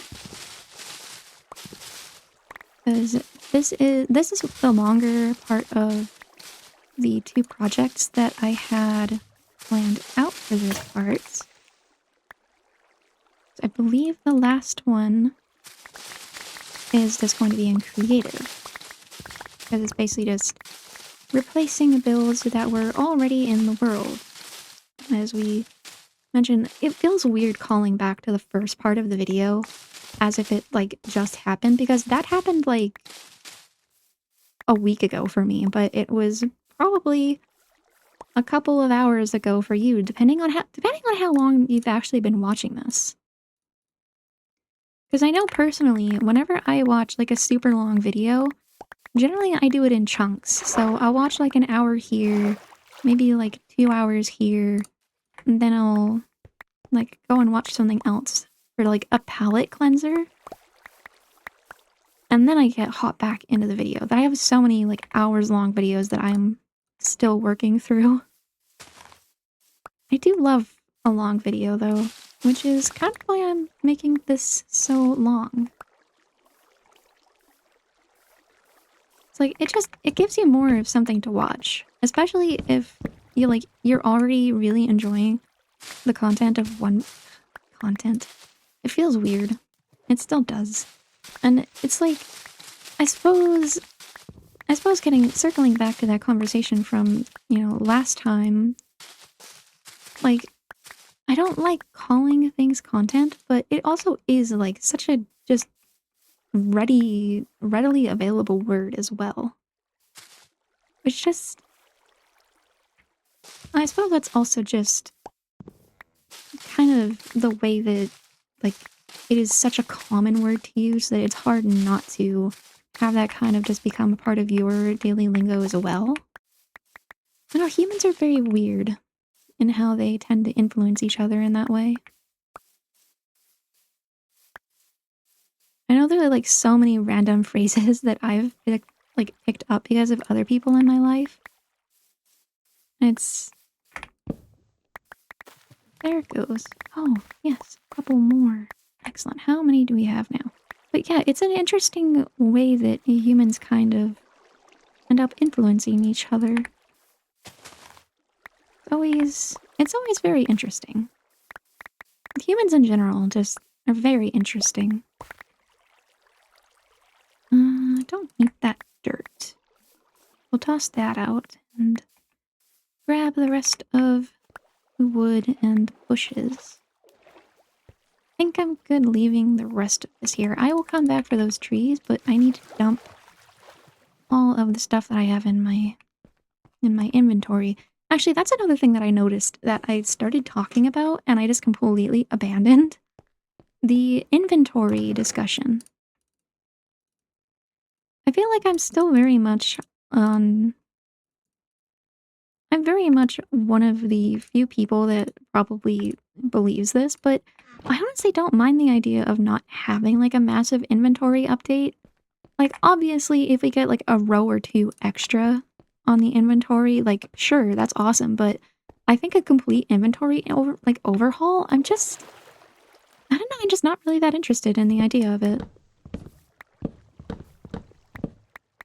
I kind of enjoy the part of Minecraft that's just the inventory management. I don't know, it's very fun for me kind of just sorting through and picking like what kind of things like, okay, you know, I need this to do this and I need this to do this and the stuff like that. And I feel like you might lose a piece of that kind of I wouldn't say it's really part of like an intrinsic part of the gameplay. Because like I don't think many people are just like they boot up a game and it's like, yes, inventory management. I know I know I am part of the insane demographic that freaking loves just organizing chests. So I suppose it is fair enough there are people that really want the inventory update just so. I suppose there also is kind of the point. Oops, I did not want you there. Oh, did you just fall all? You fell all the way down. Wanted. Maybe.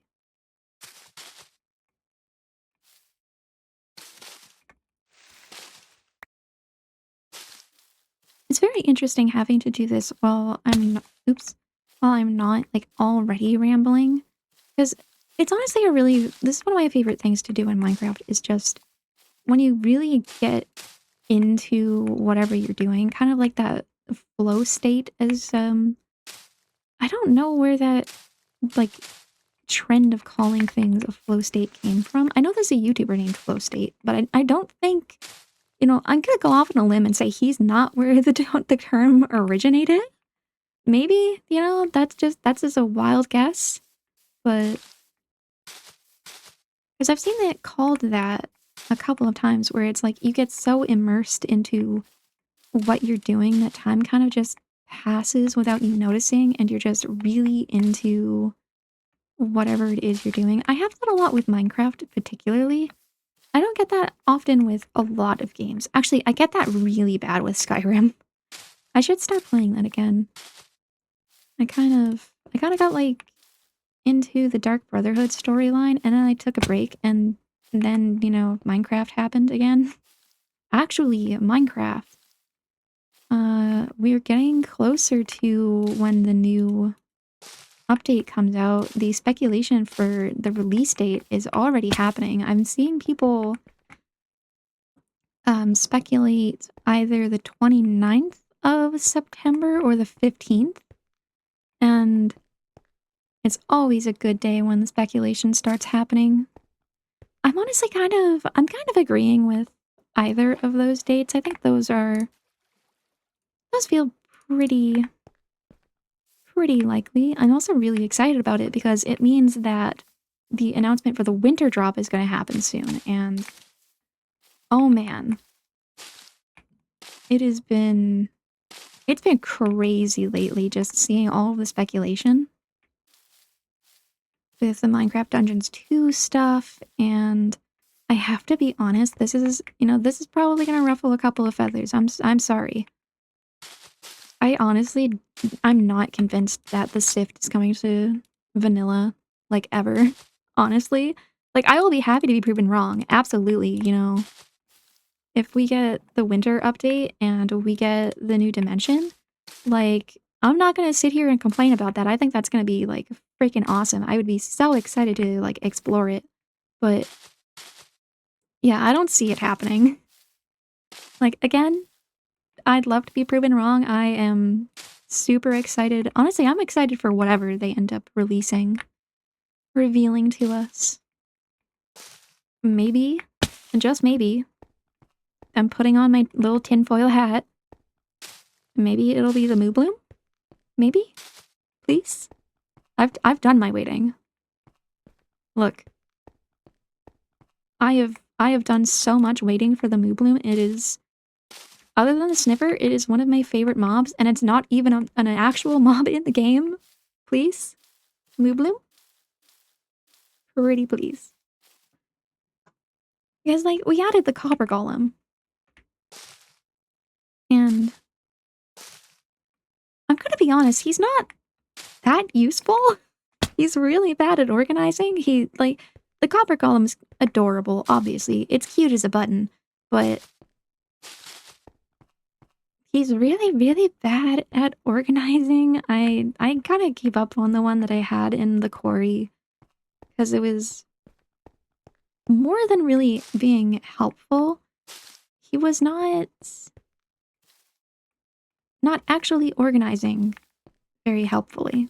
Because I have, like I said in the last part of the recording, I have a very specific organization system. And the Copper Golem had his own organization system. The two of them very much clashed, and I was not... They scare me every time. And I was not appreciative of his attempts to help. Let's see. I think this is pretty good. I'm trying to make it patchy. Like, because I like seeing the terracotta through there, as I mentioned in the last part of the recording. So, just trying to do that in a way that doesn't look weird.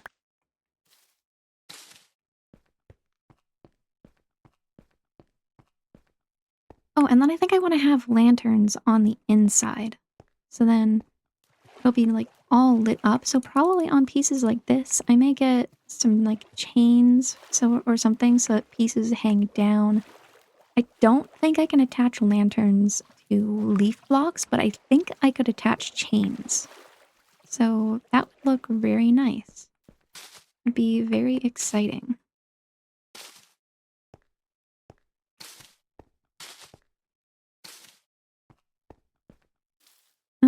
What else has been going on? But yeah, for the Minecraft update, I'm really honestly excited about the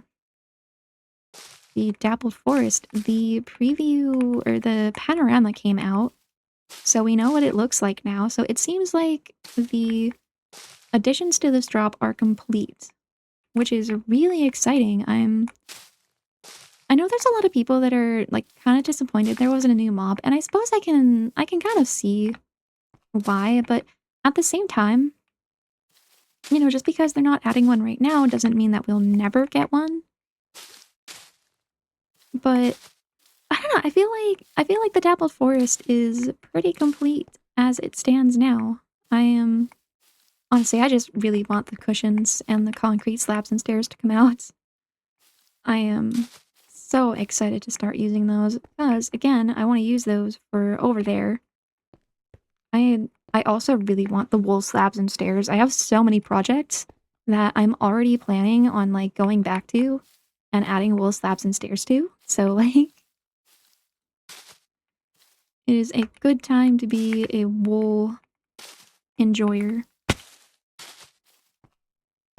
Honestly, I would argue it's a good time to be a Minecraft player in general, but I know I am very much part of the small minority that is generally just enjoys the game regardless of whatever the drop system is releasing. I have to be honest, there's kind of a part of me that is genuinely dreading the announcement of whatever the winter drop is. And it's not because I think it's going to be bad or anything, it's because I know the Minecraft community at this point, and I know that no matter what they announce for the winter drop, people are still going to hate it, and it's like, you know, sometimes that negativity just gets really exhausting. And I'm not saying that, you know, I'm the most, like, optimistic person in the universe, but sometimes it just gets a little tiring. Honestly, that's mostly why I very much stick to my own... Damn, why are you not dying? Hello? That zombie had like 1,000,000 health. That was really crazy. Oh, maybe that's why. But that's blast protection. That's really weird. Anyways, yeah, I very much stick to my own kind of part of the Minecraft community. I don't venture out much into like the Reddit and all of that stuff very often. I do occasionally. I might end up. Did I ever turn off my air conditioning? Yes. Okay. I heard a noise behind me and I got briefly worried. It is actually the temperature lately, at least for like when I've been recording, it has not been very bad, mercifully. So I have not been like suffering too much while I record these, which has been such a relief. Because these recordings would absolutely be way smaller if it was like insanely hot and humid in my room. I like recording, but I also like not being uncomfortable. I'm very much like I'm very much like a comfort is one of the most important things for me person. I I do not handle being uncomfortable well. Like not at all. So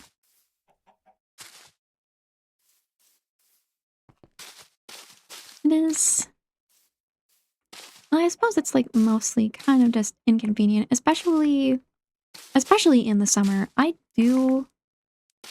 am a bit of a summer enjoyer, but not not humid. Not humidity. I wish humidity to go straight to hell, genuinely. Which is why I'm glad that I don't live in like a super hot climate. I would die.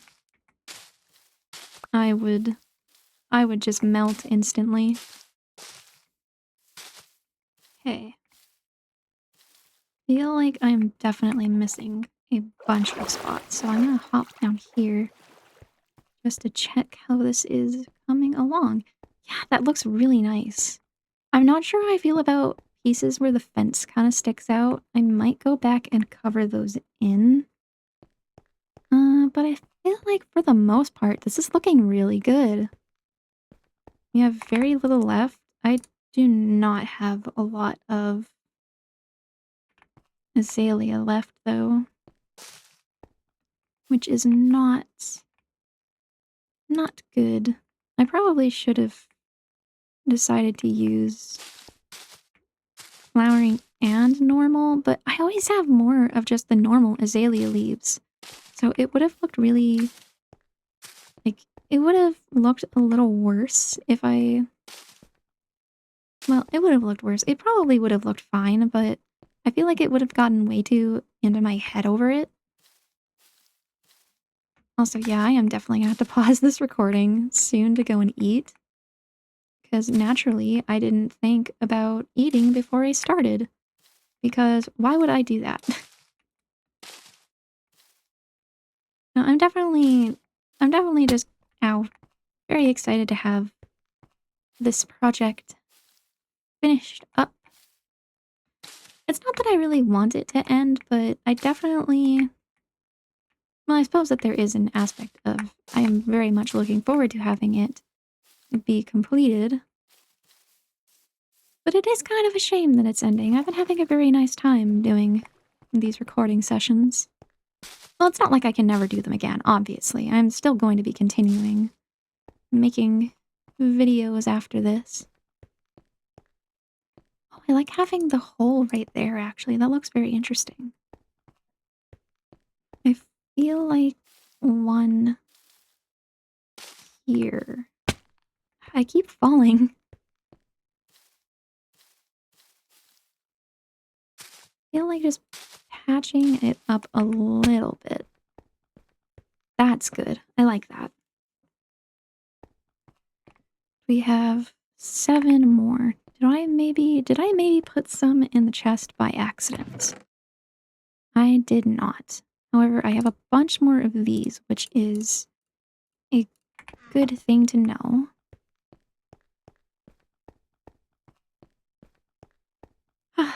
It doesn't look like a lot, obviously. Like, when you're looking at it from the perspective of a video as someone that's, like, not familiar with this project, obviously, it does not look like I've done much. But for me, who knows, like, exactly how much I have been working on this, for how long, the amount of, like, things that I have been doing for this project, it is so it feels so good having this done. I'm so happy. I have been This is I think I mentioned it before. This has been an ongoing project since like June or July. I think it was more June. Honestly, I do not remember exactly, but yeah, this is again one of the biggest projects I have ever taken on.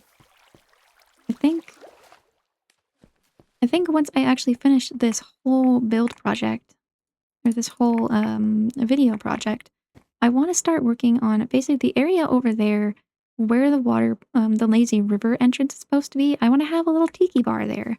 So I feel like that's going to be another one of the things that I start working on probably in my free time because I definitely want to take a break from consistently recording, at least for a little while, for my own sake. So then, because I think I just mentioned it earlier, I have not been playing much in Willow aside from doing these recordings like lately, and it's been really sad because I've really been missing playing in my world.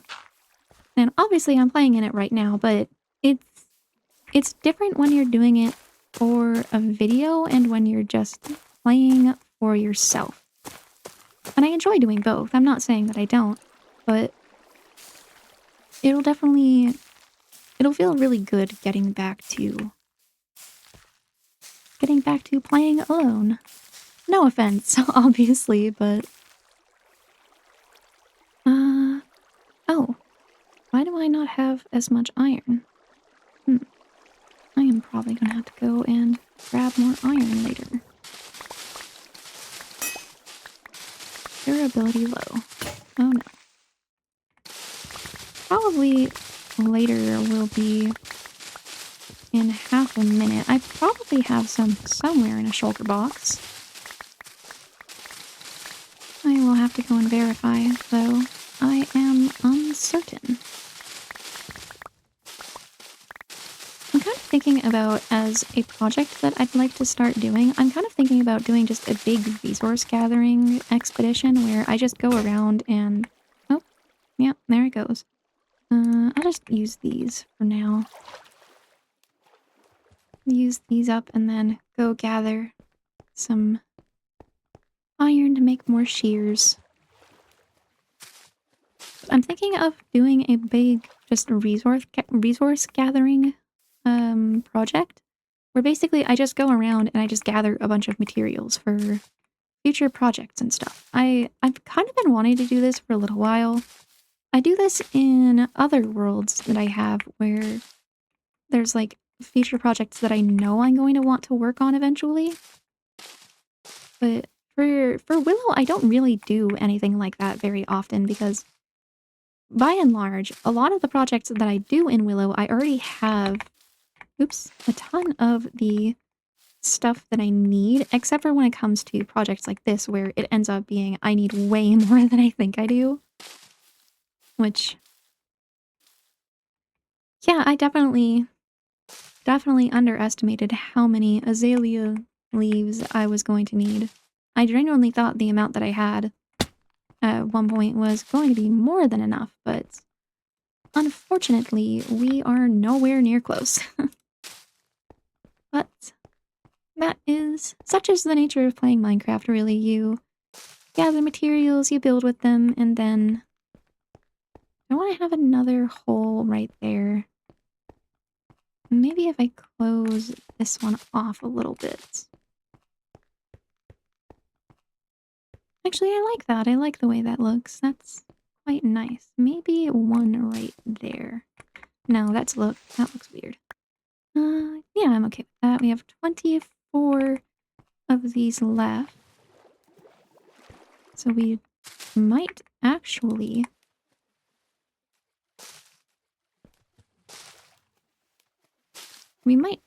be done with this project right now. Oh my goodness.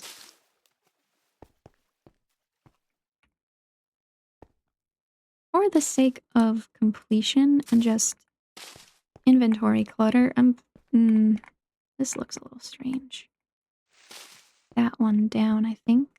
Maybe I should just hop up there and look at how that looks from above.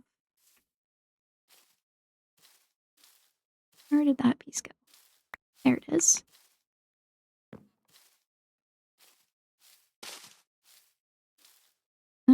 Free cam this for a second. Yeah, I think this looks pretty good. I want to have a bit more here, I think. Just to finalize how that looks.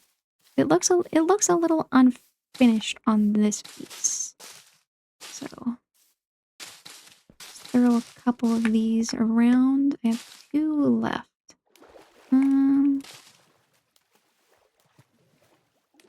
Yeah, it'd probably look better with a couple more. I feel like I'm just gonna use my trusty silk touch. Oh, wait, there's a couple right here. Let's grab these. Yeah, I think once I finish the canopy, I'm going to go and eat food really quick. Because I really hope it's not picking up in the video, but my stomach is grumbling. I really should have eaten food beforehand. Yeah, unfortunately, I have this habit, like, all the time where it's like, I get so focused on my future projects and whatever it is I'm doing now that I just completely forget, like, oops, food is important. I should probably feed myself.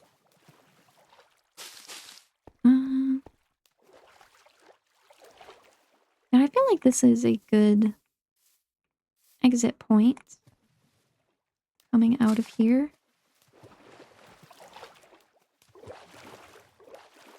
What are we thinking? I'm thinking one piece right there. Just like a single piece right there to finish it off. And then I will... Oh wow, we've actually only been going for 38 minutes. That is crazy. I think right there is where I wanted it.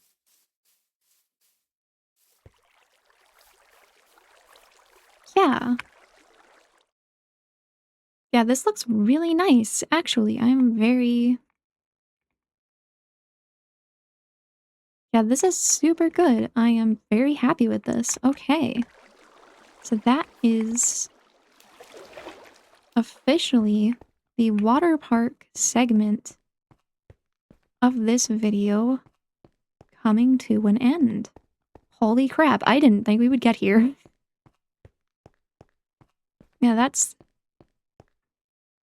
really nice. I'm really happy with that. Okay, I am going to head back to the main area that we're now going to be moving on towards. And then I'm going to come right back after this commercial break. There is no commercials. I don't know why I said that. I'm literally just gonna go and eat like a sandwich or something. And then return. And then we will work on our final project. It's truly crazy thinking that this project is coming to an end. Again, it's been however long that you have been spending watching this, but this has been like almost like no, not almost 2 weeks, but it feels like it's been almost 2 weeks. This has been a very busy project. Now, where are you? Oh, there's 4 of you. That's, you know, you know, just let me. Goodbye. Bye. Bye. Let me just quickly. Oh my god, they're following me. What? Yeah, they're not gonna follow me for much longer. Yeah, we're gonna stop at the metro station and then I will take a brief pause because, again, I didn't think ahead to, actually feed myself. I can feed myself in Minecraft, though. My character is having some delicious, delicious pork chops. Actually, that's an interesting thing. Am I the only one that varies up of the thing that I eat in Minecraft? Because a lot of the time, I know, like, the meta foods, I'm saying that with such quotation marks if you did not hear them, but, like, I know the meta foods are, like, golden carrots and steak.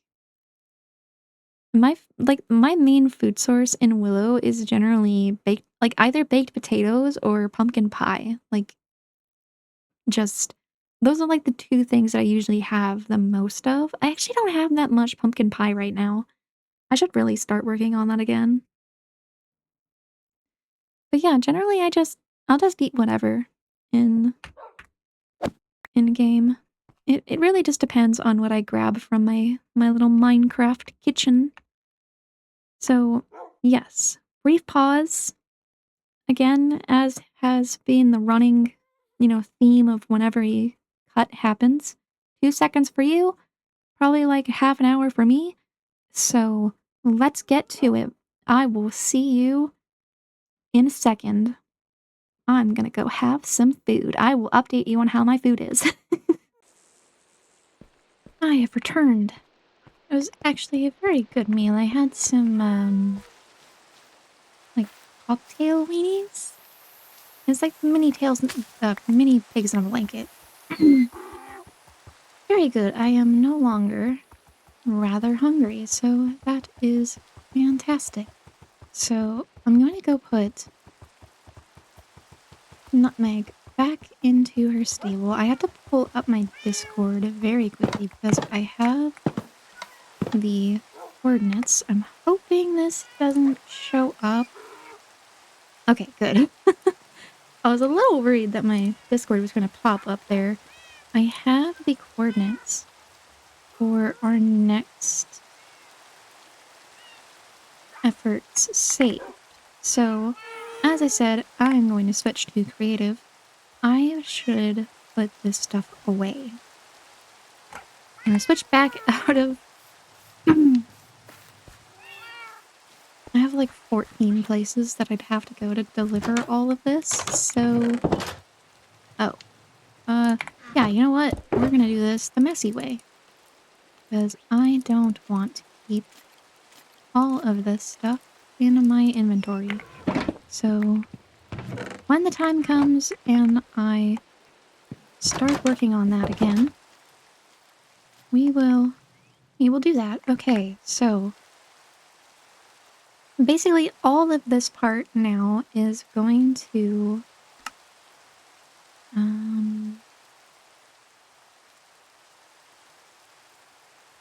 this one.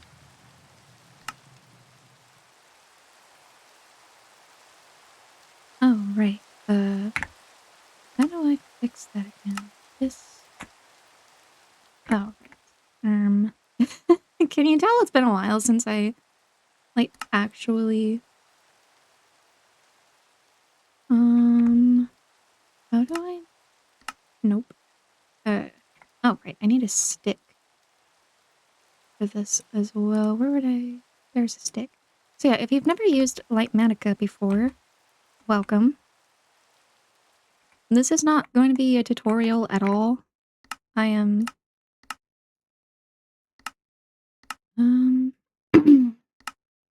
Which one of these is supposed to show the...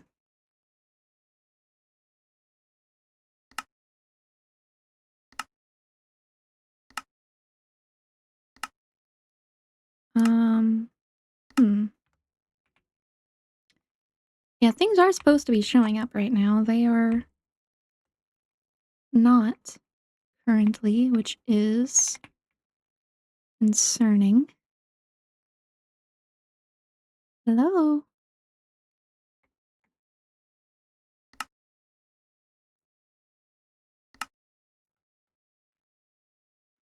Ah, there we go. Okay. Yeah, so everything here is stuff that has already been built into the world, as I said before. Schematic placements. Why are there two of them now? I think that was my fault. We're just gonna unload one. And so yeah, I have the schematics and the coordinates. 141. 59.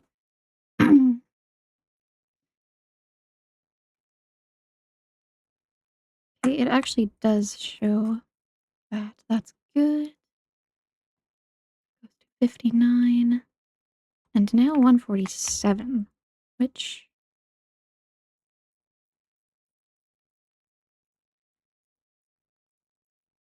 So yeah, this is honestly going to be probably the shortest part of this recording that we have. There's really not that much that we have to do. I'm gonna turn off... There it is. So yes, this is what we are building first. This was made by one of the lovely members of the Love Star Discord. As I mentioned, for the build event that we ended up having, it was super fun. It was... Oh, I think the bottom here got off. That's okay. I can fix that. I think there's an easy place. Easy place. I just want to have that on because it allows me to do this. So yeah, we're gonna just be sitting here for a little while and doing this.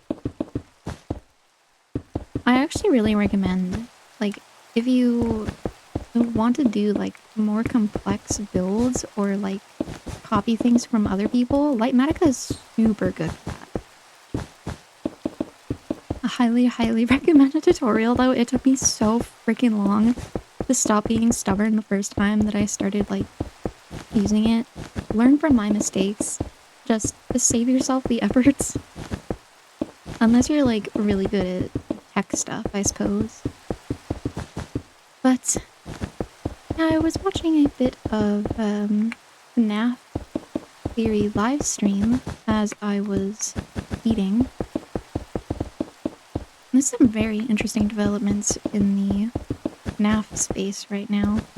I think one of the biggest is the fact that we might have the actual date for the first game coming, or not coming, but for when the first game took place, which is massive. That has been such a big debate for, like, Five Nights at Freddy's for such a long time. Especially just with the fact that, in general... Oh yeah, this is also... These diamond blocks are why I refuse to do this in survival, because, again, this was already built once before in Glow, but it was on another copy of the world. But yeah, like, the timeline for FNAF has been one of the most difficult parts, like, just of the entire franchise, and having a solid idea of at least the year that the first game takes place is insane. So I've been watching a bunch of stuff about that, kind of trying to piece together my own little FNAF timeline. I'm not gonna really...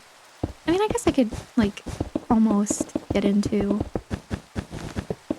Honestly, it's nothing really that, like, spectacular. My theory about, like, the timeline kind of closely matches a lot of, like, popular FNAF tuber theories.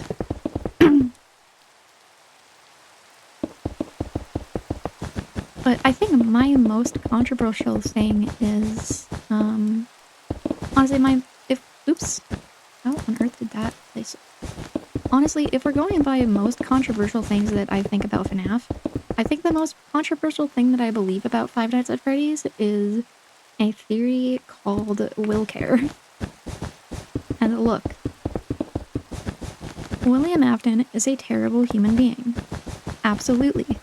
However, to me, it makes more sense that William Afton started all of the stuff that he did because he cared about his children at first. That being the impetus of why he starts killing is so much more narratively satisfying than, yeah, he just, you know, decided to kill kids one day after his own kid died. I know it's a really unpopular theory in the FNAF space, and like, obviously, I get why. You know, you don't really want to give grace to a child murderer, but this is also, you know, a game about haunted animatronics and with a, you know, evil pizza company corporation behind them. We are very far past, you know, we are very far past the point of having to... Actually, are we though? Because I was going to say that we are so far past, you know, any of this being realistic, but there is actually a real Five Nights at Freddy's location being officially made in a mall in like Chicago or something. So that's kind of crazy. I'm kind of worried about it, honestly, because like Five Nights at Freddy's is kind of a franchise built on, you know, a guy killing children, and people be weird.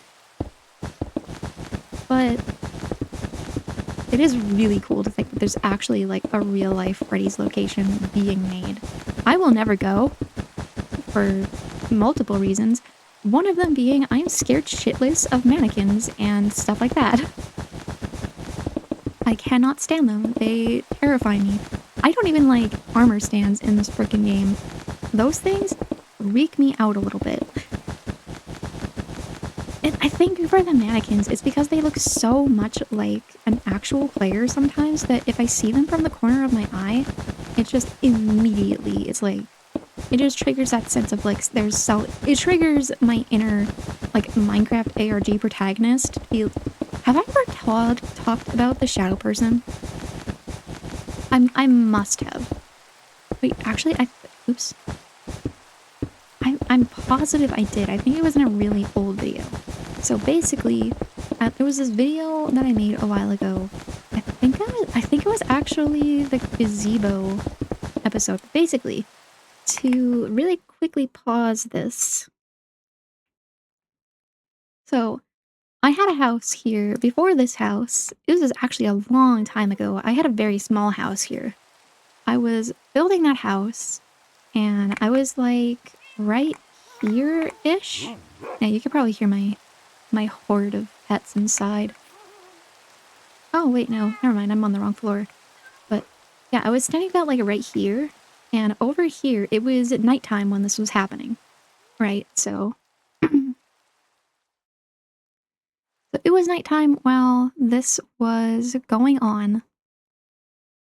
And I was busy building my base. I think I might have been building my... I think I was building my first house. It was either my first house or my second house that I was working on by that point. So I was busy building that house. It was nighttime in-game. And I was just, you know, I was just relaxing. I had just finished watching, ironically, a scary video. I don't remember what scary video it was. It might have been something by Sagan Hawks, actually. I like his stuff a lot. He's very interesting. It was either that or, you know, predictably, it was a Minecraft ARG. I genuinely do not remember. This was like a full... This was almost 2 years ago at this point. So...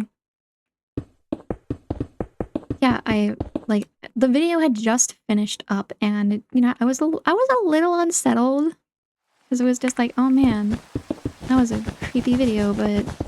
So I was just building my house. I think I was using Solus shaders at that point. That was like the first time that I started using Solus. this is an important detail for this story, so keep that in mind. So, as I was working on the roof, a creepy cave noise plays, and, I stop because the creepy cave noise freaks me out. It's just like, oh shit, what was that? And I look to, so where I was on the roof, I look to the side, and do you want to know what I saw? I saw a freaking shadow person. I swear, like, pinky promise, I am not lying. I did see something. Now, I'm pretty sure it was just my own shadow cast by, like, a light that I probably, like, had or something. But, oh my, like, that was terrifying when it happened. Like, so basically the cave noise played first, and then right after that, I turned and I saw the shadow.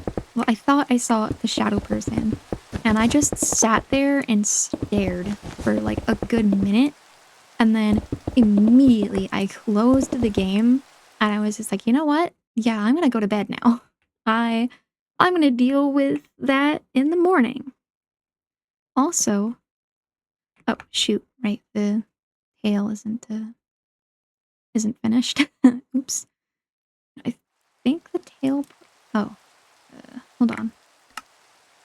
Turn off you. Easy press mode. Just turn that off. I believe it looked like this. I still have the picture of it I took. I feel like that's probably a little too short, but I will check the picture of it later. But for now, it's super cool. I honestly really like it. I've wanted to put this into the world forever.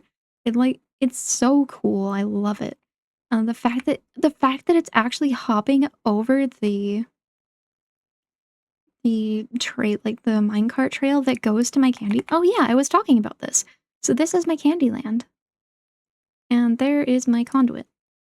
So this is the Candyland that I mentioned, but I love the fact that it hops over the minecart track. That's so cool. But yeah, I really want to continue working on this. I might expand it a little bit or something. I'm honestly not sure. But yes, that is part 1. So I will grab a oh, wait, I already have a stick. So yes, this is the first part from that build event. Finally finished. I have needed to put these into the world for months.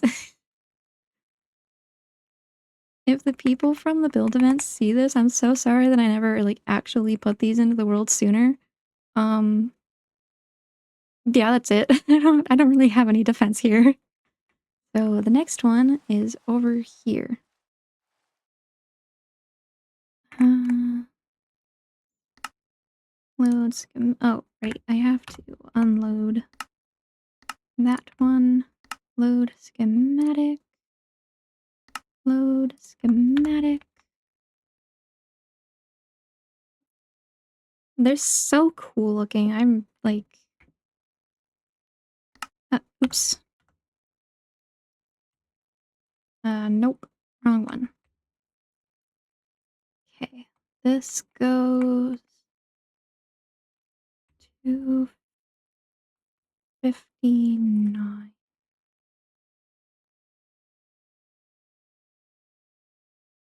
This part, I apologize. I am going to be a little quiet just because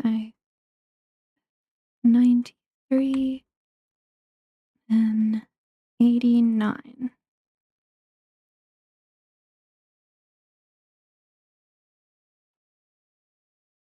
There we go.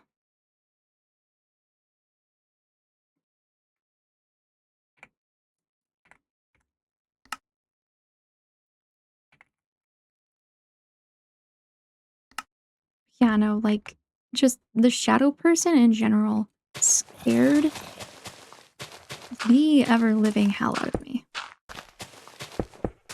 It was truthfully one of the scariest experiences that I have ever had in this game. Oops. Okay, never mind that.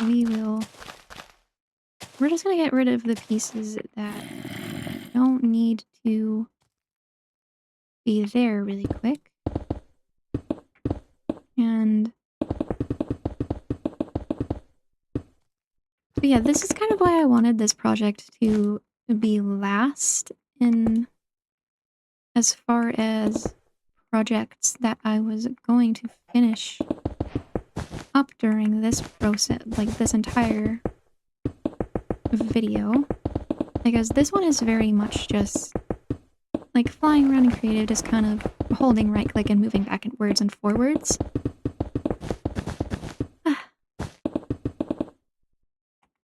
But it is really good to have this time where I'm kind of actually, well, I would hesitate to say forced, but very much kind of just the time where I specifically do work on this. Because I very much wanted to have these like actually placed into the world for real for a long time because they're so cool. I think there's one that I will need to go and recover though because I don't know where the Lightmatica schematic for it went, and I don't know how that happened. So there is one that I am currently not able to place, but we will work on that. Well, I'm probably going to call this video finished when there's one more build after this that I actually can place into the world. The other one, like I said, I'm going to have to go and figure out where on earth it went. But yeah, honestly, I've not had as many creepy experiences in Minecraft as probably other people have. I don't think I believed in Herobrine as a kid is a very large part of it. So I never really did like the whole like making a world specifically to go and hunt down Herobrine. I think most of the like the creepy experiences I've actually had in Minecraft have come from Willow. Like I've gotten scared by zombies like this so many times, just seeing them out of the corner of my eye, just seeing like a vaguely humanoid figure. It's times like that where it's like I genuinely kind of question like did they add Herobrine somehow and I just didn't notice? God, there was this one time where I had just finished watching a Minecraft ARG, as is my nature, and it was super like rainy while I was working, and wouldn't you know it, there was a zombie way out in the distance just where the fog was beginning, because that's super fun. And I saw it out of the corner of my eye, and then I had to do a double take because all I saw was like a red, or not red, like the cyan shirt, and I was just like, what? And then I ran over there, just completely, the survival instinct's gone. This random figure in the fog that I saw, and it was just like, ooh, creepy thing that I'm pretty sure might have actually been the first legitimate Herobrine sighting. Count me in. But obviously it wasn't. Herobrine, you know, it may or may not exist. I'm not going to discount that possibility, honestly. But no, I ran over there and I was like, I had my sword out and my shield raised, like as I got closer and closer, and then it just started walking towards me and it was just like, oh, it's a zombie. I cannot tell you how relieved I was to see that zombie that day. Like, I was so... I was literally so just hopped up from like creepy Minecraft ARGs that entire day. The worst part is I think I was watching one that Herobrine is actually a part of. So that's like, he was already on my mind when that happened, and it was just, it just made it so much worse. It was so, that was like truly a terrifying experience. Another time, I don't even remember where I was in the world, but I was running around somewhere and I found just a random piece of gravel. Wait, no, it wasn't gravel. It was a random piece of wool just sitting on the ground. And like these were unloaded chunks. This was the first time that I'd ever come to this place. So like, I know for a fact I did not kill a sheep in this area because I'd never been here before. And there's just a random piece of wool lying on the ground. I immediately sent like a screenshot of it to my friend, and he was just like, yeah, your world's haunted. That shit does not happen in like actual Minecraft. And then I was just like, oh, okay. I guess I accept. Oh, oops, we forgot the fox's ear. So yeah, that was terrifying.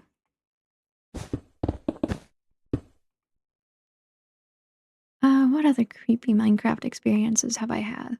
I haven't found any like creepy tunnels, surprisingly enough.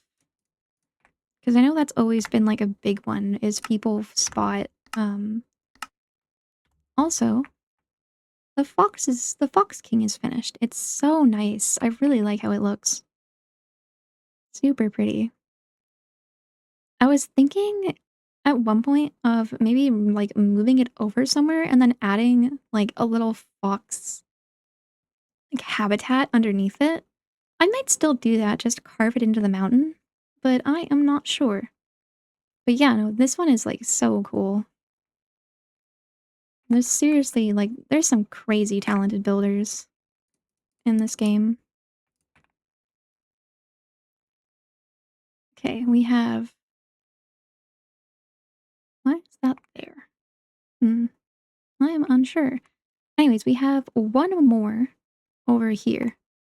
This one is really funny looking. Well, not funny looking in like a bad way, but you'll see what I mean. It's it's really silly. Okay, so 75 10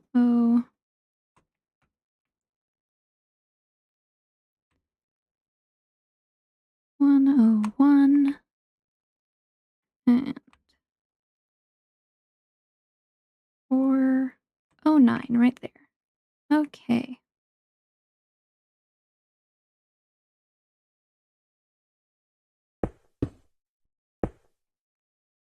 So just have to figure out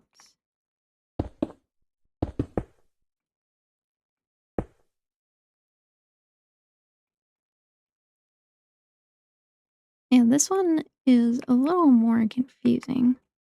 I have to like that piece I'm going to replace. It's very difficult with all of the purple things everywhere, but let us just begin. See, I really like this speed building thing that Litematica has. It's very helpful for times like this. I very much appreciate it. Honestly, I might make like a building in here. I think it's like, it's so cool. I like the fact that it's actually a house. I think it'd be like super fun to have something. Oops. Like something built in here. I'm not sure what I would actually make in here, but I'm always developing new insane ideas for stuff to build in this world. Actually, one of the projects that I was kind of thinking about working on for this project before I ended up really solidifying kind of all of the projects that we were going to have in this video, one of them was probably going to, I think I mentioned it in the first part of the recording actually, is my Diggy Hole project. Because I love digging random holes in Minecraft. Like, you just take like a 16 by 16 chunk and you just mine it out. And that's the project. That's it. It's really simple. It gets a little boring sometimes, but it's so much fun when you're just kind of like playing and you want to be doing something, but you don't really have anything that you're like working on actively. Or if you're just like kind of tired that day and you kind of just want to work on something, but you don't have the energy to think about things, then digging a hole is a great way to do that. It's one of my, like, the projects that I very much go back to whenever I feel like I've already talked about this before, but we're going to talk about it again. But it's very much one of the projects that I kind of just do whenever really. Whenever I feel like I want to play Minecraft, but I don't particularly want to get into a big project, or I don't want to... Whenever I don't want to do something like too involved, but I still would like to do something, then that's very much one of those things that I always default to. And it always works a lot. It works very well, I find. Because it generally just ends up being... Usually for me, it ends up being, like, if I'm bored, then that's just kind of what I'll go and do for a while, and usually after a bit of brainless mining, then I'll usually figure out what I would like to be doing instead of this. It's kind of like boring myself into action, I suppose. Because it's just, you dig a straight line and then it's kind of like you're just making a spiral. You're kind of just mining out a spiral. That's at least the way that I do it generally when I do my whole project. I should probably not call it my whole project. That's probably not a great idea. Oh well. But I highly recommend if you're ever bored, just start digging a hole. Straight down to the bedrock. Oh, speaking of straight down to the bedrock, I was watching, oh, did I just finish it? That's a shame. I was... Freaking easy place. Won't let me in. But yeah, I was watching recently an analysis that my friend sent me of the Broken Script monsters and just like the lore of the Broken Script in general. Fascinating stuff. Oops. I was like really... Because I've always been very curious about Broken Script, but hi, I'm a big coward. I don't do horror games or horror mods. I just don't do horror very well in general, which, you'll be forgiven for not believing me, considering how much I talk about, watching Minecraft ARGs. But, yeah, no, I am, in fact, a big coward. Even with my Minecraft ARGs, I was watching, it was, I don't remember the name, but I was watching someone do an analysis / like playthrough kind of thing of Minecraft PSX edition, which is basically a creepypasta based on if there was an unreleased version of Minecraft. I don't know if the fact that it's called PSX edition maybe gave that away. Shocking stuff, really. I feel like I'm gonna turn Easy Place back on for a few of these. What? Oh, these are pale oak planks. Alright, we will mine out all of these bits just to make the future easy placing a little Haha, easier. Also, yeah, I'm sorry if you can just hear the repeated clicking of my mouse. Oops. I think for the next video, I will work on, like, fine-tuning the microphone. It's definitely... It's, like, so much better than it was. I'm so relieved about that. Truly, that was, like, the bane of my existence for a long time.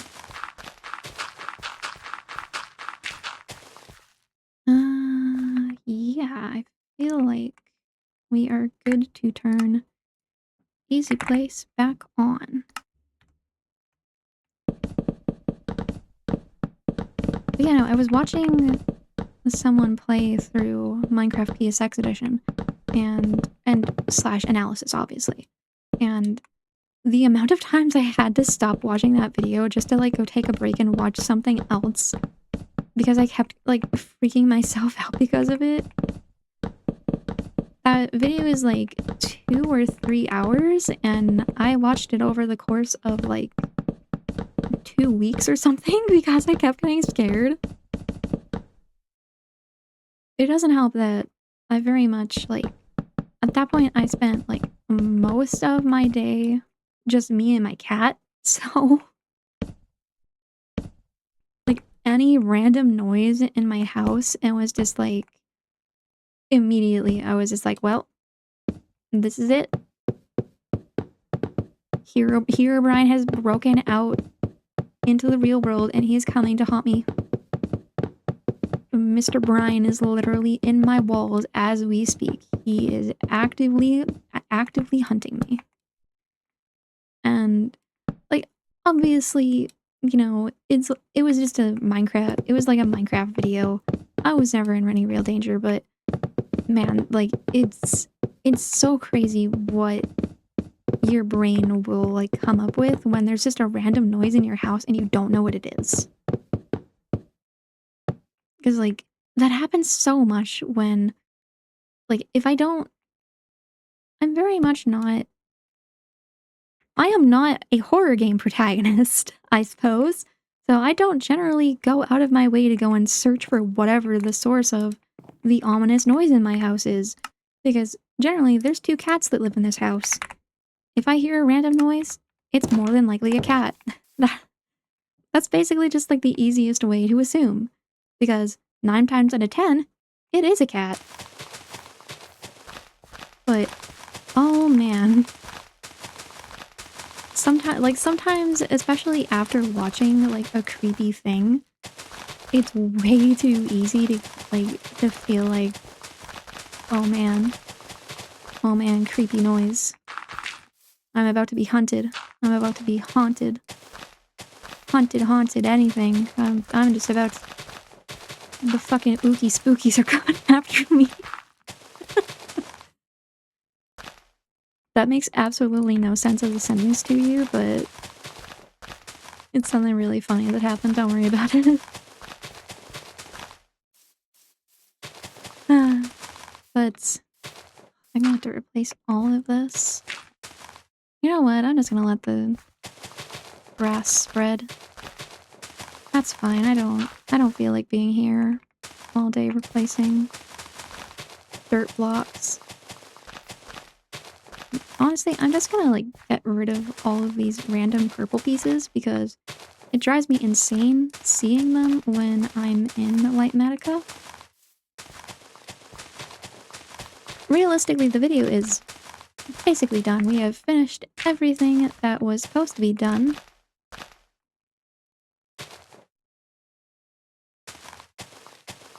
Oh, good gods, all of these are... Yeah, no. No, these can stay. It's... Honestly, if it is... Obviously, these will be replaced to be proper. But if it's something like this, then yeah, I don't care. You can stay. But the purple pieces, I will replace them just so it is consistent with how it's supposed to look.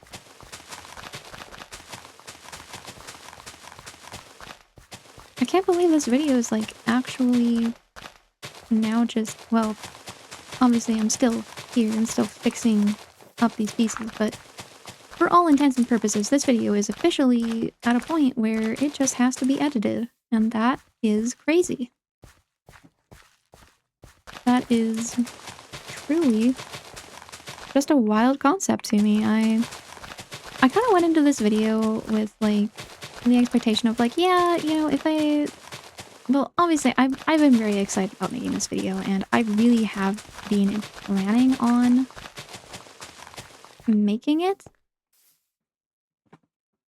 But it was also kind of a thing of like, if I don't get it done like super duper fast and it takes a couple of months considering how much of an effort is going into the video, then that's okay. I'm not going to force myself to like play like all the time if I don't end up wanting to. But clearly I was actually off on when you would be seeing this video, because you're probably going to see this tomorrow at the latest, which is very exciting. I genuinely thought I'd still be working on this going into like September or something. So it is very cool that I am in fact finished with it. That is so crazy. And what are these? Yes, I know you're a cherry trap door, but what?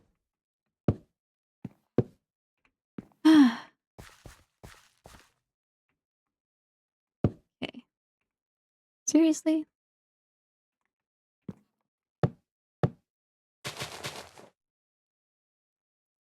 Okay, cherry slabs. There.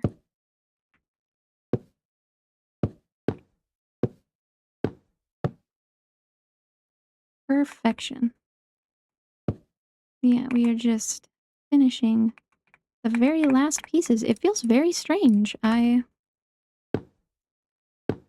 am very much happy that it is done now, though. There we go. Except for, oops, minor petty details. I'm just gonna grab cherry slab again. There we go. Are there any other pieces that need to be placed? No. Fantastic. Oops. Yeah, eventually I'm gonna have to move the eyes a little bit because they're off center. But for now, I'm going to pretend that it's not there and that it's not bugging me, because that is this video completed. And here we are in the Midnight Garden to celebrate. I love this area. Now, it's this. There we go. This has been... I actually don't know. Oh, yes, actually, I should probably do that. We should check the day counter. It has been 2,371. I have no idea how many days that is exactly based on how many days we started with. I think we started at like 43. So we did do a decent bit, I think. Editing me, if you would please have the total day counter somewhere on the screen, that would be really cool. Actually, the moon's going down, so the sun should be starting to rise, so maybe we just eke out one more day from this fun little event. Oh. Hello, zombies. So yeah, I'll just... Until the sun rises, I suppose I will sit here and talk about the experience of making this video just to, you know, pan out for that one extra day for good luck. For good luck. This has actually been a really fun video. I was so excited about making the concept for this video because, as I said at the beginning, which was a whole week ago for me, this is very much something that was inspired by tall grass. No, that is forbidden. Especially in the Midnight Garden. How dare you? Okay, one final task. We're gonna check all of the Midnight Garden for more tall grass. Because that's disgusting. Damn it! I broke his flower.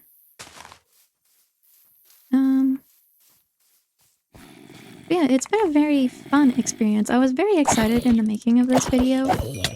I've generally been overall still very excited about making it. It's definitely been... It was a little tough at some points because it kind of... Because honestly, it is 100% because I am stubborn. So I didn't want to play too much in the world while this video was going, just to not mess with the day counter too much. So there's probably 1 or 2 days over what the day counter probably should be because of me doing some off-camera mining for the quartz for the water park project, stuff like that. But for the most part, it is pure and truly however many days it has been of playing in the world and getting stuff done, and I feel very accomplished. I have gotten so much random stuff done that I have needed to do for a while. We got a bunch of the minecart metro project done. We got some really good progress on the water park. We finally added our beautiful pixel arts from the build event, which is so cool because, like I said, I've kind of been meaning to do that for several months and I just kind of haven't. But yeah, I feel very accomplished. And I can say with certainty that this video is now over 5 hours long, so congratulations if you made it all the way through. Congratulations to future me, who probably also made it all the way through this video. How are you doing? See you on the next rewatch, I guess. So, our final day count now is 2,372. That is so cool. I feel like it's been at least... Well, I don't have the exact date for the exact day that we started this on. I think it was 40 something, so it's been 20-ish days? I'm definitely way off. Obviously, I cannot do math on the fly. But yeah, I definitely want to do something like this again. I feel like I'm going to do it less strict the next time, just to allow myself to actually play in my world other than when I'm recording. But overall, this was a very interesting experience. It was a lot of fun doing kind of a relay race with myself. More tall grass. But yeah, it was very fun doing a relay race with myself, passing on the torch of the video onto me from the future and then me a couple of days later, and kind of just communicating with myself across time like that. It was a very interesting experience. So I am very much looking forward to doing this again sometime. It's definitely going to be a little bit of a break. There might be some more no commentary gameplays in between this, just so I can relax my yapping skills a little bit, because I definitely feel like I talked so much and I got through so many like random topics that I generally talk about for videos that I feel like I was just kind of like treading the same ground a little bit during this part. But again, I am way too critical of myself, so that probably isn't the case, and I just feel like it is. But yeah, I think we are officially good to end now. So congratulations on getting through this behemoth of a video. This is probably going to stand as my longest video yet for a good long while. Yeah, I have other videos, I suppose, if you're interested. They are not as good as this one. The mic quality is shit. I will tell you now. Be prepared for very inconsistent audio. I know the audio in this one is definitely not like as consistent as it should be because it was recorded over multiple days. So like definitely there are parts that are definitely a little louder than others. I tried matching it the best that I could, but there's definitely still some discrepancies here and there, but they are not as bad as my other videos. So yeah, I'm really happy about that. I am going to go and start editing. So hello me from like an hour from now. I hope the editing isn't agonizing. The last part for editing got a little bit annoying, but it wasn't too bad. So I'm hoping we can have like a good clean streak of not miserable editing. It would be really nice to not hate editing.